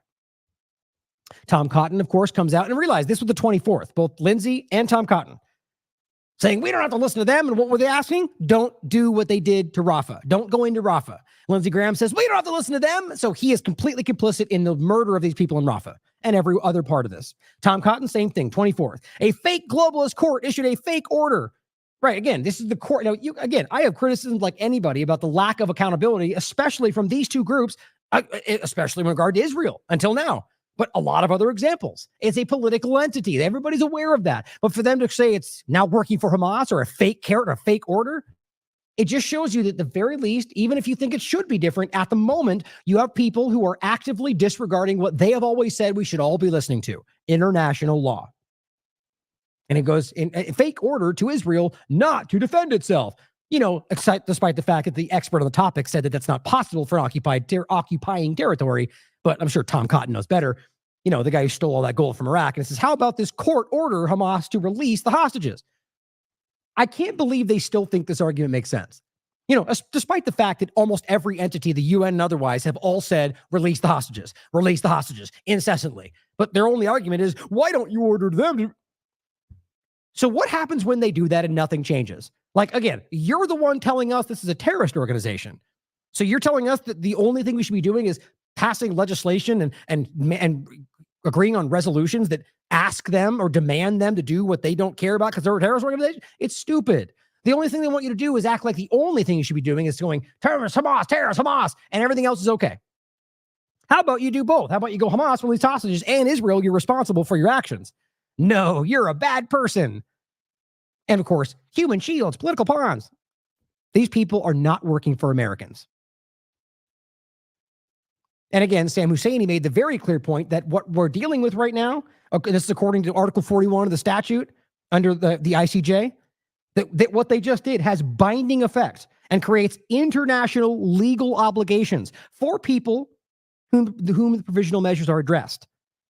So right now that's Palestine, and clearly Israel acting in Palestine. And then for the the Genocide Convention, it's every entity that is bound by it, that is required to act to stop this. None of them care, showing you what international law really means to those in power. Uh-oh, is it going to crash on me? No, almost. I think it might be happening. Now, here's David Collier again. Hamas has over 100 hostages, he says. Hamas is in Rafah. I'm sure he must know that somehow, even though nobody else has been able to prove that, despite the fact that not a single example of a Hamas member being killed anywhere so far has ever been shown. But yeah, he knows. And he says the ICJ is basically telling Israel it's not allowed to pursue Hamas to rescue the hostages. No, it's the same argument we just made a moment ago. What you're saying is the only two things are bomb everyone to death or do nothing. That's the game they're playing. Call for the hostages to be released. No, there's a lot of other things that could be going on here. How about the fact that you could go in on the ground in a surgical way and go after the people you claim are there while actively trying not to kill civilians? Nobody's doing that. In fact, what they do when they're on the ground is accidentally kill their own people, pretty much every time. Maybe not accidentally. Either way you look at it, this is not the only dynamic in play, but that's what they want you to think. They're hamstringing us because we can't just indiscriminately bomb everybody. And really, the top of that is if you're telling us there's 100 hostages in Rafah, why did you just bomb all of Rafah or indiscriminately bomb where you're claiming they're supposed to be held? Nobody with a brain can say that makes sense. And AIPAC said, Israel's a democracy with a robust and independent judiciary that's fighting a just war in a moral manner. Yeah, clearly acting for the international law or for the American country. This is a group acting of the interest of, this is why we talk about this should be, no matter how you spin this, AIPAC should be registered under FARA. It is a group acting solely in the interest of a foreign country. There's no way around it. The point, though, is about the ICJ. And what they're saying is because they have an independent judiciary, that this shouldn't make sense. And I made this point on a show recently. And I'll include the links I made here before. I think it's in this one. I talked about it. The illusion of the altruistic U.S. government has been dismantled by the ongoing Israeli genocide. This is an article from 2018 from one of Canada's top judges, saying without an independent judiciary, Israel's cherished democracy will be at risk. And of course, the thing she was pointing to later came to pass. So her argument was, if that happens, well, it wouldn't be independent. Well, too late. We're already there. Okay. And then here's even further. I showed you this before. It was February 13th, 2023.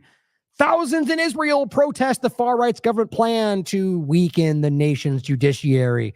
These were the judicial reforms they were protesting because what they do, they allowed people like Netanyahu to just disregard what the Supreme Court ruled because they didn't like it, ultimately saying that we're more in charge. That's not an independent judiciary. Very, very clear. My point is that if you're saying that's why they shouldn't be investigated, well, we can prove to you that even Israelis do not think that's the case. And actively, the current leadership is, as every way they can, undermining the controls so they can, and most importantly, so Netanyahu can avoid going to prison. But no matter how you spin this, it's not even remotely what they claim. So in every sense of every sense of what the ICJ should be legally allowed to do, this is exactly that. This is what they were made for. And on top of that, Jason just put up a good clip on our TLAV account today about that exact segment, about the independent judiciary and understanding that what they're doing is pretending that that's the case when you can prove it's not, but essentially making the argument for us that this is why it should be happening. And on top of that, we showed this recently. This is the green countries are those that support Palestinian statehood. And what he says is we're always told that the countries in gray are the international community. Well, it's kind of hard to see that. At this point, it's very clear the minority. So what it ends up being is the ones that see themselves as above the others. That's not the way we're supposed to see this. Overall, it's becoming clear that there's something very wrong in all of this. And the world is standing up. As Sarah Abdallah writes, this is South Africa rising for Palestine. Look at this massive march, guys. Look at that.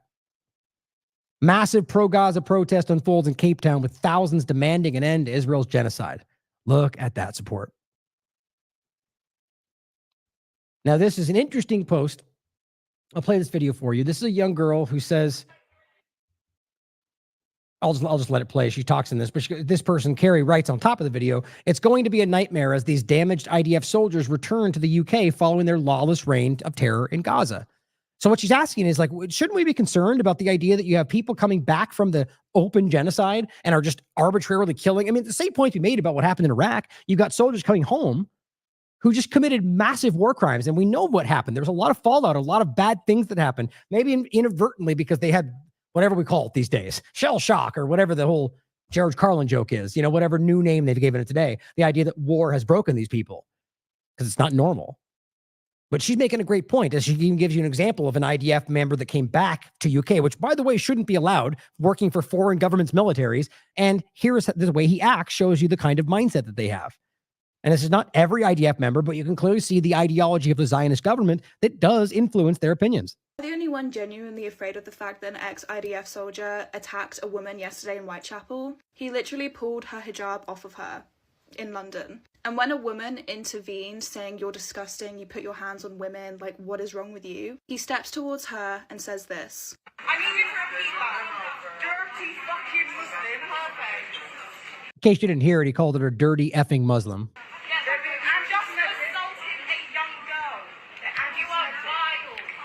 And then called her anti-Semitic for calling him out.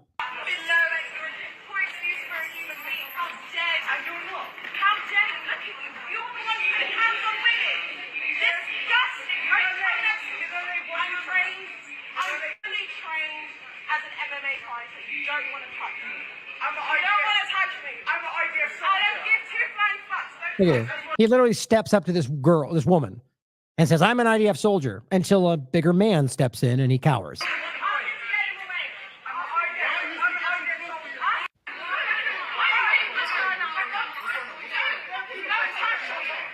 Do you see how as soon as a man steps in, he immediately cowers and hides? This is because occupation forces are not taught to attack men. They attack women and children, or they drop bombs on civilian populations. He was arrested for racial abuse, I believe. But this is why it's genuinely so scary, this concept that British people can serve in a foreign military and retain their British citizenship. Because you should not be allowed to go and commit war crimes to then walk the streets of the UK as if that's perfectly normal. And because Zionism is cemented in this like supremacist belief system that perceives Arab people and Muslim people as less human, that is why it's so fundamentally dangerous for them to come back to the UK, which is incredibly multicultural, and spew their racist shit. Which, by the way, they have a right to, if we're going to be objective and honest about it. He didn't commit a crime, as far as I can tell right there, whether in the UK or not. Just by yelling racist things does not mean you committed a crime. I know in the UK, they claim that's a crime, and seemingly it's coming to the United States. But yes, we should argue you're a disgusting person, and you need to be called out for it. And I understand the concern if we're talking about people murdering other children in genocide, or in Gaza, committing genocide, and then coming up. That I do consider a problem. But we nonetheless need to acknowledge, whatever her opinion or anybody else, that saying bad things to people is not a crime, guys. It's just not. These are free speech realities. But still, that's why free speech should exist, because we should collectively say, you don't deserve a place in our society. Go wherever you want. Just don't stay here. That's, I think, important to break down right there.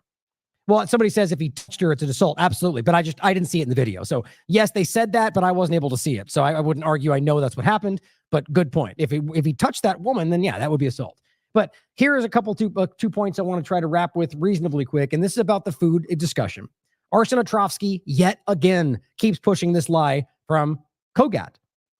And this is the new one. This is from the 22nd. And now they're saying 298 trucks. Let's remember, 500 or more was the low before October 7th. And that's where they were already food insecure. And they keep pointing at this and going, see, we're doing more than ever. I mean, they're just, why not just lie about the bigger number if they're lying anyway? Because they are. So my point is, he goes, repeat after me, not a famine. Do the math on this. I didn't do it. It was what, like 100 and something a week? If you break down this number, it breaks down to basically nothing. And then we can prove to you what they're lying about, because on their own breakdown from the UN, you can prove that they have almost brought it down to nothing. And nowhere over the entire span so far from the 7th have they even gotten close to going over an average of 500 a day. And that was, again, what it was before, including fuel. But in any case, the most they've gone over here is what, 216? That's less than half of what they were getting before. That's why they're starving. Whether or not you have some places with enough and some places, the point is people are starving to death. It's famine, not starvation. It's famine. Despite all of the lies they're screaming, their own numbers prove that. They updated this.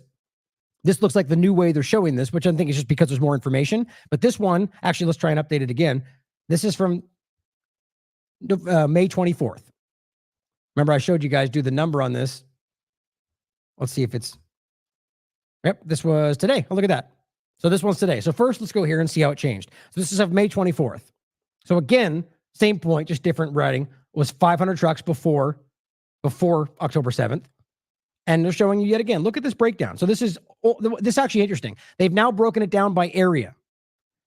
So you can see from October 7th all the way to November, they only allowed one location, which was Rafah. That was it. And it was only 218 for the whole month, or at least since October 7th, which is, I mean, think about that. If 500 a day, we're talking about 218 average, daily average.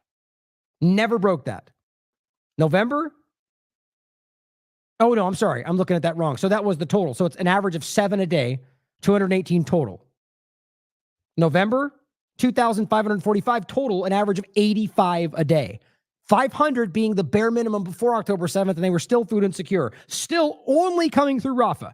Ask yourself why they were only allowing one crossing all the way until December, because they manufactured this very clearly. Then you jump up to opening barely Kareem Shalom, and still 105. They never, look at this, they broke these down even more. They don't even get over 200 until May. And realize that they're still only had 2 crossings open all the way until April. I mean, there's no way to misunderstand this. Now, Looks like there's 4 crossings that are somewhat open, but still, the point is they open more crossings, but they diminish the daily average. Now it's down to 57 a day. My point in all of this is if they're pretending that they put through 200 trucks, almost 300 on the 22nd, it's verifiably false for both examples. Even going back to the day before it, you can clearly see that they went down to nothing. And even if they did, it's still less than they could need to survive. Now, here's all the way up to the 27th. Look at that. Look at that number. Still 53 average a day. I mean, it pains me how obvious this is, and your representatives out there are still allowing this to happen.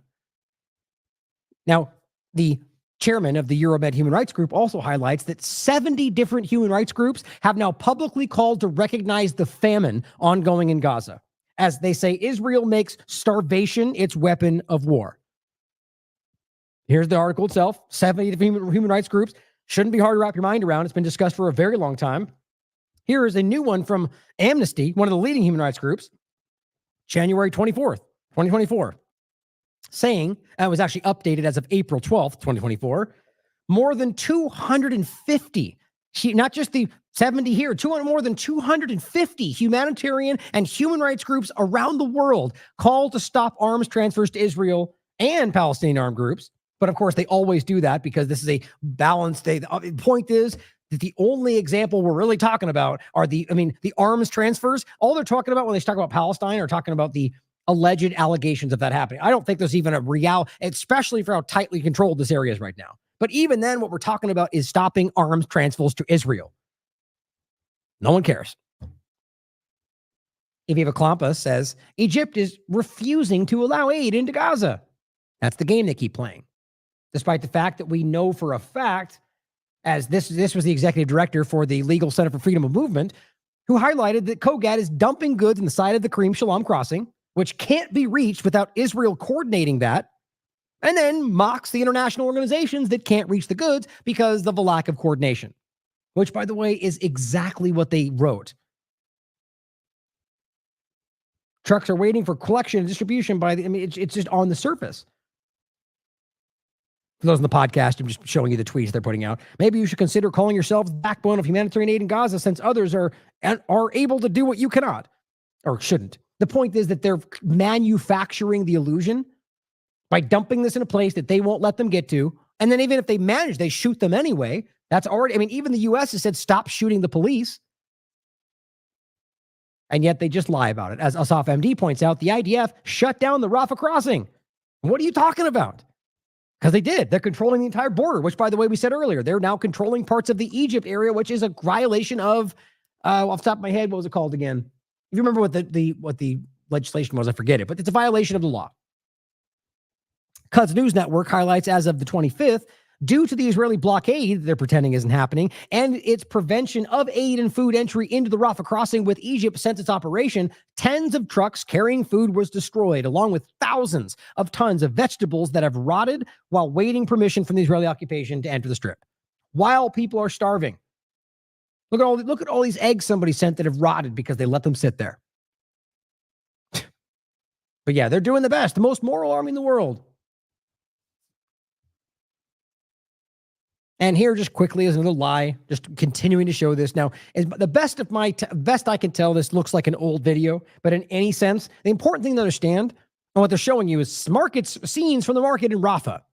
Well, there's 3 points to make here. First of all, Rafah is the location where they have been jamming everybody. So there's going to be a lot of people, and yes, there are still markets. I don't know why they argue because they have areas where people are selling the little they can, that somehow that's indicative of, like, the argument is they're not, so those children we saw burned alive didn't count?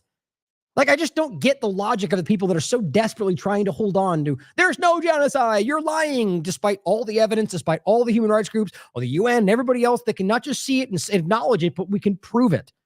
Where even their own representatives said, yes, this is what we're doing. Or former Holocaust survivors, or former IDF chiefs, or, it's just painful what people can ignore. But even then, it's important to understand that Kogat's already been caught lying in this exact way. One time you could prove that the banner that was behind them showed you that it was actually a video from months before this ever started. They know that. They're choosing to lie to you. But all they're trying to show you here is, look, here's a market, pretty scarce, by the way, but with people, lots of people. Therefore, look, no genocide. That's what they're trying to do. Same thing here. And same video. Here's what somebody commented, just their opinion. No, he's saying that's what it looks like right now. You could take it, you could decide for yourself. I can't verify that those images are right now or that's been, the point is this is in Rafah and we know this is what they've been doing. In any case, and then here's another one saying, look, this is what that area looks like right now. But again, it's hard to tell for sure who's lying and who's not. My point is, you can already tell. Oh yeah, sorry, one more point. This is the most apt point. Here they're going, look, here's the market day in the Warsaw Ghetto. Can't you tell there's no genocide happening? Like, it's the same game, guys. It's the same tactics even, which I think is more exact than we realize. It's obvious propaganda. My point, though, is from before, as I've shown you many times. It's important because it's one of the provable examples. There's been at least 5 or 6 of them that I've caught them lying about. But this is one of the most obvious. Here's this guy in Oren Barsky, just somebody lying about this, who said, look, there's no famine. Here's all the bread. It's in Nusrat, February 8th. And the point was, nope, that's a lie. The bakery in this video was destroyed in October. It's gone. It doesn't exist. And where did he get that from? Oh, that's right. He got it from Kogat. That's them sharing the lie. And of course, weirdly, they get a different message that doesn't really prove what they're lying about. It just says, out of context. You think that's by accident? Somebody clearly made sure that didn't show you what they're saying. Yeah, it's the same video, guys. See?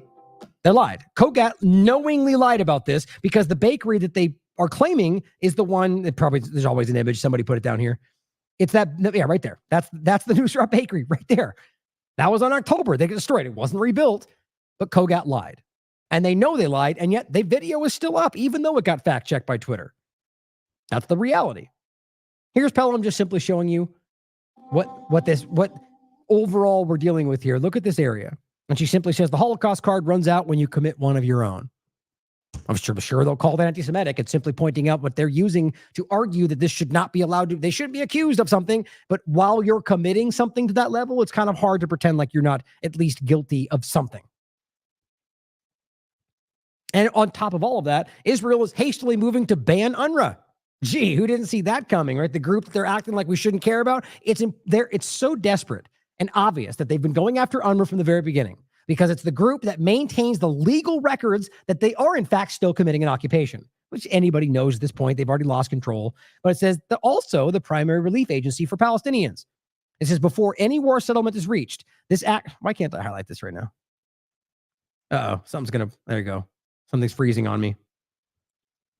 It says this action aims to deprive Gaza's population, over 70% of whom depend heavily on their aid, which they turn around and point to as, why is that possible? Well, the answer is the same. It's because you've never allowed them to go back to their own territory, many of which have nowhere else to go. It's not their fault that you did this to them. It's not their fault you don't like them to, that their families have held on to what they believe is theirs for 75 years. It's not their fault. It's still your fault for illegally occupying people. But now they're going to deem them a terrorist organization. That's what they're doing. They're arguing that this is a terrorist group. They approved a preliminary reading designating UNRWA as a terrorist organization. Well, that reminds me of a previous example we played in the beginning. Another group that they randomly decided was a terrorist organization only because they were highlighting that a child was raped. Because this is how the Israeli government operates. Don't forget the example. We have to condemn the atrocities that happen every day to Palestinians in the West Bank. You mentioned sexual violence. I was part of the human rights vetting process for arms going to Israel, and a charity called Defense of Children International Palestine drew our attention at the State Department to the sexual assault, actually the rape of a 13-year-old boy that occurred in an Israeli prison in the Mosque Bia in Jerusalem. We examined these allegations. We believe they were credible. We put them to the government of Israel. And you know what happened the next day? The IDF went into the DCIP offices and removed all their computers and declared them a terrorist entity. I think it is vital that atrocities not happen to anyone, not sexual violations, not any kind of gross violation of human rights. We are looking at a situation where there is so much dehumanification, where people are not seen. Yeah, that's exactly what. You called us on our crimes. You're a terrorist. Yeah, sounds exactly like what you see everywhere else, right? Oh, you're saying we're occupying, you're a terrorist. Or you're a racist. Same game. So here, to rapidly finish, is the point we were going to make before, which suppressed news highlights the Israeli army found the bodies of 4 prisoners in its search for others in Gaza, they claim. Now, one of them is the famous discussion of Shani Luke. He simply highlights that it says, confirmed, this IDF spokesman said the bodies of the abductees have been recovered. So his point is they're claiming that's confirmed. Together in a joint operation, the IDF forces and Shin Bet, the bodies of the abductees of the late Shani Luke and the other 3 were recovered from Gaza Strip to the territory of the state of Israel. Their memory be blessed. And he says, always remember, Netanyahu could have saved them. Their government could have saved them, but chose not to.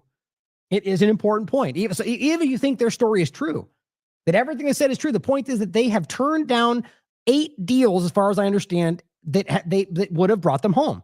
I think I have it in here somewhere. Towards the end. I think it's right here. Right there. I'll come back to it. Oh, it's 11 different deals. Many of which were very, very clear that fine, we'll give you everybody back if you just cease hostilities. Those were happening the first couple of weeks. They've now been proven. They chose not to because they don't want these people back. Now, more than that, there's something a bit more interesting about this story to me. Understanding the history of this, remembering that she was first seen on the back of that truck, then was claimed to have been raped and murdered and all this different without anybody knowing anything that actually happened, which right in the beginning should have made you skeptical. Clearly, it was what happened. What it looked like. Yes, you can obviously argue it seems likely something bad probably happened to her, but you don't know. So as a journalist, because many of them did jump right in and claim that, you wouldn't be claiming things without proving them. Not a real journalist. Now, the point is that she was then later proven to be, actually, let me see if I can grab that. Probably not. Yeah, look at that. How weird. This is from October 12th. Shani Luke is still alive, mother reveals. Now, in this breakdown, they confirm that she was alive and that she was taken to a hospital. Right? It says, on Tuesday, family announced they had proof that she was alive. Swiss German language news outlet Blick reported that her mother said she was in a hospital in Gaza. Now, I did the breakdown on this before, in a previous show. The hospital that she was confirmed to have taken to within the next 3 weeks was bombed and destroyed to the ground. Okay, so how likely do you think it is that she was killed in the hospital by IDF bombs? You can at least acknowledge that that's a possibility. Okay, that's where I left it, because that's all we have. You know, objectively going, well, that's the evidence. You guys can decide, as opposed to screeching about the side you think it should be. As two-party illusions will do, as the Israeli government will do, as the U.S. government will do. Okay, so we're left with that. Then the story comes back around, right? Where this one was October 31st. They confirmed that she was dead. Or actually, I think this one, okay, yeah, this was next. This was the one where they said that they found a piece of bone. Which, right there, say they found a bone fragment from her skull. But do you remember how that started? Mr. Ridiculous Herzog, the supposed president, comes out and says, we found her head. Her body was she was decapitated. That's what he said. It's very easy to look up. Then it came that, whoa, wait, no, we found a piece of the bone from her head, which was how we were able to confirm that she was no longer alive, because without that piece, she couldn't be alive. Then it became, no, we found a sliver, a fragment of bone. And this is not even the last one. It was a sliver from her own parents' acknowledgement, a sliver of bone that they did a DNA test on that proved it was her. So hold on. So you got a sliver of bone that clearly somebody could survive without, and you're claiming that Herzog was lying. Gasp. They were trying to use her memory for their own purposes. Now, as the squirrel points out, in October, the president of Israel, Herzog, said they recovered her body, but it was beheaded. The points I was just making. Yesterday, the Israeli government regime again said they recovered her body, yet the family saw it and said it's complete and beautiful. So he skipped the middle part, but this is the 18th, or no, the first part anyway. This is now the 18th of May. Her family said they found her body complete and intact. That was their quote, complete and beautiful, which, by the way, also suggests something very strange. He said again, this is the first article from the 30th, found beheaded after being taken to Gaza. That was the president of Israel. Okay, here is May 17th. It says the body that we have now is complete and beautiful and looks like she's alive actually. So now we're going to pretend that she was killed in October, but her body's completely, like, it looks like it's alive right now? So something's wrong here, clearly. So he says, here is the president, this is where he said this, who still is treated as a credible source of information, even though he's been caught lying about a fake book that they claim was some kind of chemical weapons instructions, but it was actually a cover from Amazon, that they found a Arabic version of Mein Kampf, or that they have 1, 2, 3 instructions on how to rape people. Like this, every one of these have been laughed at and debunked, saying that they found her beheaded. He lied. Also, a body does not remain perfect for 7 months. That's insane. So what happened here should be obvious to anyone who isn't a liar. The Israeli regime had her body all along. That's very interesting. Kept it on ice and then uncovered. That's his opinion, of course. Certainly sounds like a logical consideration. They recovered her body in October, lied about it being beheaded, and a skull fragment. Now, that lines up with what I think. Since we know the one thing we can prove is that she was revealed alive and she was in a hospital, which again challenges the lie about being all the things. Why would they take her to a hospital? And on top of that, we have many examples of them saying, don't touch the person. They're protected by us. Our religion says you're not allowed to touch. Many times. They could be lying, of course, but the evidence piles up before you can start leaning into what you think versus what we can prove. Overall, if they did then find her after the hospital was bombed in this month, which makes sense since they bombed it, they went in, they took her body. Now, maybe she wasn't killed. Maybe I don't know. A lot of this stuff doesn't seem like it adds up. But in any case, what we know for sure is they lied about what happened from the beginning to this very moment. He says these Zionists are he pointed out a bunch of different examples of the lies. In any case, I think that's the relevant point. You read the thread for yourself. But look at what happened in this. They're saying the bodies were found under an UNRWA school building. Right? This is right after we talked about the idea. Not only did they just bomb UNRWA and Rafah under that same conversation, they said this was in Rafah. Right before this all happened. Oh, look, we found all their bodies. But the point here, and look, my point is you can scroll down and find out all these people were sharing the same claim. Ollie London, the ridiculous propagandist, he's got like 45 facelifts. I don't know what his story is, but the point is that they're lying incessantly about the same things. And what's interesting is they say, look, it's an UNRWA building. In fact, what it says, if you actually read, is the reconstruction of this shelter was made possible by UNRWA.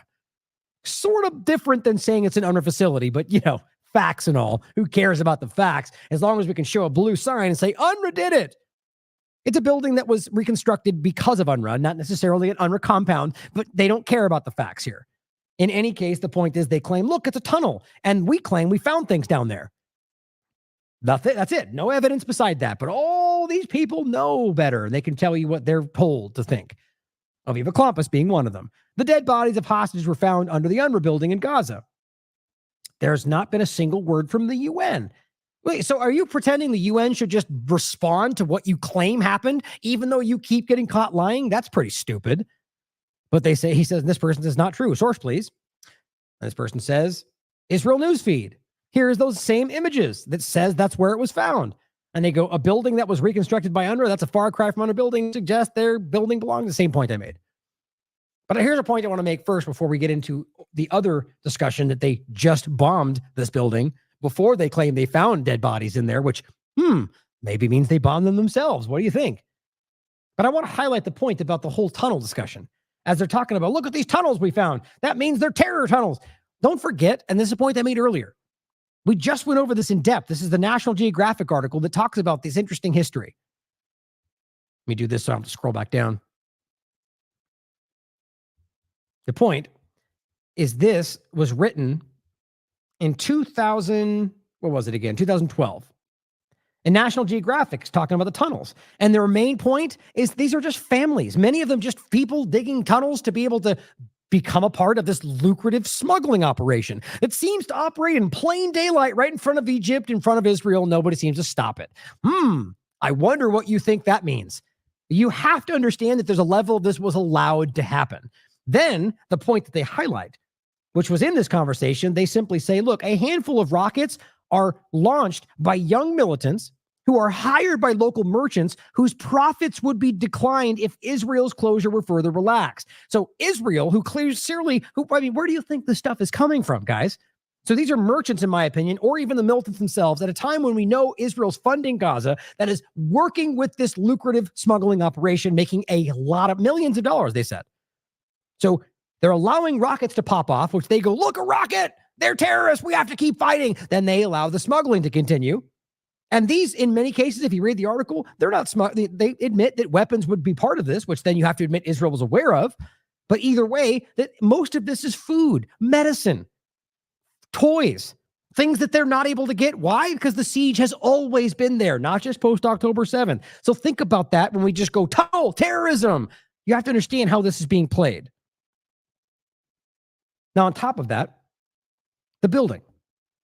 General Strike, Terrence Daniels makes a good point and says, well, maybe you should stop blowing up under buildings then. All the hostages in Gaza were killed in indiscriminate bombing. Those pictures of cities flattened. Those are actually pictures of dead hostages. Now, that's his opinion, but I agree. And I think the point here is that, yes, you can acknowledge, as we just covered, that on May 22nd, the IDF strikes a Hamas UNRWA school. Now, this is Twitter's reporting, but here's Times of Israel. Airstrike targeted what they claim were Hamas members at an UNRWA school. And then we're supposed to swing back around a few days later and go, look, they killed May 23rd. Look, they found bodies in the building that we just bombed. Isn't it not at least possible that yes, guys, obviously. And then we should stand even further back and recognize what the United Nations has said about what they have been bombing. No, there's a lot of good information in this post, by the way. This is just a general post, May 22nd, from like all the different things they've been bombing around the UN.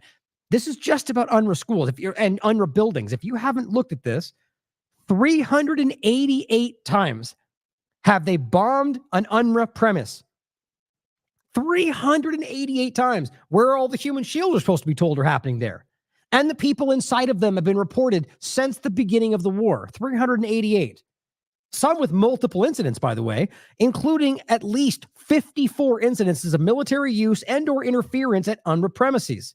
174 different UNRWA installations have been impacted. UNRWA estimates that in total, at least 450 internally displaced people sheltering in their shelters have been killed. 450 random people that have just been sheltering there. Many of them children and women, most of them, in fact. And it says at least a further 1,472 injured since the start of the October 7th war forward. UNRWA is still verifying the number of casualties caused by these incidents. Some of them have been completely destroyed that have impacted installations, and notes that these figures do not include some reported casualties where the number of injuries could be more determined. The point is, obviously, these could have civilians in them. Obviously, these could have hostages in them. I genuinely believe that either the squirrel is right, that this was manufactured to dump this on them and act like this was, they had recovered the body all the time ago and they kept it okay and they turned it back out. Or however you explain why, who knows, maybe the parents are lying about the way she looks. However you explain that statement, you can clearly see that the bombing of the buildings they just said they bombed right before they claim they found them in that building should be a little bit of a clue that maybe they killed them themselves. Maybe they meant to. And here's an example on video on May 24th even. In Rafah, of all places, Israeli soldiers record themselves. He posted this on the 24th. By the way, so this was from before the 24th. We very well could be watching the example of the school that killed these hostages, where they blow up a school in the city. And they all laugh about it. Posted on their TikTok, right? Totally not a war crime.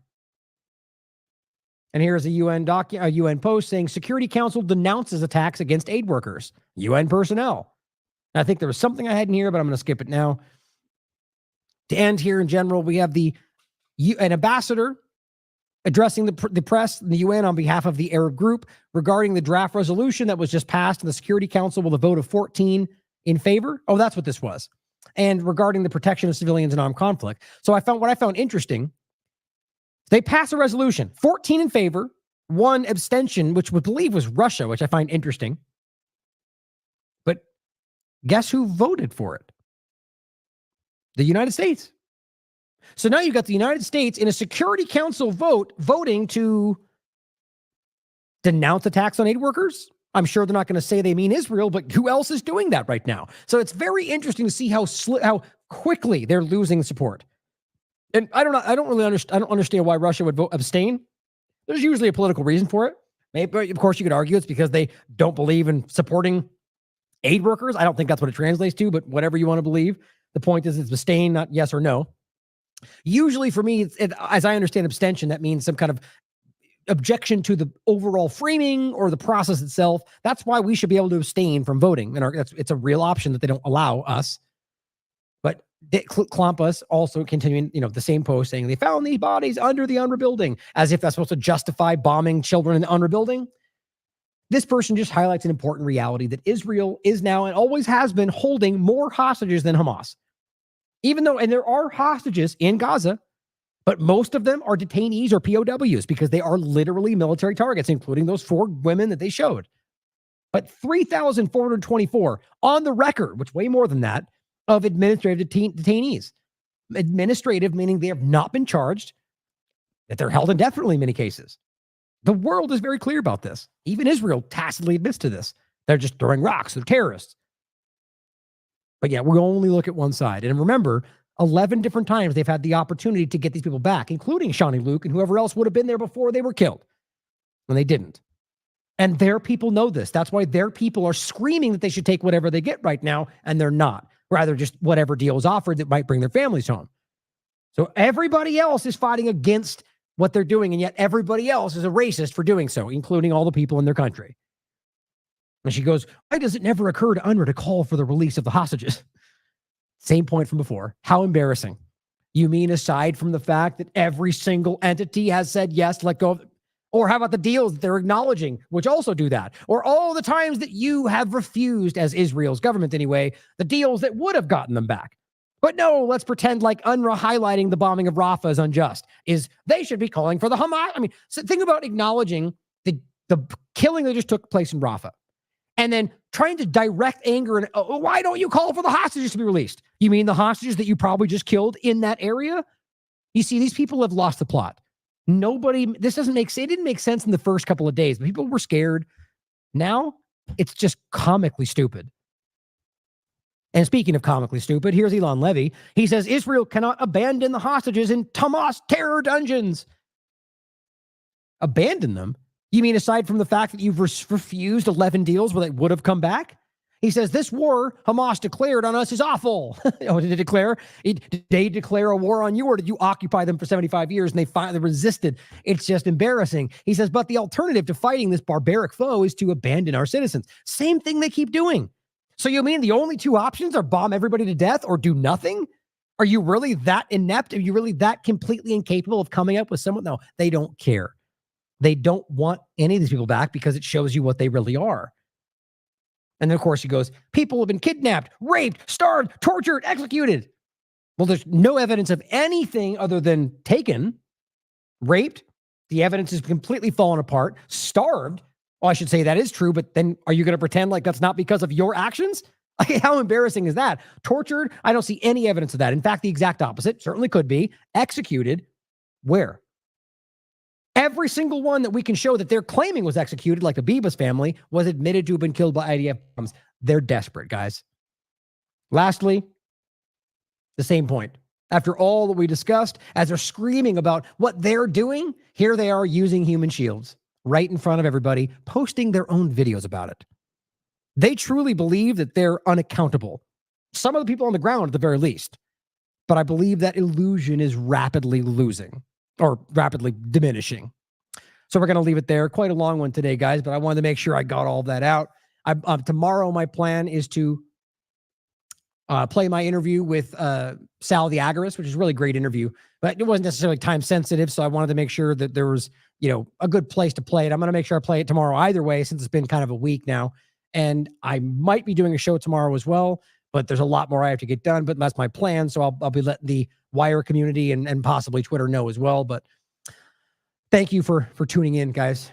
I think it's just important that we stay the course, no matter the site, all the attacks, the suppression, the censorship, because this is just important. And I think we all know that. We all feel that.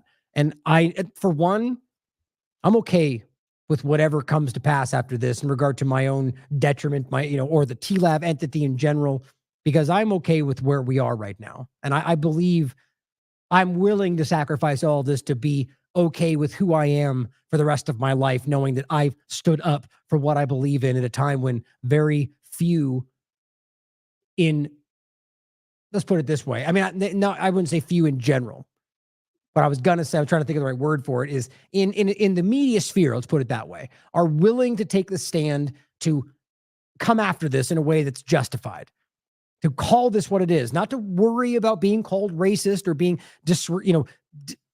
regarded as something that you're not, but having the courage to fight it from day one. I mean, there's people that are slowly coming around to this, guys. As you know, with this platform, whether it was COVID or anything else, I'll do what I think is right at the time when it's the most difficult, which is what I believe people respect about this platform. My point, though, is that I'm right with God in the context of where we are on this, that I'm okay with losing everything if it means standing up for what I believe in. But I hope we don't do that. I hope that we're able to fight, and I hope there is some justice in the world where we'll be able to maintain, especially because we were right about what's going on, what we've built here. We definitely need your support. I know you guys know that. I hate having to bring it up. The reality is that if you haven't seen the beginning of the show, the idea that Stripe has now told us we're no longer allowed to use their payment server because they claim we're crowdfunding, even though that's not what we're doing. And they added that in April last month when they haven't updated this in years. Seems a little targeted to me, but I get the same sense this is going to start to happen to more and more people using the platform just to stop us from being able to use them to fund what we're doing. And as you guys have seen, and many times I've tried other examples, other avenues, it seems impossible. So yet again, we fall back to what we always knew would be the base here, the donation-based system.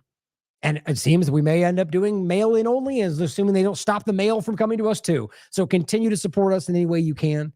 Please, in the chat, if you could dump in the links to what people can support us with. It's down below every video we have. And now the Give, Send, Go, even, whether they seem to be blocking recurring donations. I really don't know, guys, but mail us something. If you want to just give us words of encouragement, it definitely need it today. So thank you for being here. Thank you for supporting this platform or anybody else you believe is fighting for the truth. I love you all. As always, question everything. Come to your own conclusions. Stay vigilant.